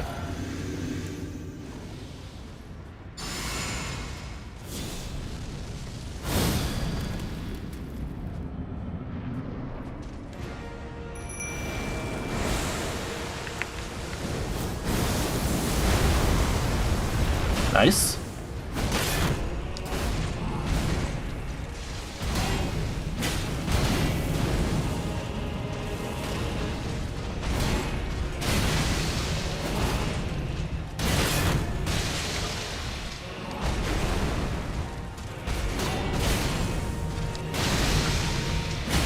Yeah, that buff lasts like no time at all.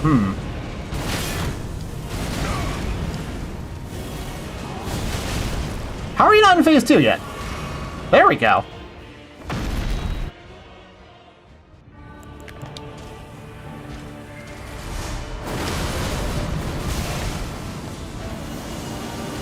There we go. Now we know the rot pot trade.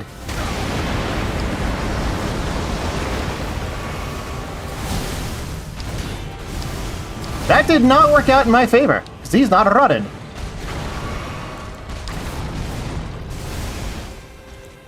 Maybe now? I don't think he's rotted yet.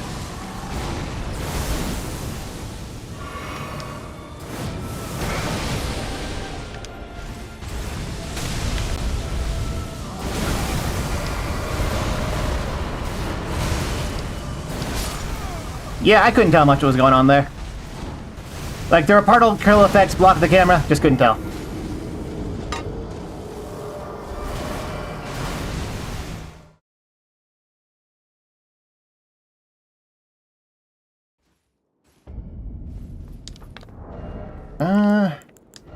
I might get more mileage out of the Baneful Bird Ring. Yeah, it chunked a little, but that's a side effect of Black Fire Orb, unfortunately. Yes, I have multiple things that deal a percentage of max HP over time, and they stack, because that's how I like to do things. Because why fight fair when I can just ignore your defense?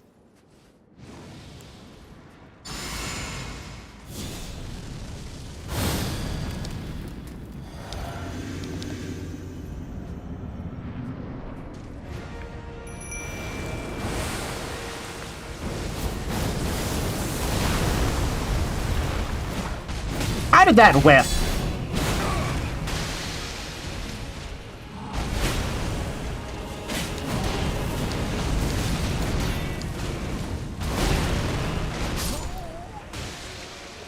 Yeah, fair is for losers who lose.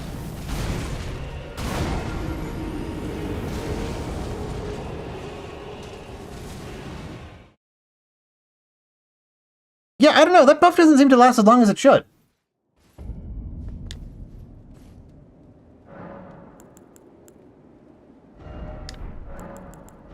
Guess I'll try swapping it out.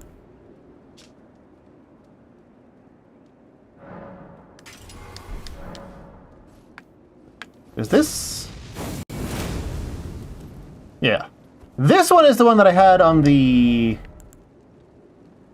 that one previously.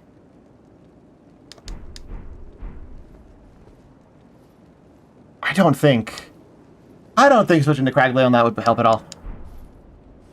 And it lasts much longer, I'm pretty sure.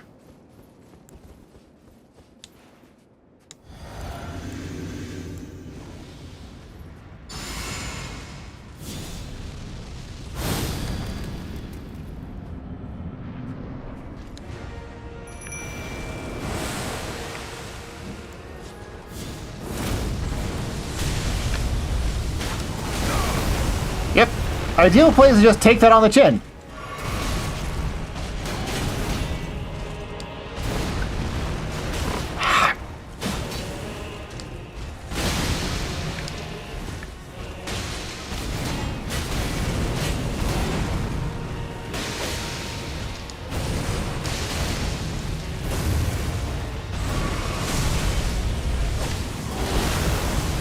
Like, if I block it, I take way more damage than just getting hit by it.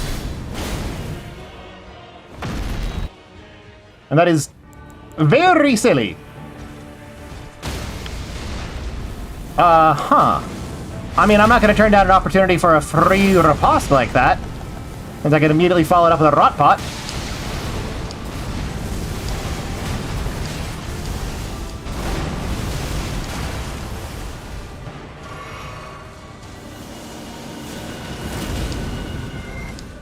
I'm super within range of that, yep.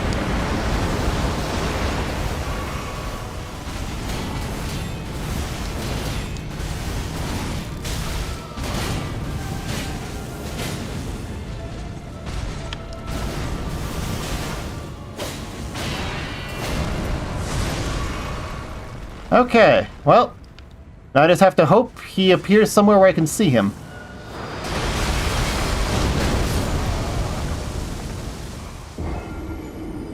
What the fuck?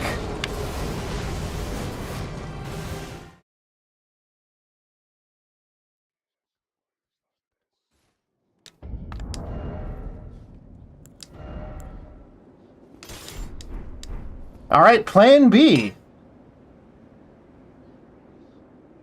I have no idea how you're supposed to dodge that. But this always works. Raptor of the Mist is completely cracked for that.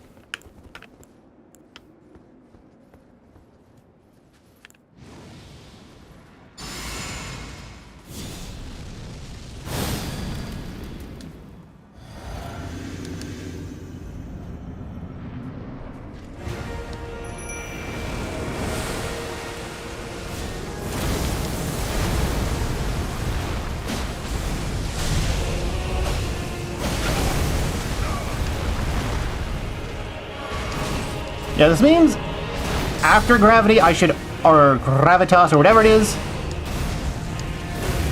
that draws me in, always just start attacking.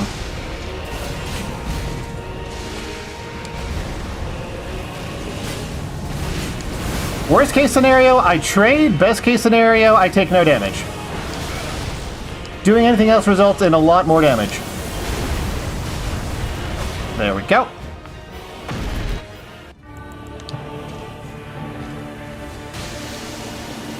Oh, super worth.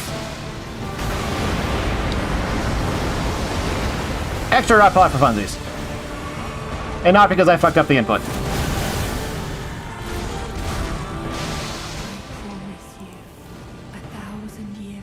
I mean, this is fine. I don't take damage. I get a bunch of free rot. Getting grabbed once is actually kind of ideal.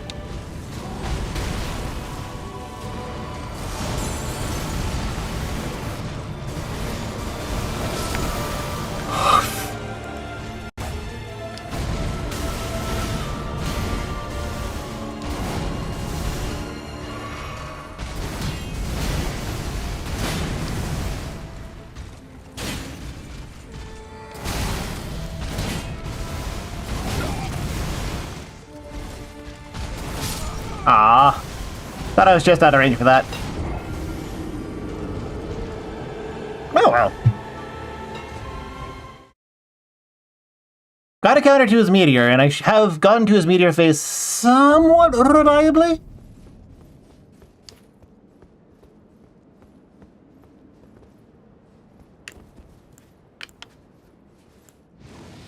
So I think if I can actually just survive the meteor instead of getting one-shot by it, because it's super unclear how you have to dodge it.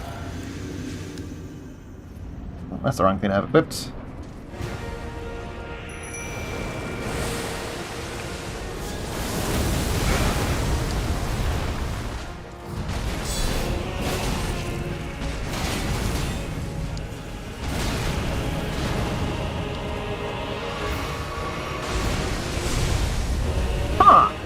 I got blown away from him with that one.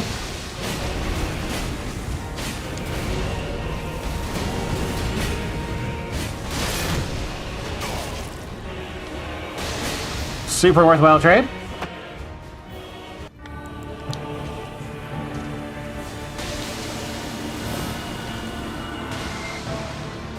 Super worthwhile trade. Oh my god, the most worthwhile trade in human history? Possibly of all time? Maybe ever?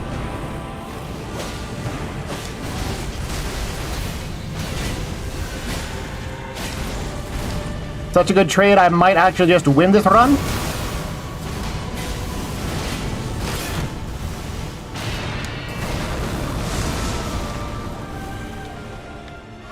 Okay.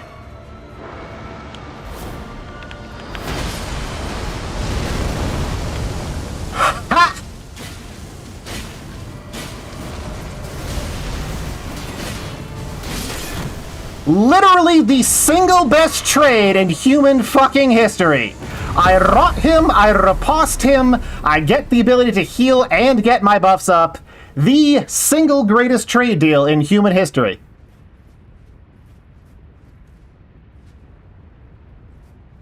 Get fucking dunked on. Yeah, I still don't know how to dodge the meteor, but I do know that this lets you dodge the meteor. Raptor of the Mists remains one of the most fucking broken things in this game. Okay, what does that get me?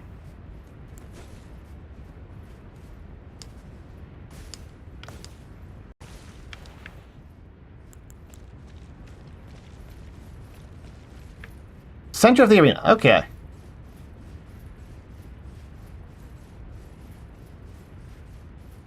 Oh, there's a thingy. I think. Oh, there it is. There's the thingy. There's two thingies. What are these thingies? Let us go together. Okay. And touch memory. What does this do?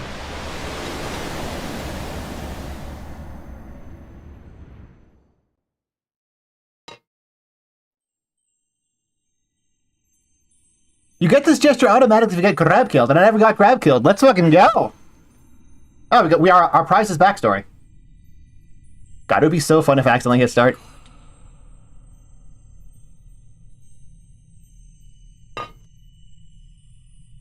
If we honor our part of the vow,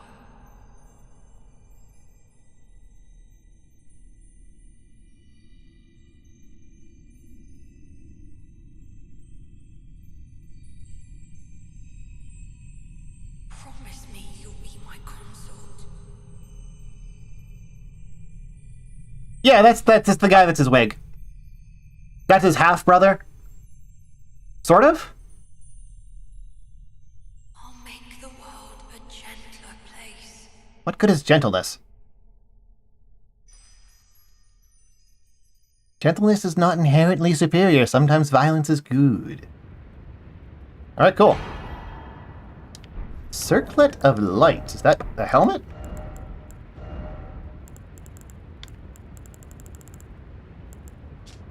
It is. +1 to the 3 mental stats. And boosts Mikaela's light incantations, I assume?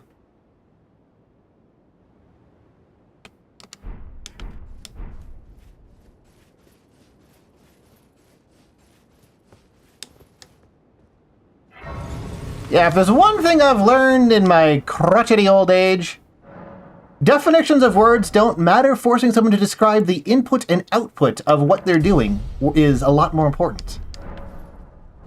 Okay.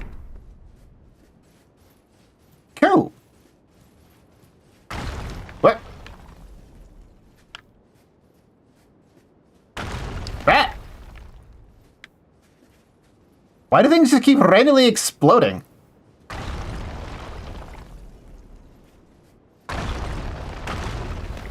Feel like I'm playing friggin' Ratchet and Clank or something with all this crap that randomly explodes.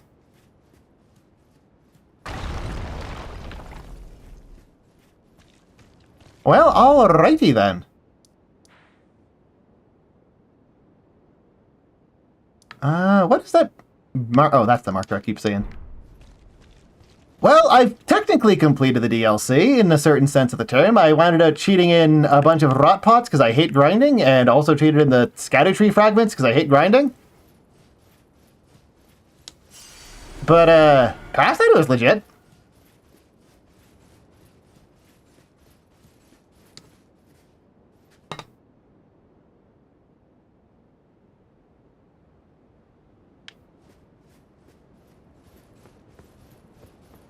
Yeah, I'd say as a whole, pretty much every boss in this DLC except maybe Dancing Lion? It's better than Melania. There's another one over there? Oh, there. A lot of the dungeons are quite fun, and some of the new enemies are quite fun. I think this fight was okay.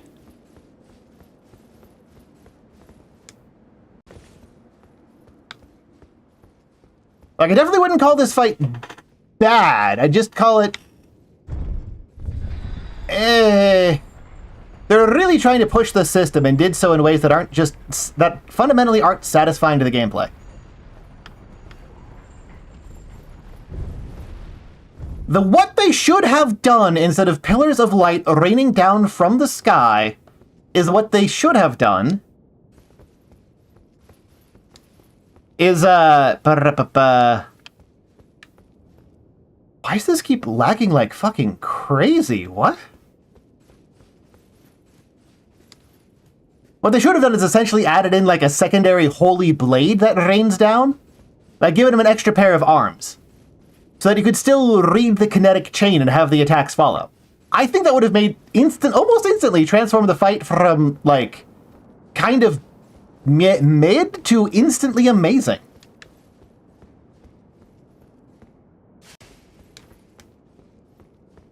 I also think they needed to have a better way to like how are you supposed to deal with that meteor? Genuine question. I'm gonna look it up because I'm curious. How do you deal with a meteor?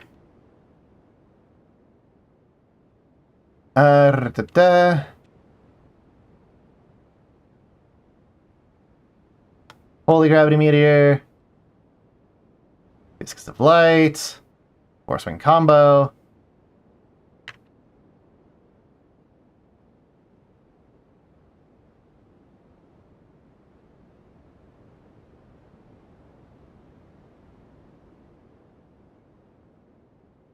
Apparently, there's some way to roll through the meteor? That seems like bullshit.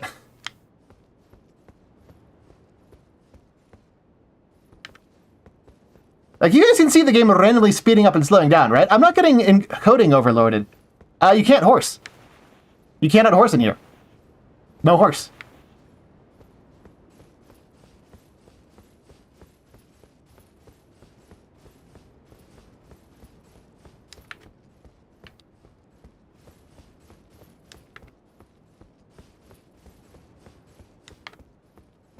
Did all the enemies despawn from this place? Oh, nope, we still got some.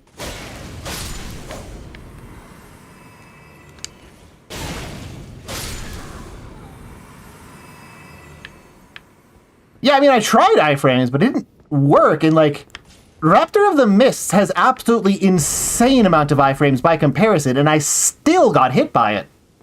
Which feels to me that I must, like, it must not be iframes. Like, that's the takeaway that I had from it.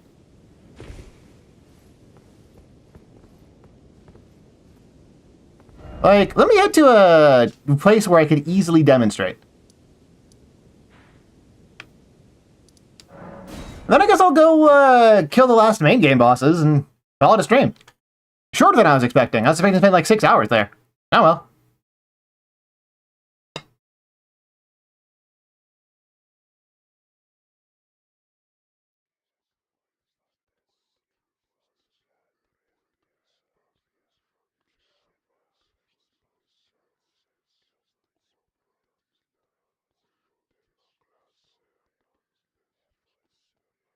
He's still loading taking so long, too.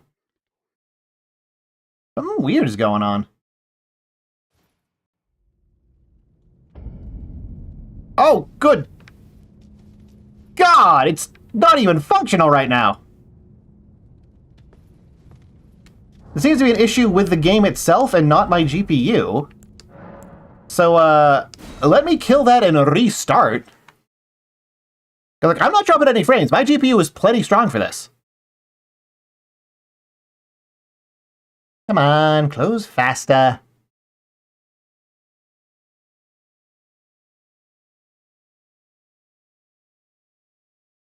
Really? Really? You're gonna be like that? You're really gonna be like that? Really? It can't even close properly? I guess the game really did not like the fact that I beat Michaela. What?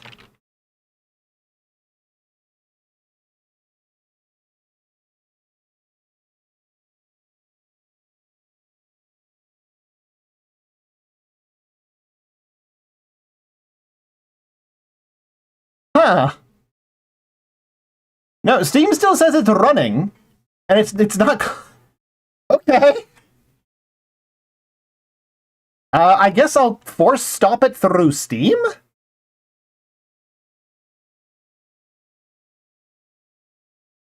Weird.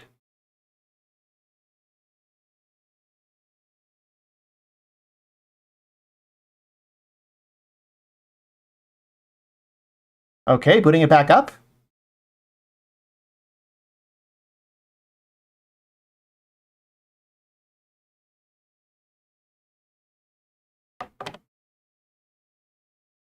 Oh, wait, I launched it the wrong way, so I might blue screen.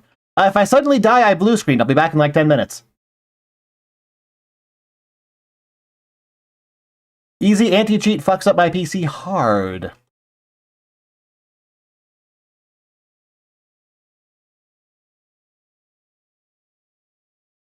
Do I have any important unsaved data?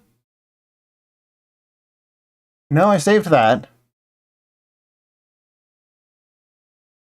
Yeah, if I try to, like, stop easy anti-cheat while it's booting, I have even higher odds of blue screening. Oh, it's doing waiting for game, which usually means that it's about to blue screen. Oh.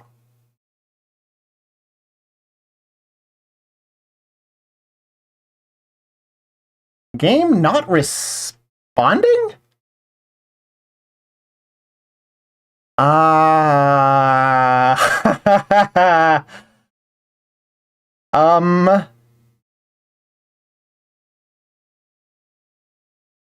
Hmm.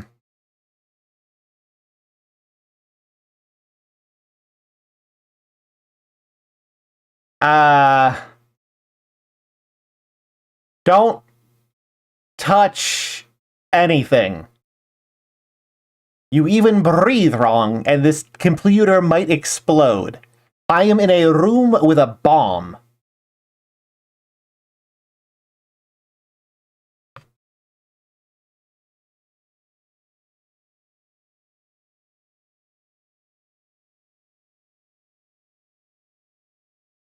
My trainer blending shit? No, it's not even open. Like, I only need to give myself rod pots. I don't have to grind for them. Oh. We've got something.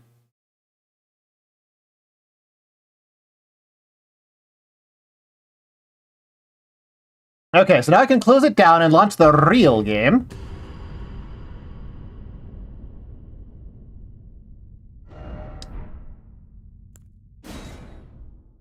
Or I can attempt to close it down. We'll see how this works. I don't have much faith. Okay, closed down properly, looks like, maybe. Maybe. Okay, closed down properly. Now let's try this again. No easy anti-cheat, because that fucks up my PC.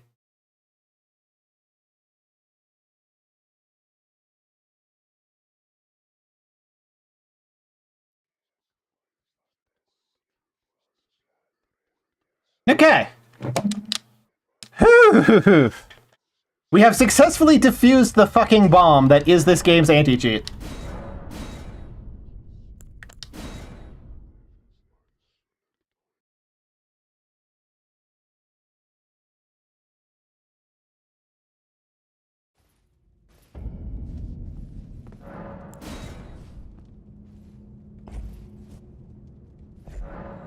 Okay.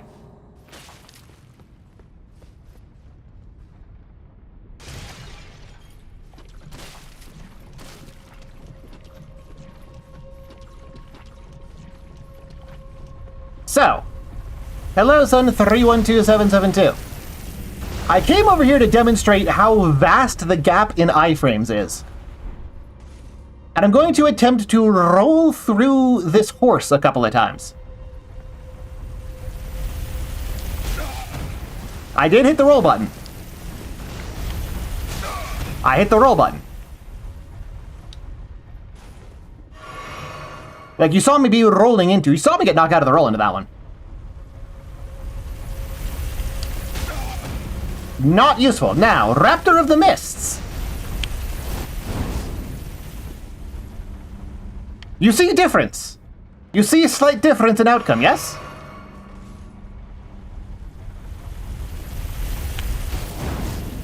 You understand why I doubt the guide that said just roll through the meteor move was not lying to me. Or was lying to me, was not telling the truth.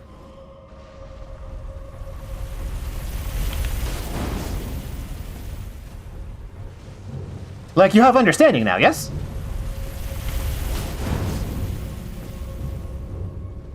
This is also why I always grab Raptor of the Mists in, like, every single playthrough. Because, honestly, I think I can, do it there. Oop, too early. Yeah, it's not perfect, but the window is just gigantic.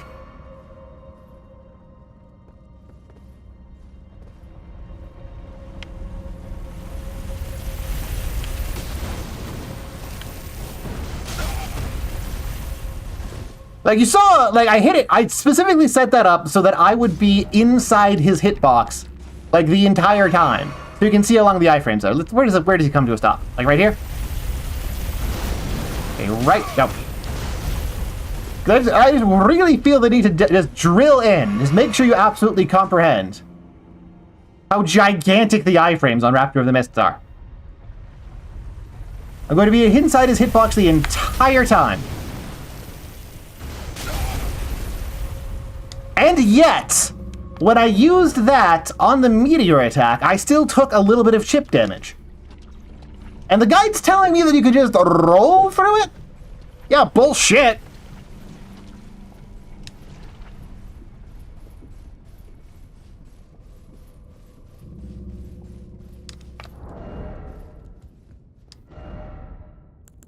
How about, with that said,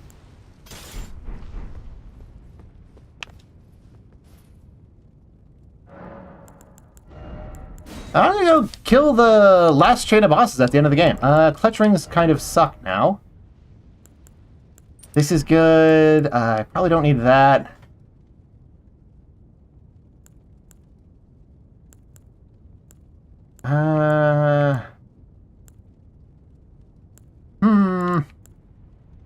It's so hard to find rings that are worth the slot in this game. That's probably my other biggest complaint.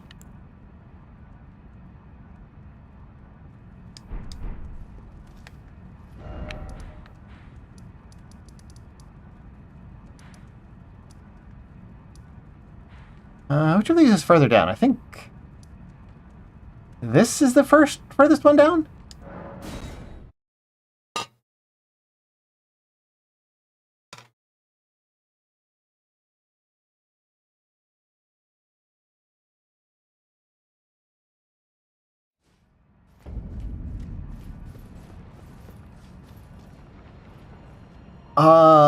No, this is the weird side path for the Shard of Alexander.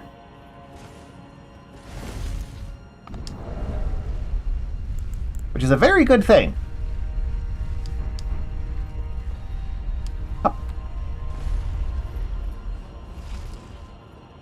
I want to go this way.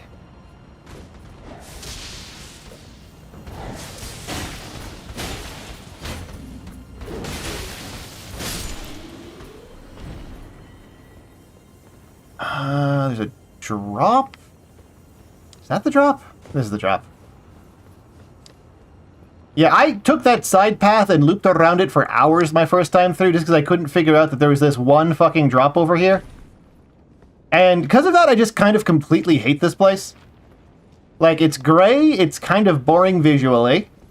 The layout isn't super interesting. I don't find the enemies particularly engaging to deal with. You just hold up a shield and then punish. I'm just not fond of Crumbling for Ramazula. Like, the worst part's the Dark Souls 2 DLC. And I know how controversial it is for me to criticize Dark Souls 2, but I feel it's kind of relevant in this situation. This is the wrong physique. But at the same time, like, fuck it.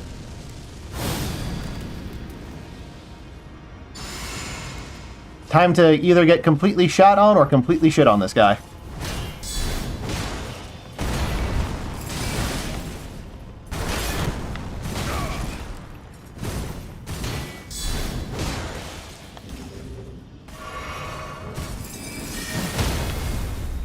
Oh, right. I forgot this is insane poise damage, too.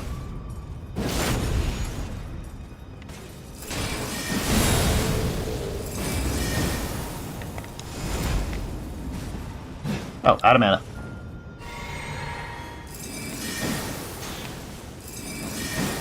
And dead.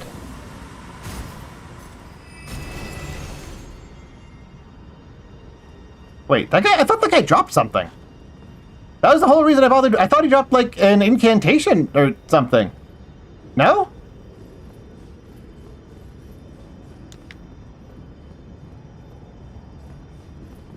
Huh.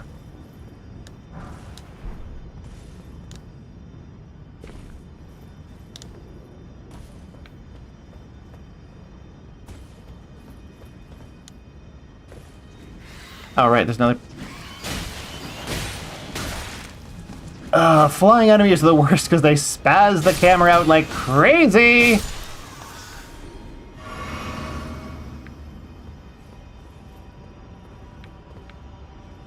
Oh, just looked there.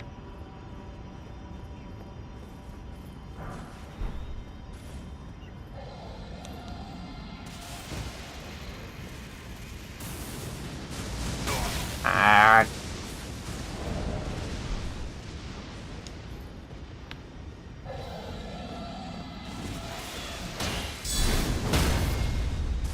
Freaking birds! Literally the most valuable part of the game is the shield poke, just because it trivializes birds.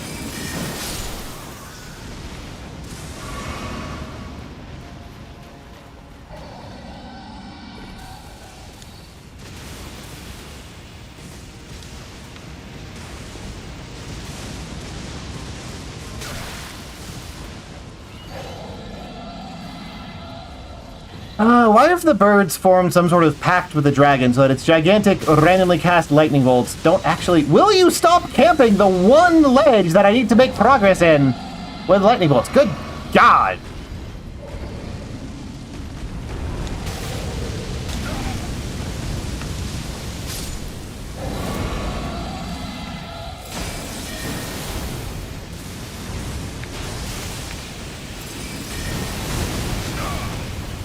Oh, right. You can't lock onto these guys and actually do anything.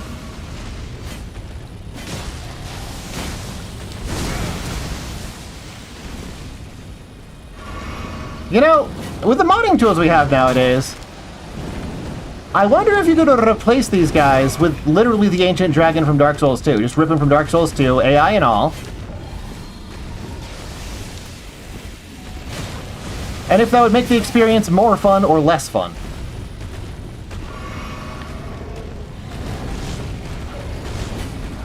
Because, like, he had lock-onable ankles. And a much better camera.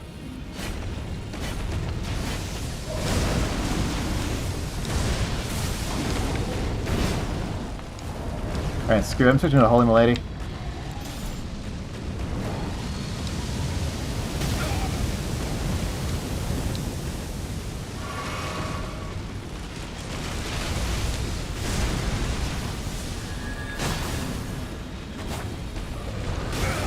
Oh, I guess that was an attack. There we go.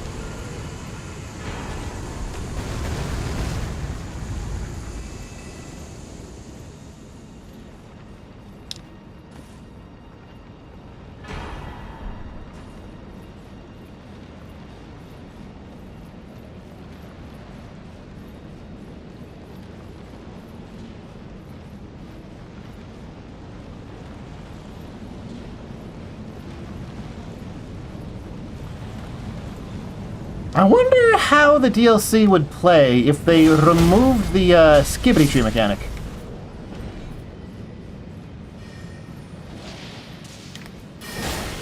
Like, because for the most part, the game is just... Like, the DLC operates by basically the same rules as the base game. There's nothing weird going on there, aside from the skibbity tree mechanic. The enemies still follow the same basic patterns and whatnot.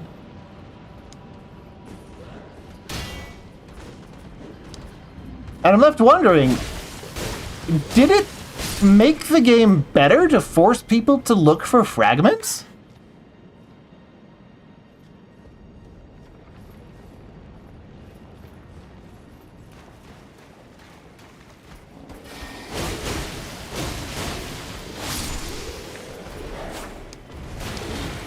Like, for the most part... Oh my god, the damage. Oh my god, the damage. Ah, good old Elden Ring.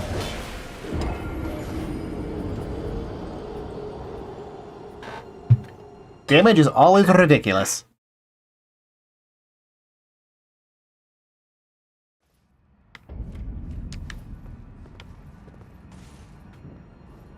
Like, what do the fragments actually add in terms of gameplay experience? They force you to go over areas with a fine-toothed comb, as far as I can tell, and that's about it. Otherwise, you're stuck just taking too much damage for the fights to be fun, while also not dealing enough damage for the fights to be fun.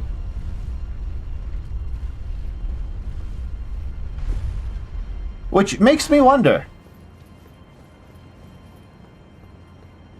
are there people that enjoyed it?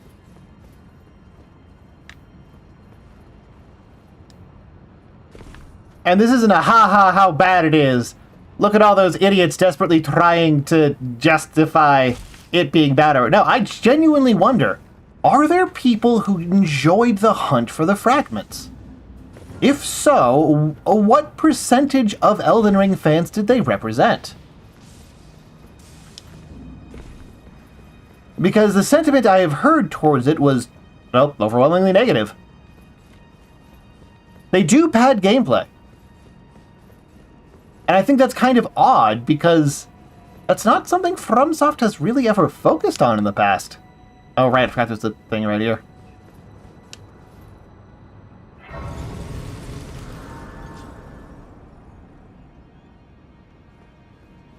And if they put something else there,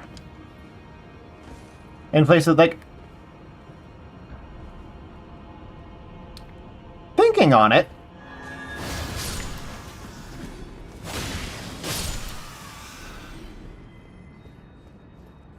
where do you mostly find the fragments? Inside random dudes in the middle of an otherwise interesting dungeon. A couple of them are found in churches, which are places you'd want to look anyway. And I think that's about it.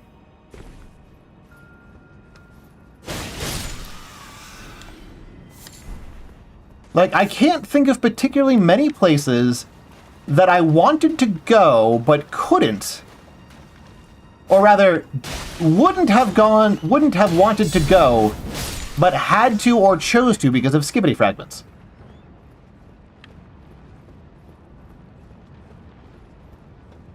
Like, maybe I'm just, you know, running off imperfect human memory here.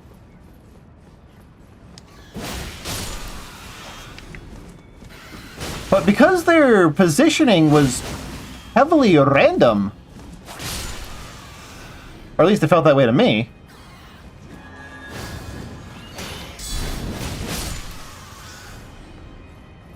like, they were just in, like, a random corner of an area I had already been to, but hard to spot.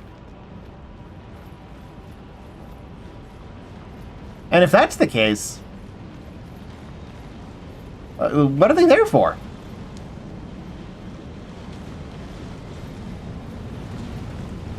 Like, going to a place and getting a reward is pretty key to the gameplay of Elden Ring.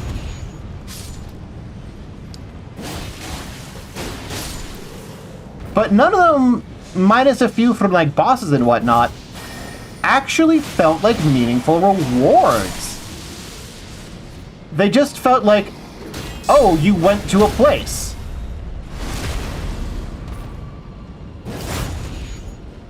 And not like a landmark or anything, it's just like there's a specific random data point out in the middle of gosh dang nowhere.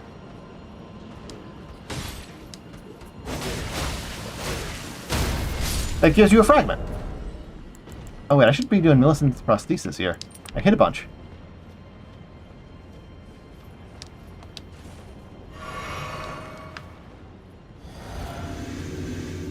Like, am I wrong?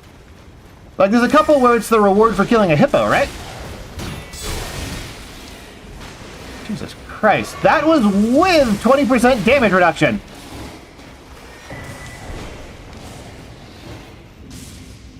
The end game damage numbers in this game are insane. They just... What were they thinking?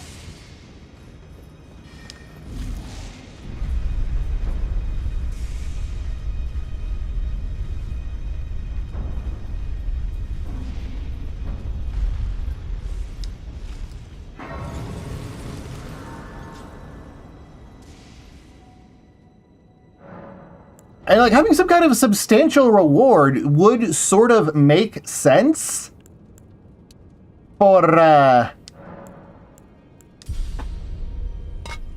would it, though? I should be even more points in mind. What am I doing? Would sort of make sense for, like, bosses, but most of the fragments aren't even from, like, bosses or mid-bosses or stuff that's interesting. They're just kind of, like, in a random hole. Like, not even at a place that's landmarked. It's just like there's this one group of random enemies somewhere on the map that drops an item that's necessary to continue the game. And that's what's so baffling to me.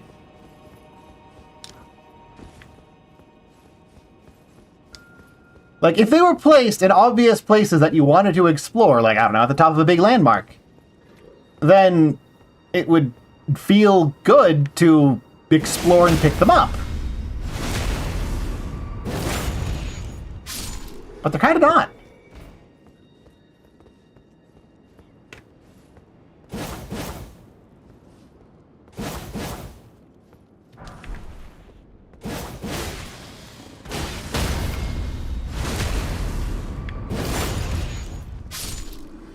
They're in places that you basically have no reason to visit, like a random enemy camp that otherwise has no reason to exist.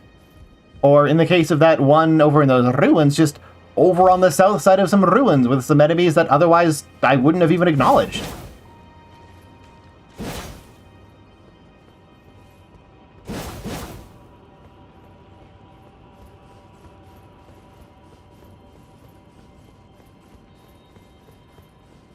Isn't Bernal gonna invade me?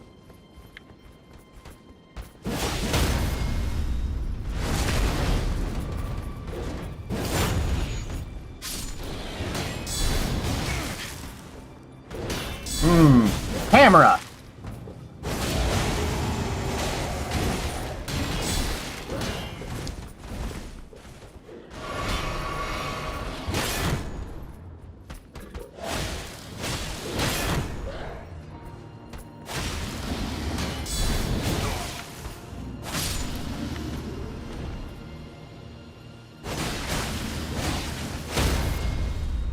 I don't know, I feel like there's almost a fragment of an idea that could more smoothly integrate itself into open world gameplay with the fragments. Seriously, is everyone else supposed to evade you here? What's going on? Where are we at?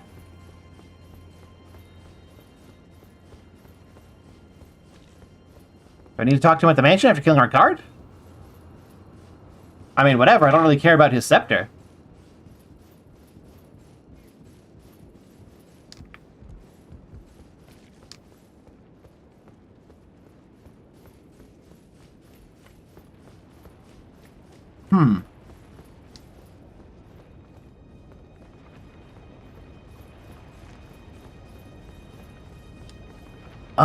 What do you mean, Sudokin? I'm not asking that because, like, I necessarily disagree with you. I don't play a lot of video games. Especially not mainstream ones. I tend to stick to just, like, weird crap. Like You Are Empty. Or friggin' Hugo's House of Horrors.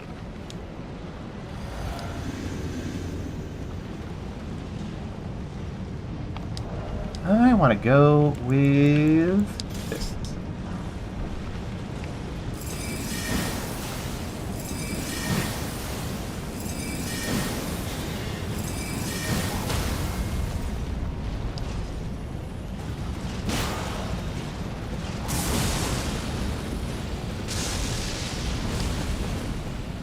That's good spacing.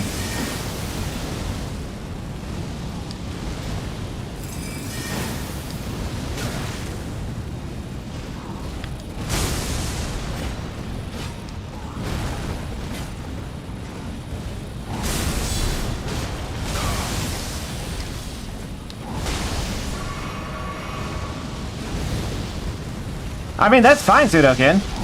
The purpose of a stream chat is for people to chat in it. So go fucking nuts.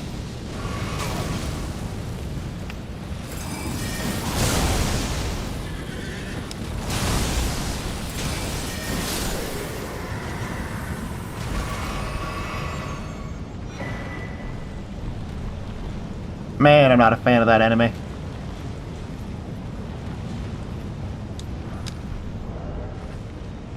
Okay, so this is all about, like, burst damage. So what do I want to do? What do I? I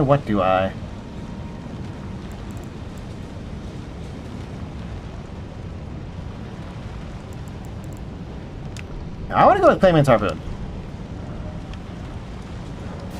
Let's start with off the Pokemon. That's going to be an interesting thing to hear about, especially with how ZA is especially is shaking up the format. Pokemon has not innovated in a long time. I agree. It does do spin-offs like ZA, which do shake up the formula, but they never have those shake-ups apply to the main game. The probably biggest shake-up was just splitting Special and its Physical. I mean, whoa, new type, but like they did that in Gen 2. It tends to have one gimmick a generation and then just call it good, and that's not really innovation, that's gimmickry.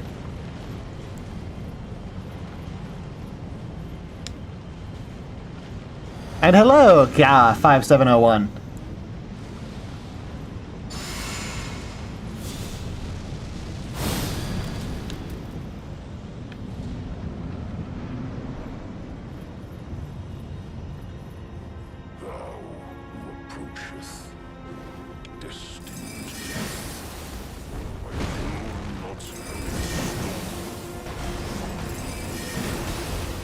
Yeah, with how much this guy spams backing up on all of his attacks, you basically need shit like this just to make the fight not horrible. I'm really just not a fan of this fight at all. Particularly since he does anime movement. And anime movement just, like, it's the worst. Can't read the kinetic chain, he just does whatever the heck he wants.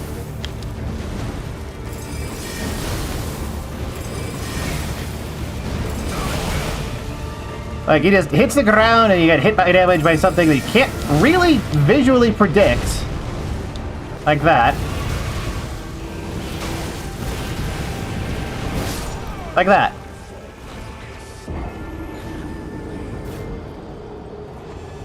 Tell me this Pokemon with 20,000 IQ or something how to use, but can't remember how to perform more than 4 moves? I mean, yeah. Like, Zudakid, if you want to talk about Pokemon with coherent world building, your options are to... what do I have for my physique?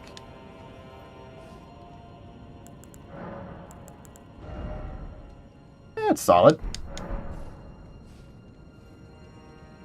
Probably switch to spells that are actually good. They're just buffs, but what does he? What do I even have that would be good against him? I don't know.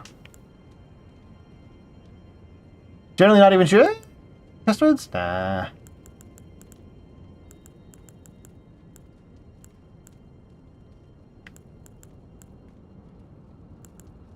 Too slow to be useful. That's not ones at like the start. Well, what I could do...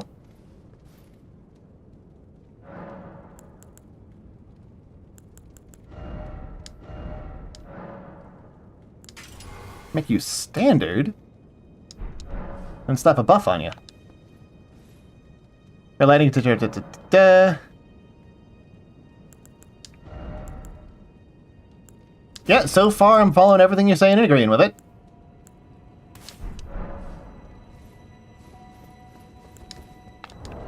Need to replace you with that one.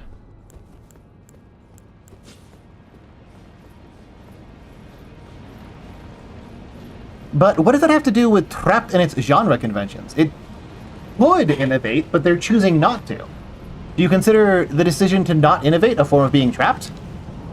Another thing I could do is... a bit of this. Where's the lingering? There it is. Literally, this should something different. It's really just because I have to go ahead for a new Zelda existing. Yeah.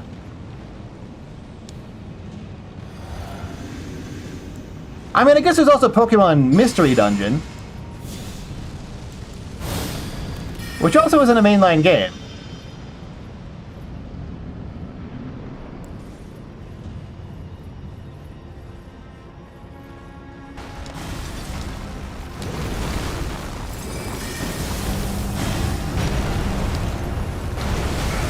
Ugh.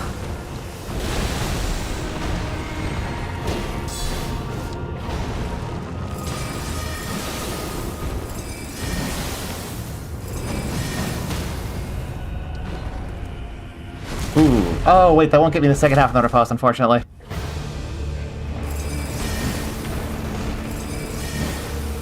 How did that miss?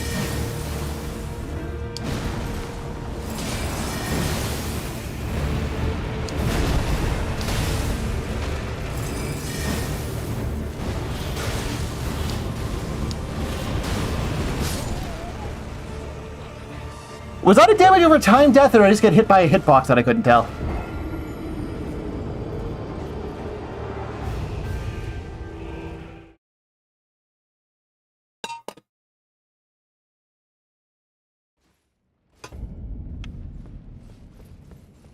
This is probably like my third or fourth least favorite boss.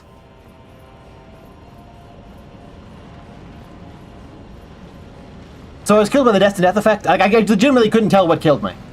Because this guy's like hitboxes and damage boxes don't follow any sort of kinetic chain, something I bitch about a lot in this game.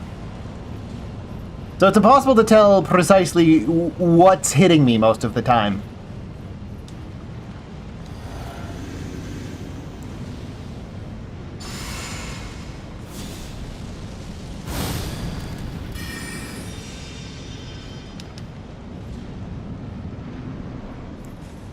I think I lost whatever souls I had. Well, it's not like it matters. I'm also way bajillion over leveled. Out of range.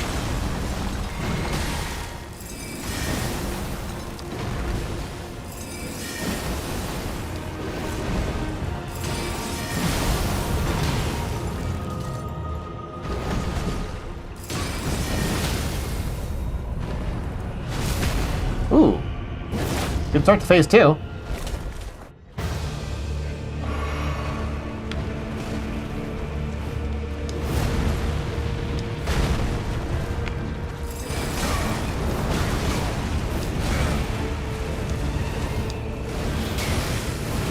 Yeah, like, during that 3-hit combo where he was just sort of, like, floating through the air, I legitimately couldn't tell how I was supposed to dodge because the motions don't follow physics. And, like, you can do homework and memorize how you're supposed to fight with this guy. But I think what I'm going to do instead is just use Mimic Tear. This guy doesn't deserve respect. He's a bad fight.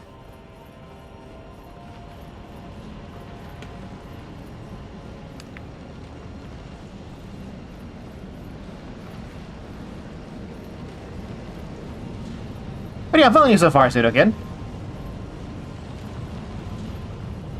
It's much easier and safer to just copy what other people are doing instead of trying to innovate yourself.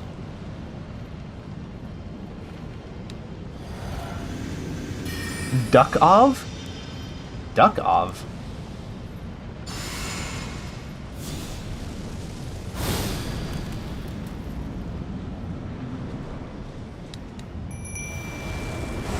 Can't say I'm familiar with Duck-ov. Tarkov?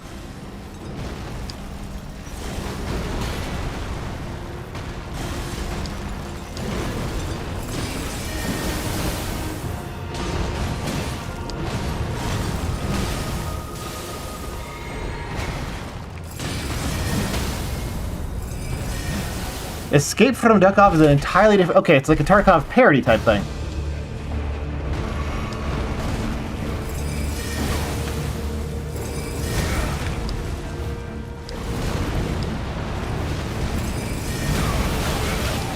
Oh my god. It's so stupid!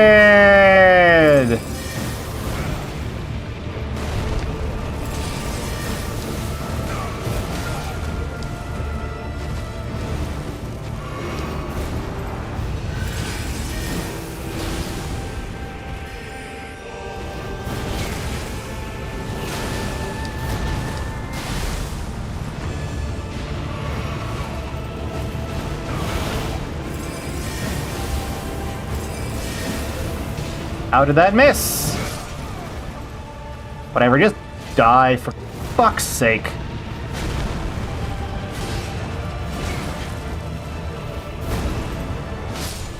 Oh, what a shit boss.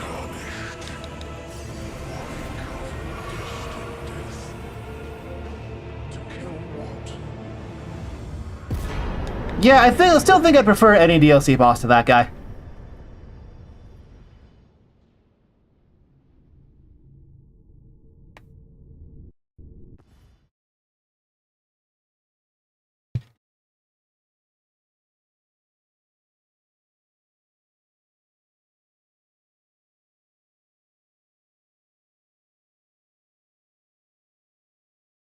Yeah, it's pure anime. It feels like, but the annoying thing is that I can't dismiss it as a Dark Souls 3 enemy because it's adapted from the Lion moveset.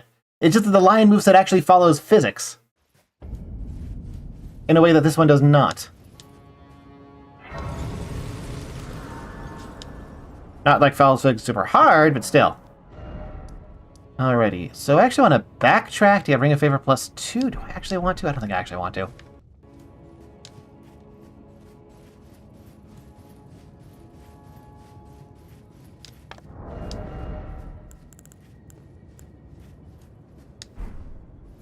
Oh, right. I get to go bully, what's his face?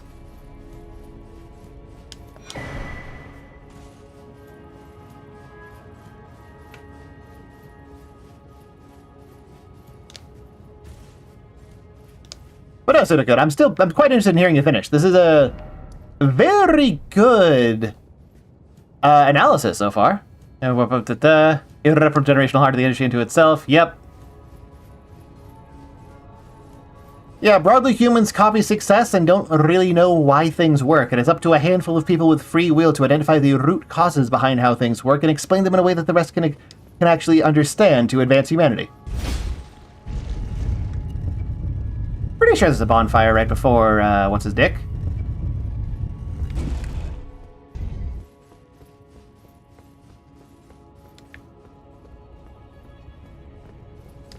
They're not. Did I just run past it? There has to be like a bonfire right here. Or is this to take America? Well, that's annoying.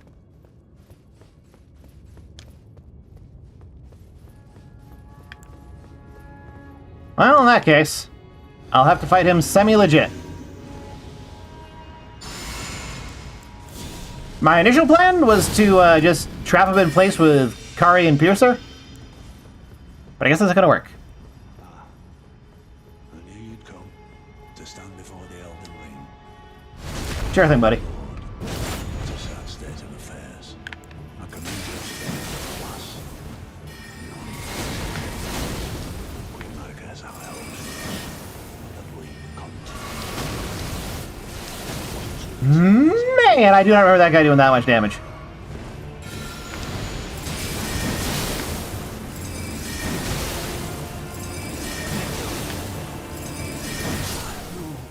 Anyway, bring up to the stagnation of qualities when he is absolutely blowing completely out of the water. Yeah, it's sort of like how Pal World completely annihilated Pokemon because it delivered the experience everyone has been fantasizing about for a very long time. A man cannot kill a god. Bro, Gideon, this would be the second god that I've killed, not even the first one. What are you talking about?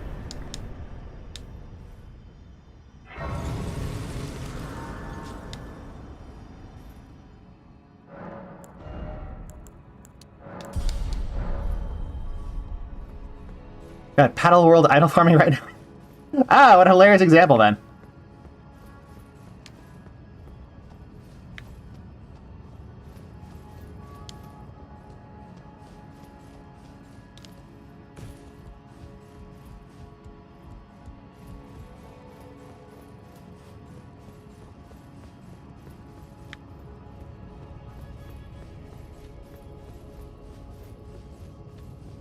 Oh, right, they give you another bonfire right here.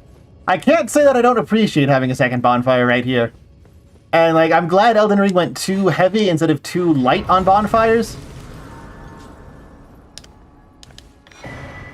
A shame nothing beat the Dark Souls 1 level of almost perfect. There's only one place in Dark Souls 1 that I think needed another bonfire or Stake of Merit, and that was the Ornstein and Smell fight. I just needed a better bonfire, one that was closer. I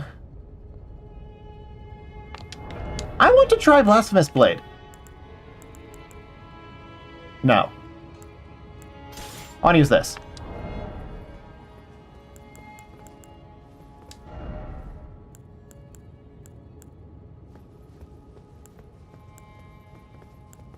What do I want to actually use with it, though? That, I guess. I'm going to do a lot of card canceling.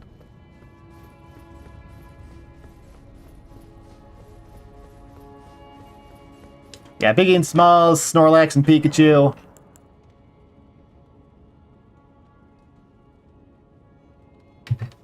Drake and Josh.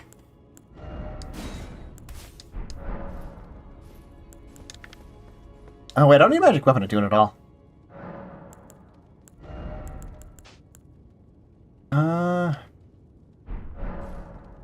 Yeah, it was like 15 years ago, in fact. It's a retro game. Oh no, Demon Souls one that was 15 years ago and it's a retro game now. Dark Souls is still like a year away from qualifying as retro.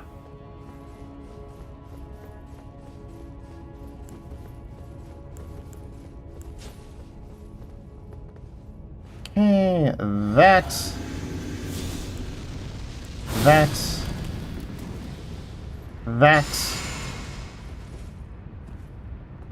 I may as well throw in a cracked lid. What is my favorite Souls-like? Regrettably, I have to be the most generic, basic bitch answer possible and tell you that it's this one. But this one is also my most hated Souls-like.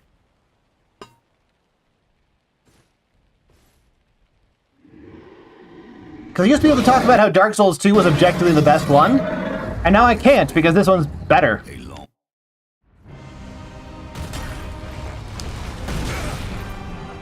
What was that music stutter? What is this multiple music stutters? He's genuinely one of the best fights in the game.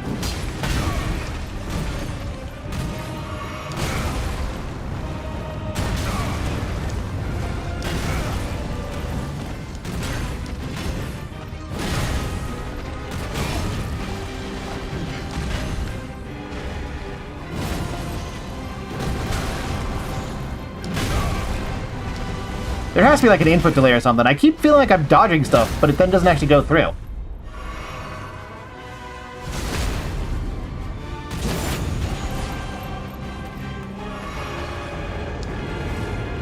Huh? Okay. No wonder why I hadn't gone to phase 2 yet.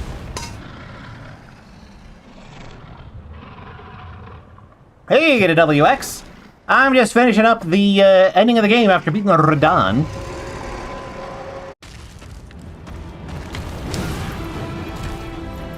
I thought there was more lead up to that attack. Well, with me, I guess.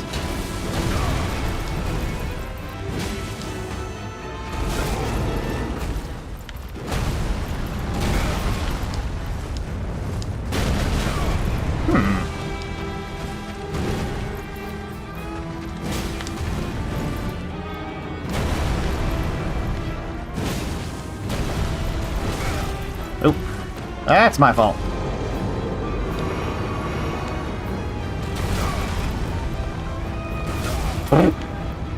Oh my god, it's buffering the jumps from, Yeah, I thought he was doing that one rather than the slower throw.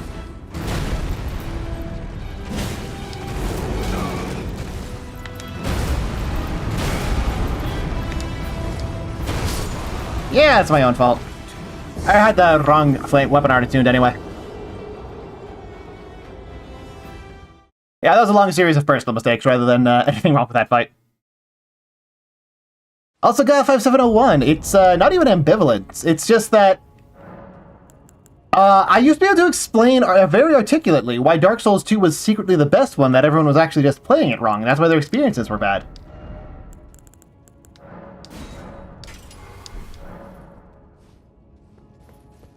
And it would make me look really smart and intelligent, and people would have to agree with my points even if they didn't like the game. And regrettably, I can't make those points anymore because Elden Ring also does all of those. Oh, I have the wrong element being buffed right now. I think I'm buffing magic instead of fire. Oh well.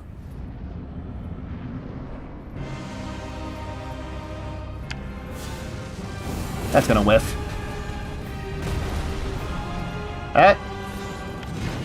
Well, both of us whiffed. The story of two idiots who can't hit for shit. No, there's definitely something wrong with my controller. And, like, not even as, like, a ha-ha cope. There's a bunch of points where I'm hitting, like, circle and it's not. Like, it's not even like it's delaying the input. I'm hitting it way early and just nothing.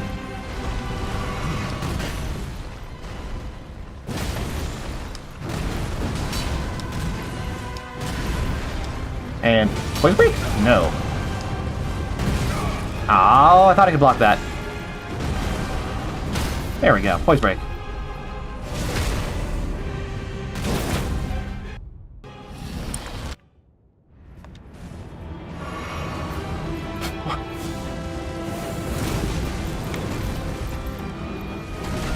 Oh, that's a grab. Okay. Been a very long time since I fought this guy last.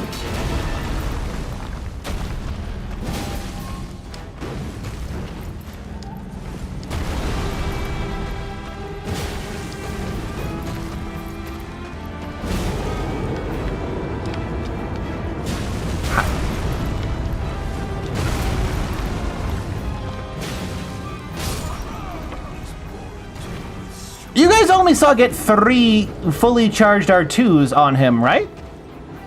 And then a couple of attacks after that, and he didn't break poise?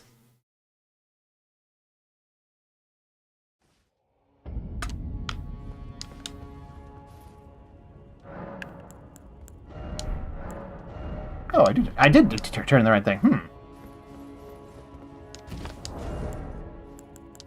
Probably that one better can do better. Oh, but now I'm fat.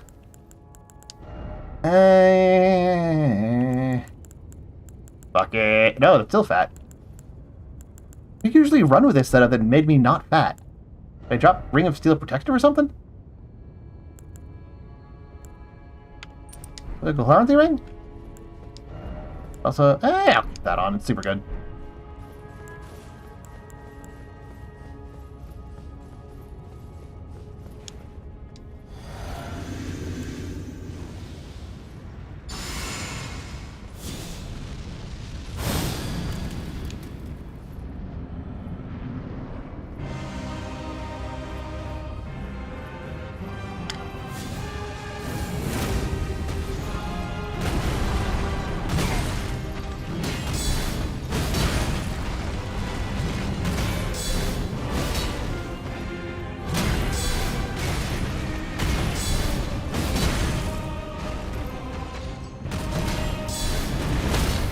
There we go.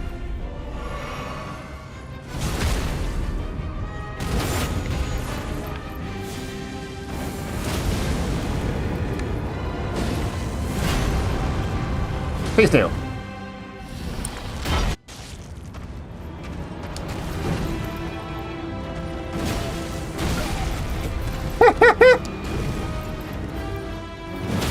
Just straight up boot a motherfucker. And in that case, 2 charged R2's poison break? What? The fuck? I don't even know anymore.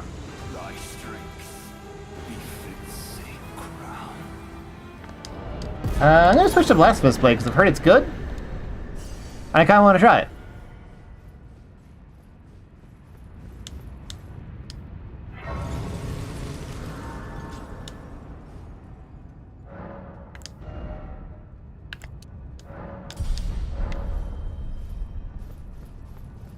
Do I really give a shit about what I have for... Okay, so for Blasphemous Blade, I don't really want these. What are you going to be doing with this thing? I mean, I guess I have Taker's Flames that I might use every now and again. Yes, Shard of Alexander.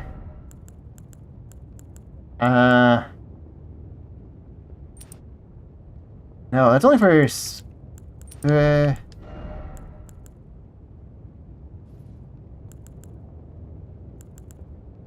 Holy stone plate, I guess?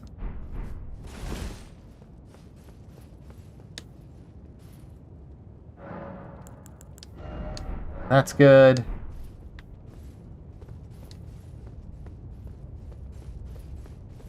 Oh, I want to change my, magic loadout.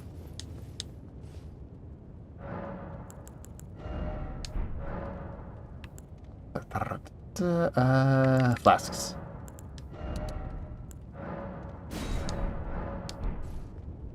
You know, I got you to net check. I understood net check. It's just that the reason it goes into the negative is because they are hit during hyper armor where they can't be poise broken.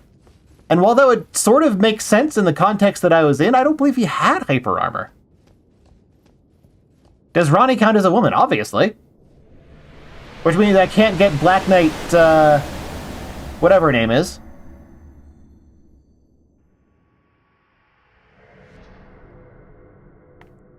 And also, I'm going to be limited in a bunch of other ways.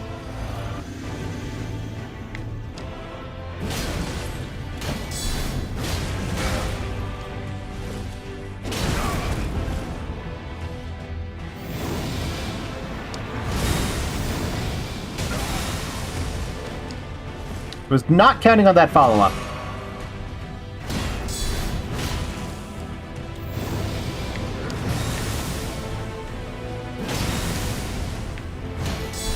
Poise break? Nope.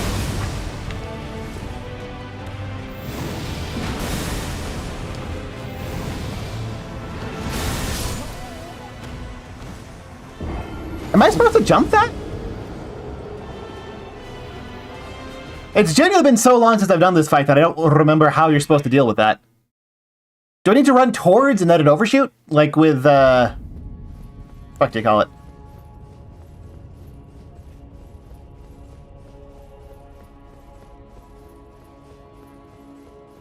Scarlet Aeonia?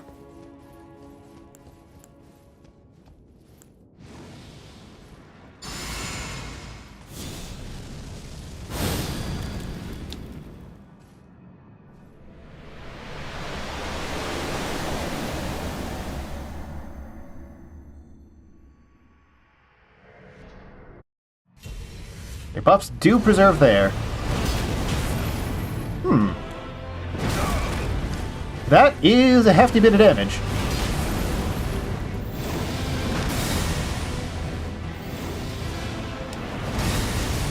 Okay, yeah, go towards. That's my mistake. Oh, what? Whatever, this'll heal.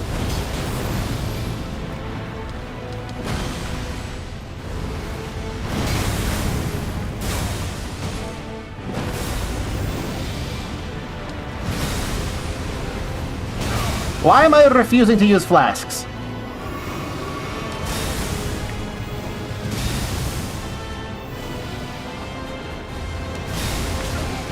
Really?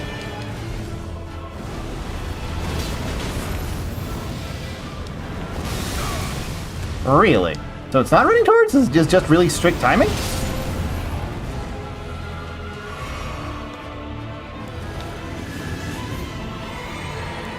I don't know.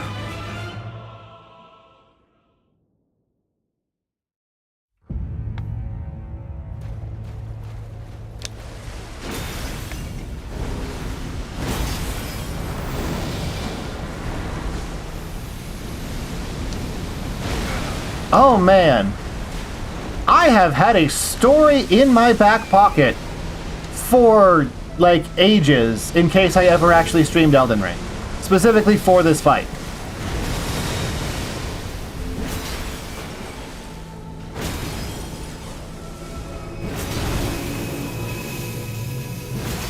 Four fully charged wasn't enough? Oh, probably had infinite.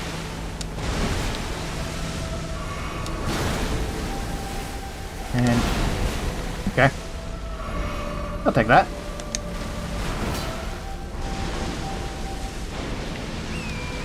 For a long time, I was really struggling with this fight, and it just didn't make... Oh, he's going into the air? Yeah. Didn't just make any sense to me whatsoever. Like, everything felt undodgeable. I spent all of my time running towards him. And then I realized that you were allowed to use Torrent for this fight. And as soon as I remembered that, or as soon as I discovered that, I was immediately like, oh, this is such an incredibly good final boss fight. Because the first half is a one-on-one duel against a dude, which you already do a fair bit of. Wow, Torrent got fucked up there.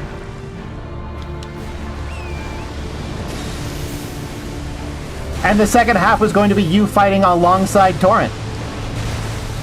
Like, look at that. There's so many attacks that are so perfectly and elegantly designed to be dodgeable on horseback, because they sweep along the ground and are easy to jump over with the right timing. Plus, there's stuff like this, which is just, like, it's perfectly designed to be dodged on horseback because it's about movement speed. And it's like, oh man, as soon as I could use Torrent, this fight became just awesome. I love it. It's a great fight. And I felt like such an idiot for assuming I couldn't use Torrent here. Yeah, it makes sense for the final boss to be using the most special feature about Elden Ring. And then I found out that the boss did not always allow for that. And apparently, like, everyone was complaining that it didn't happen.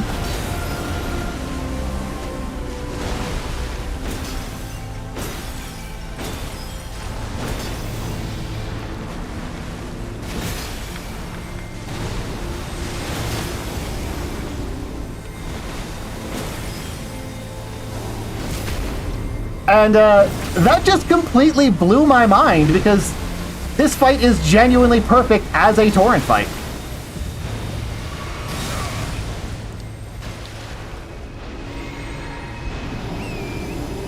Like, jumping over these is an incredibly difficult task if you don't have Torrents. But it's also perfectly spaced out to make it easily doable if you are on Torrents. And then everything in the fight immediately clicked once they let me use Torrent. And then they... Oh. Thought I was gonna dodge that. Whatever. And, like, there's a lot of attacks like that big swing that you can dodge by jumping off Torrent into a plunging attack. And it feels great to use Torrent in this fight. It's amazing. And then they don't let you use Torrent in the fight in the early patches, which is insane to me. How do they justify that? Like, this fight that's very obviously and clearly designed to be perfectly fun with Torrent. It is a fight designed around Torrent's moveset. It factors in all of Torrent's abilities into the fight directly. But they don't let you use Torrent for it? What?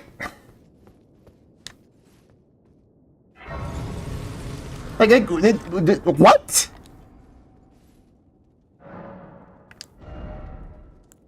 Fuck it, mind.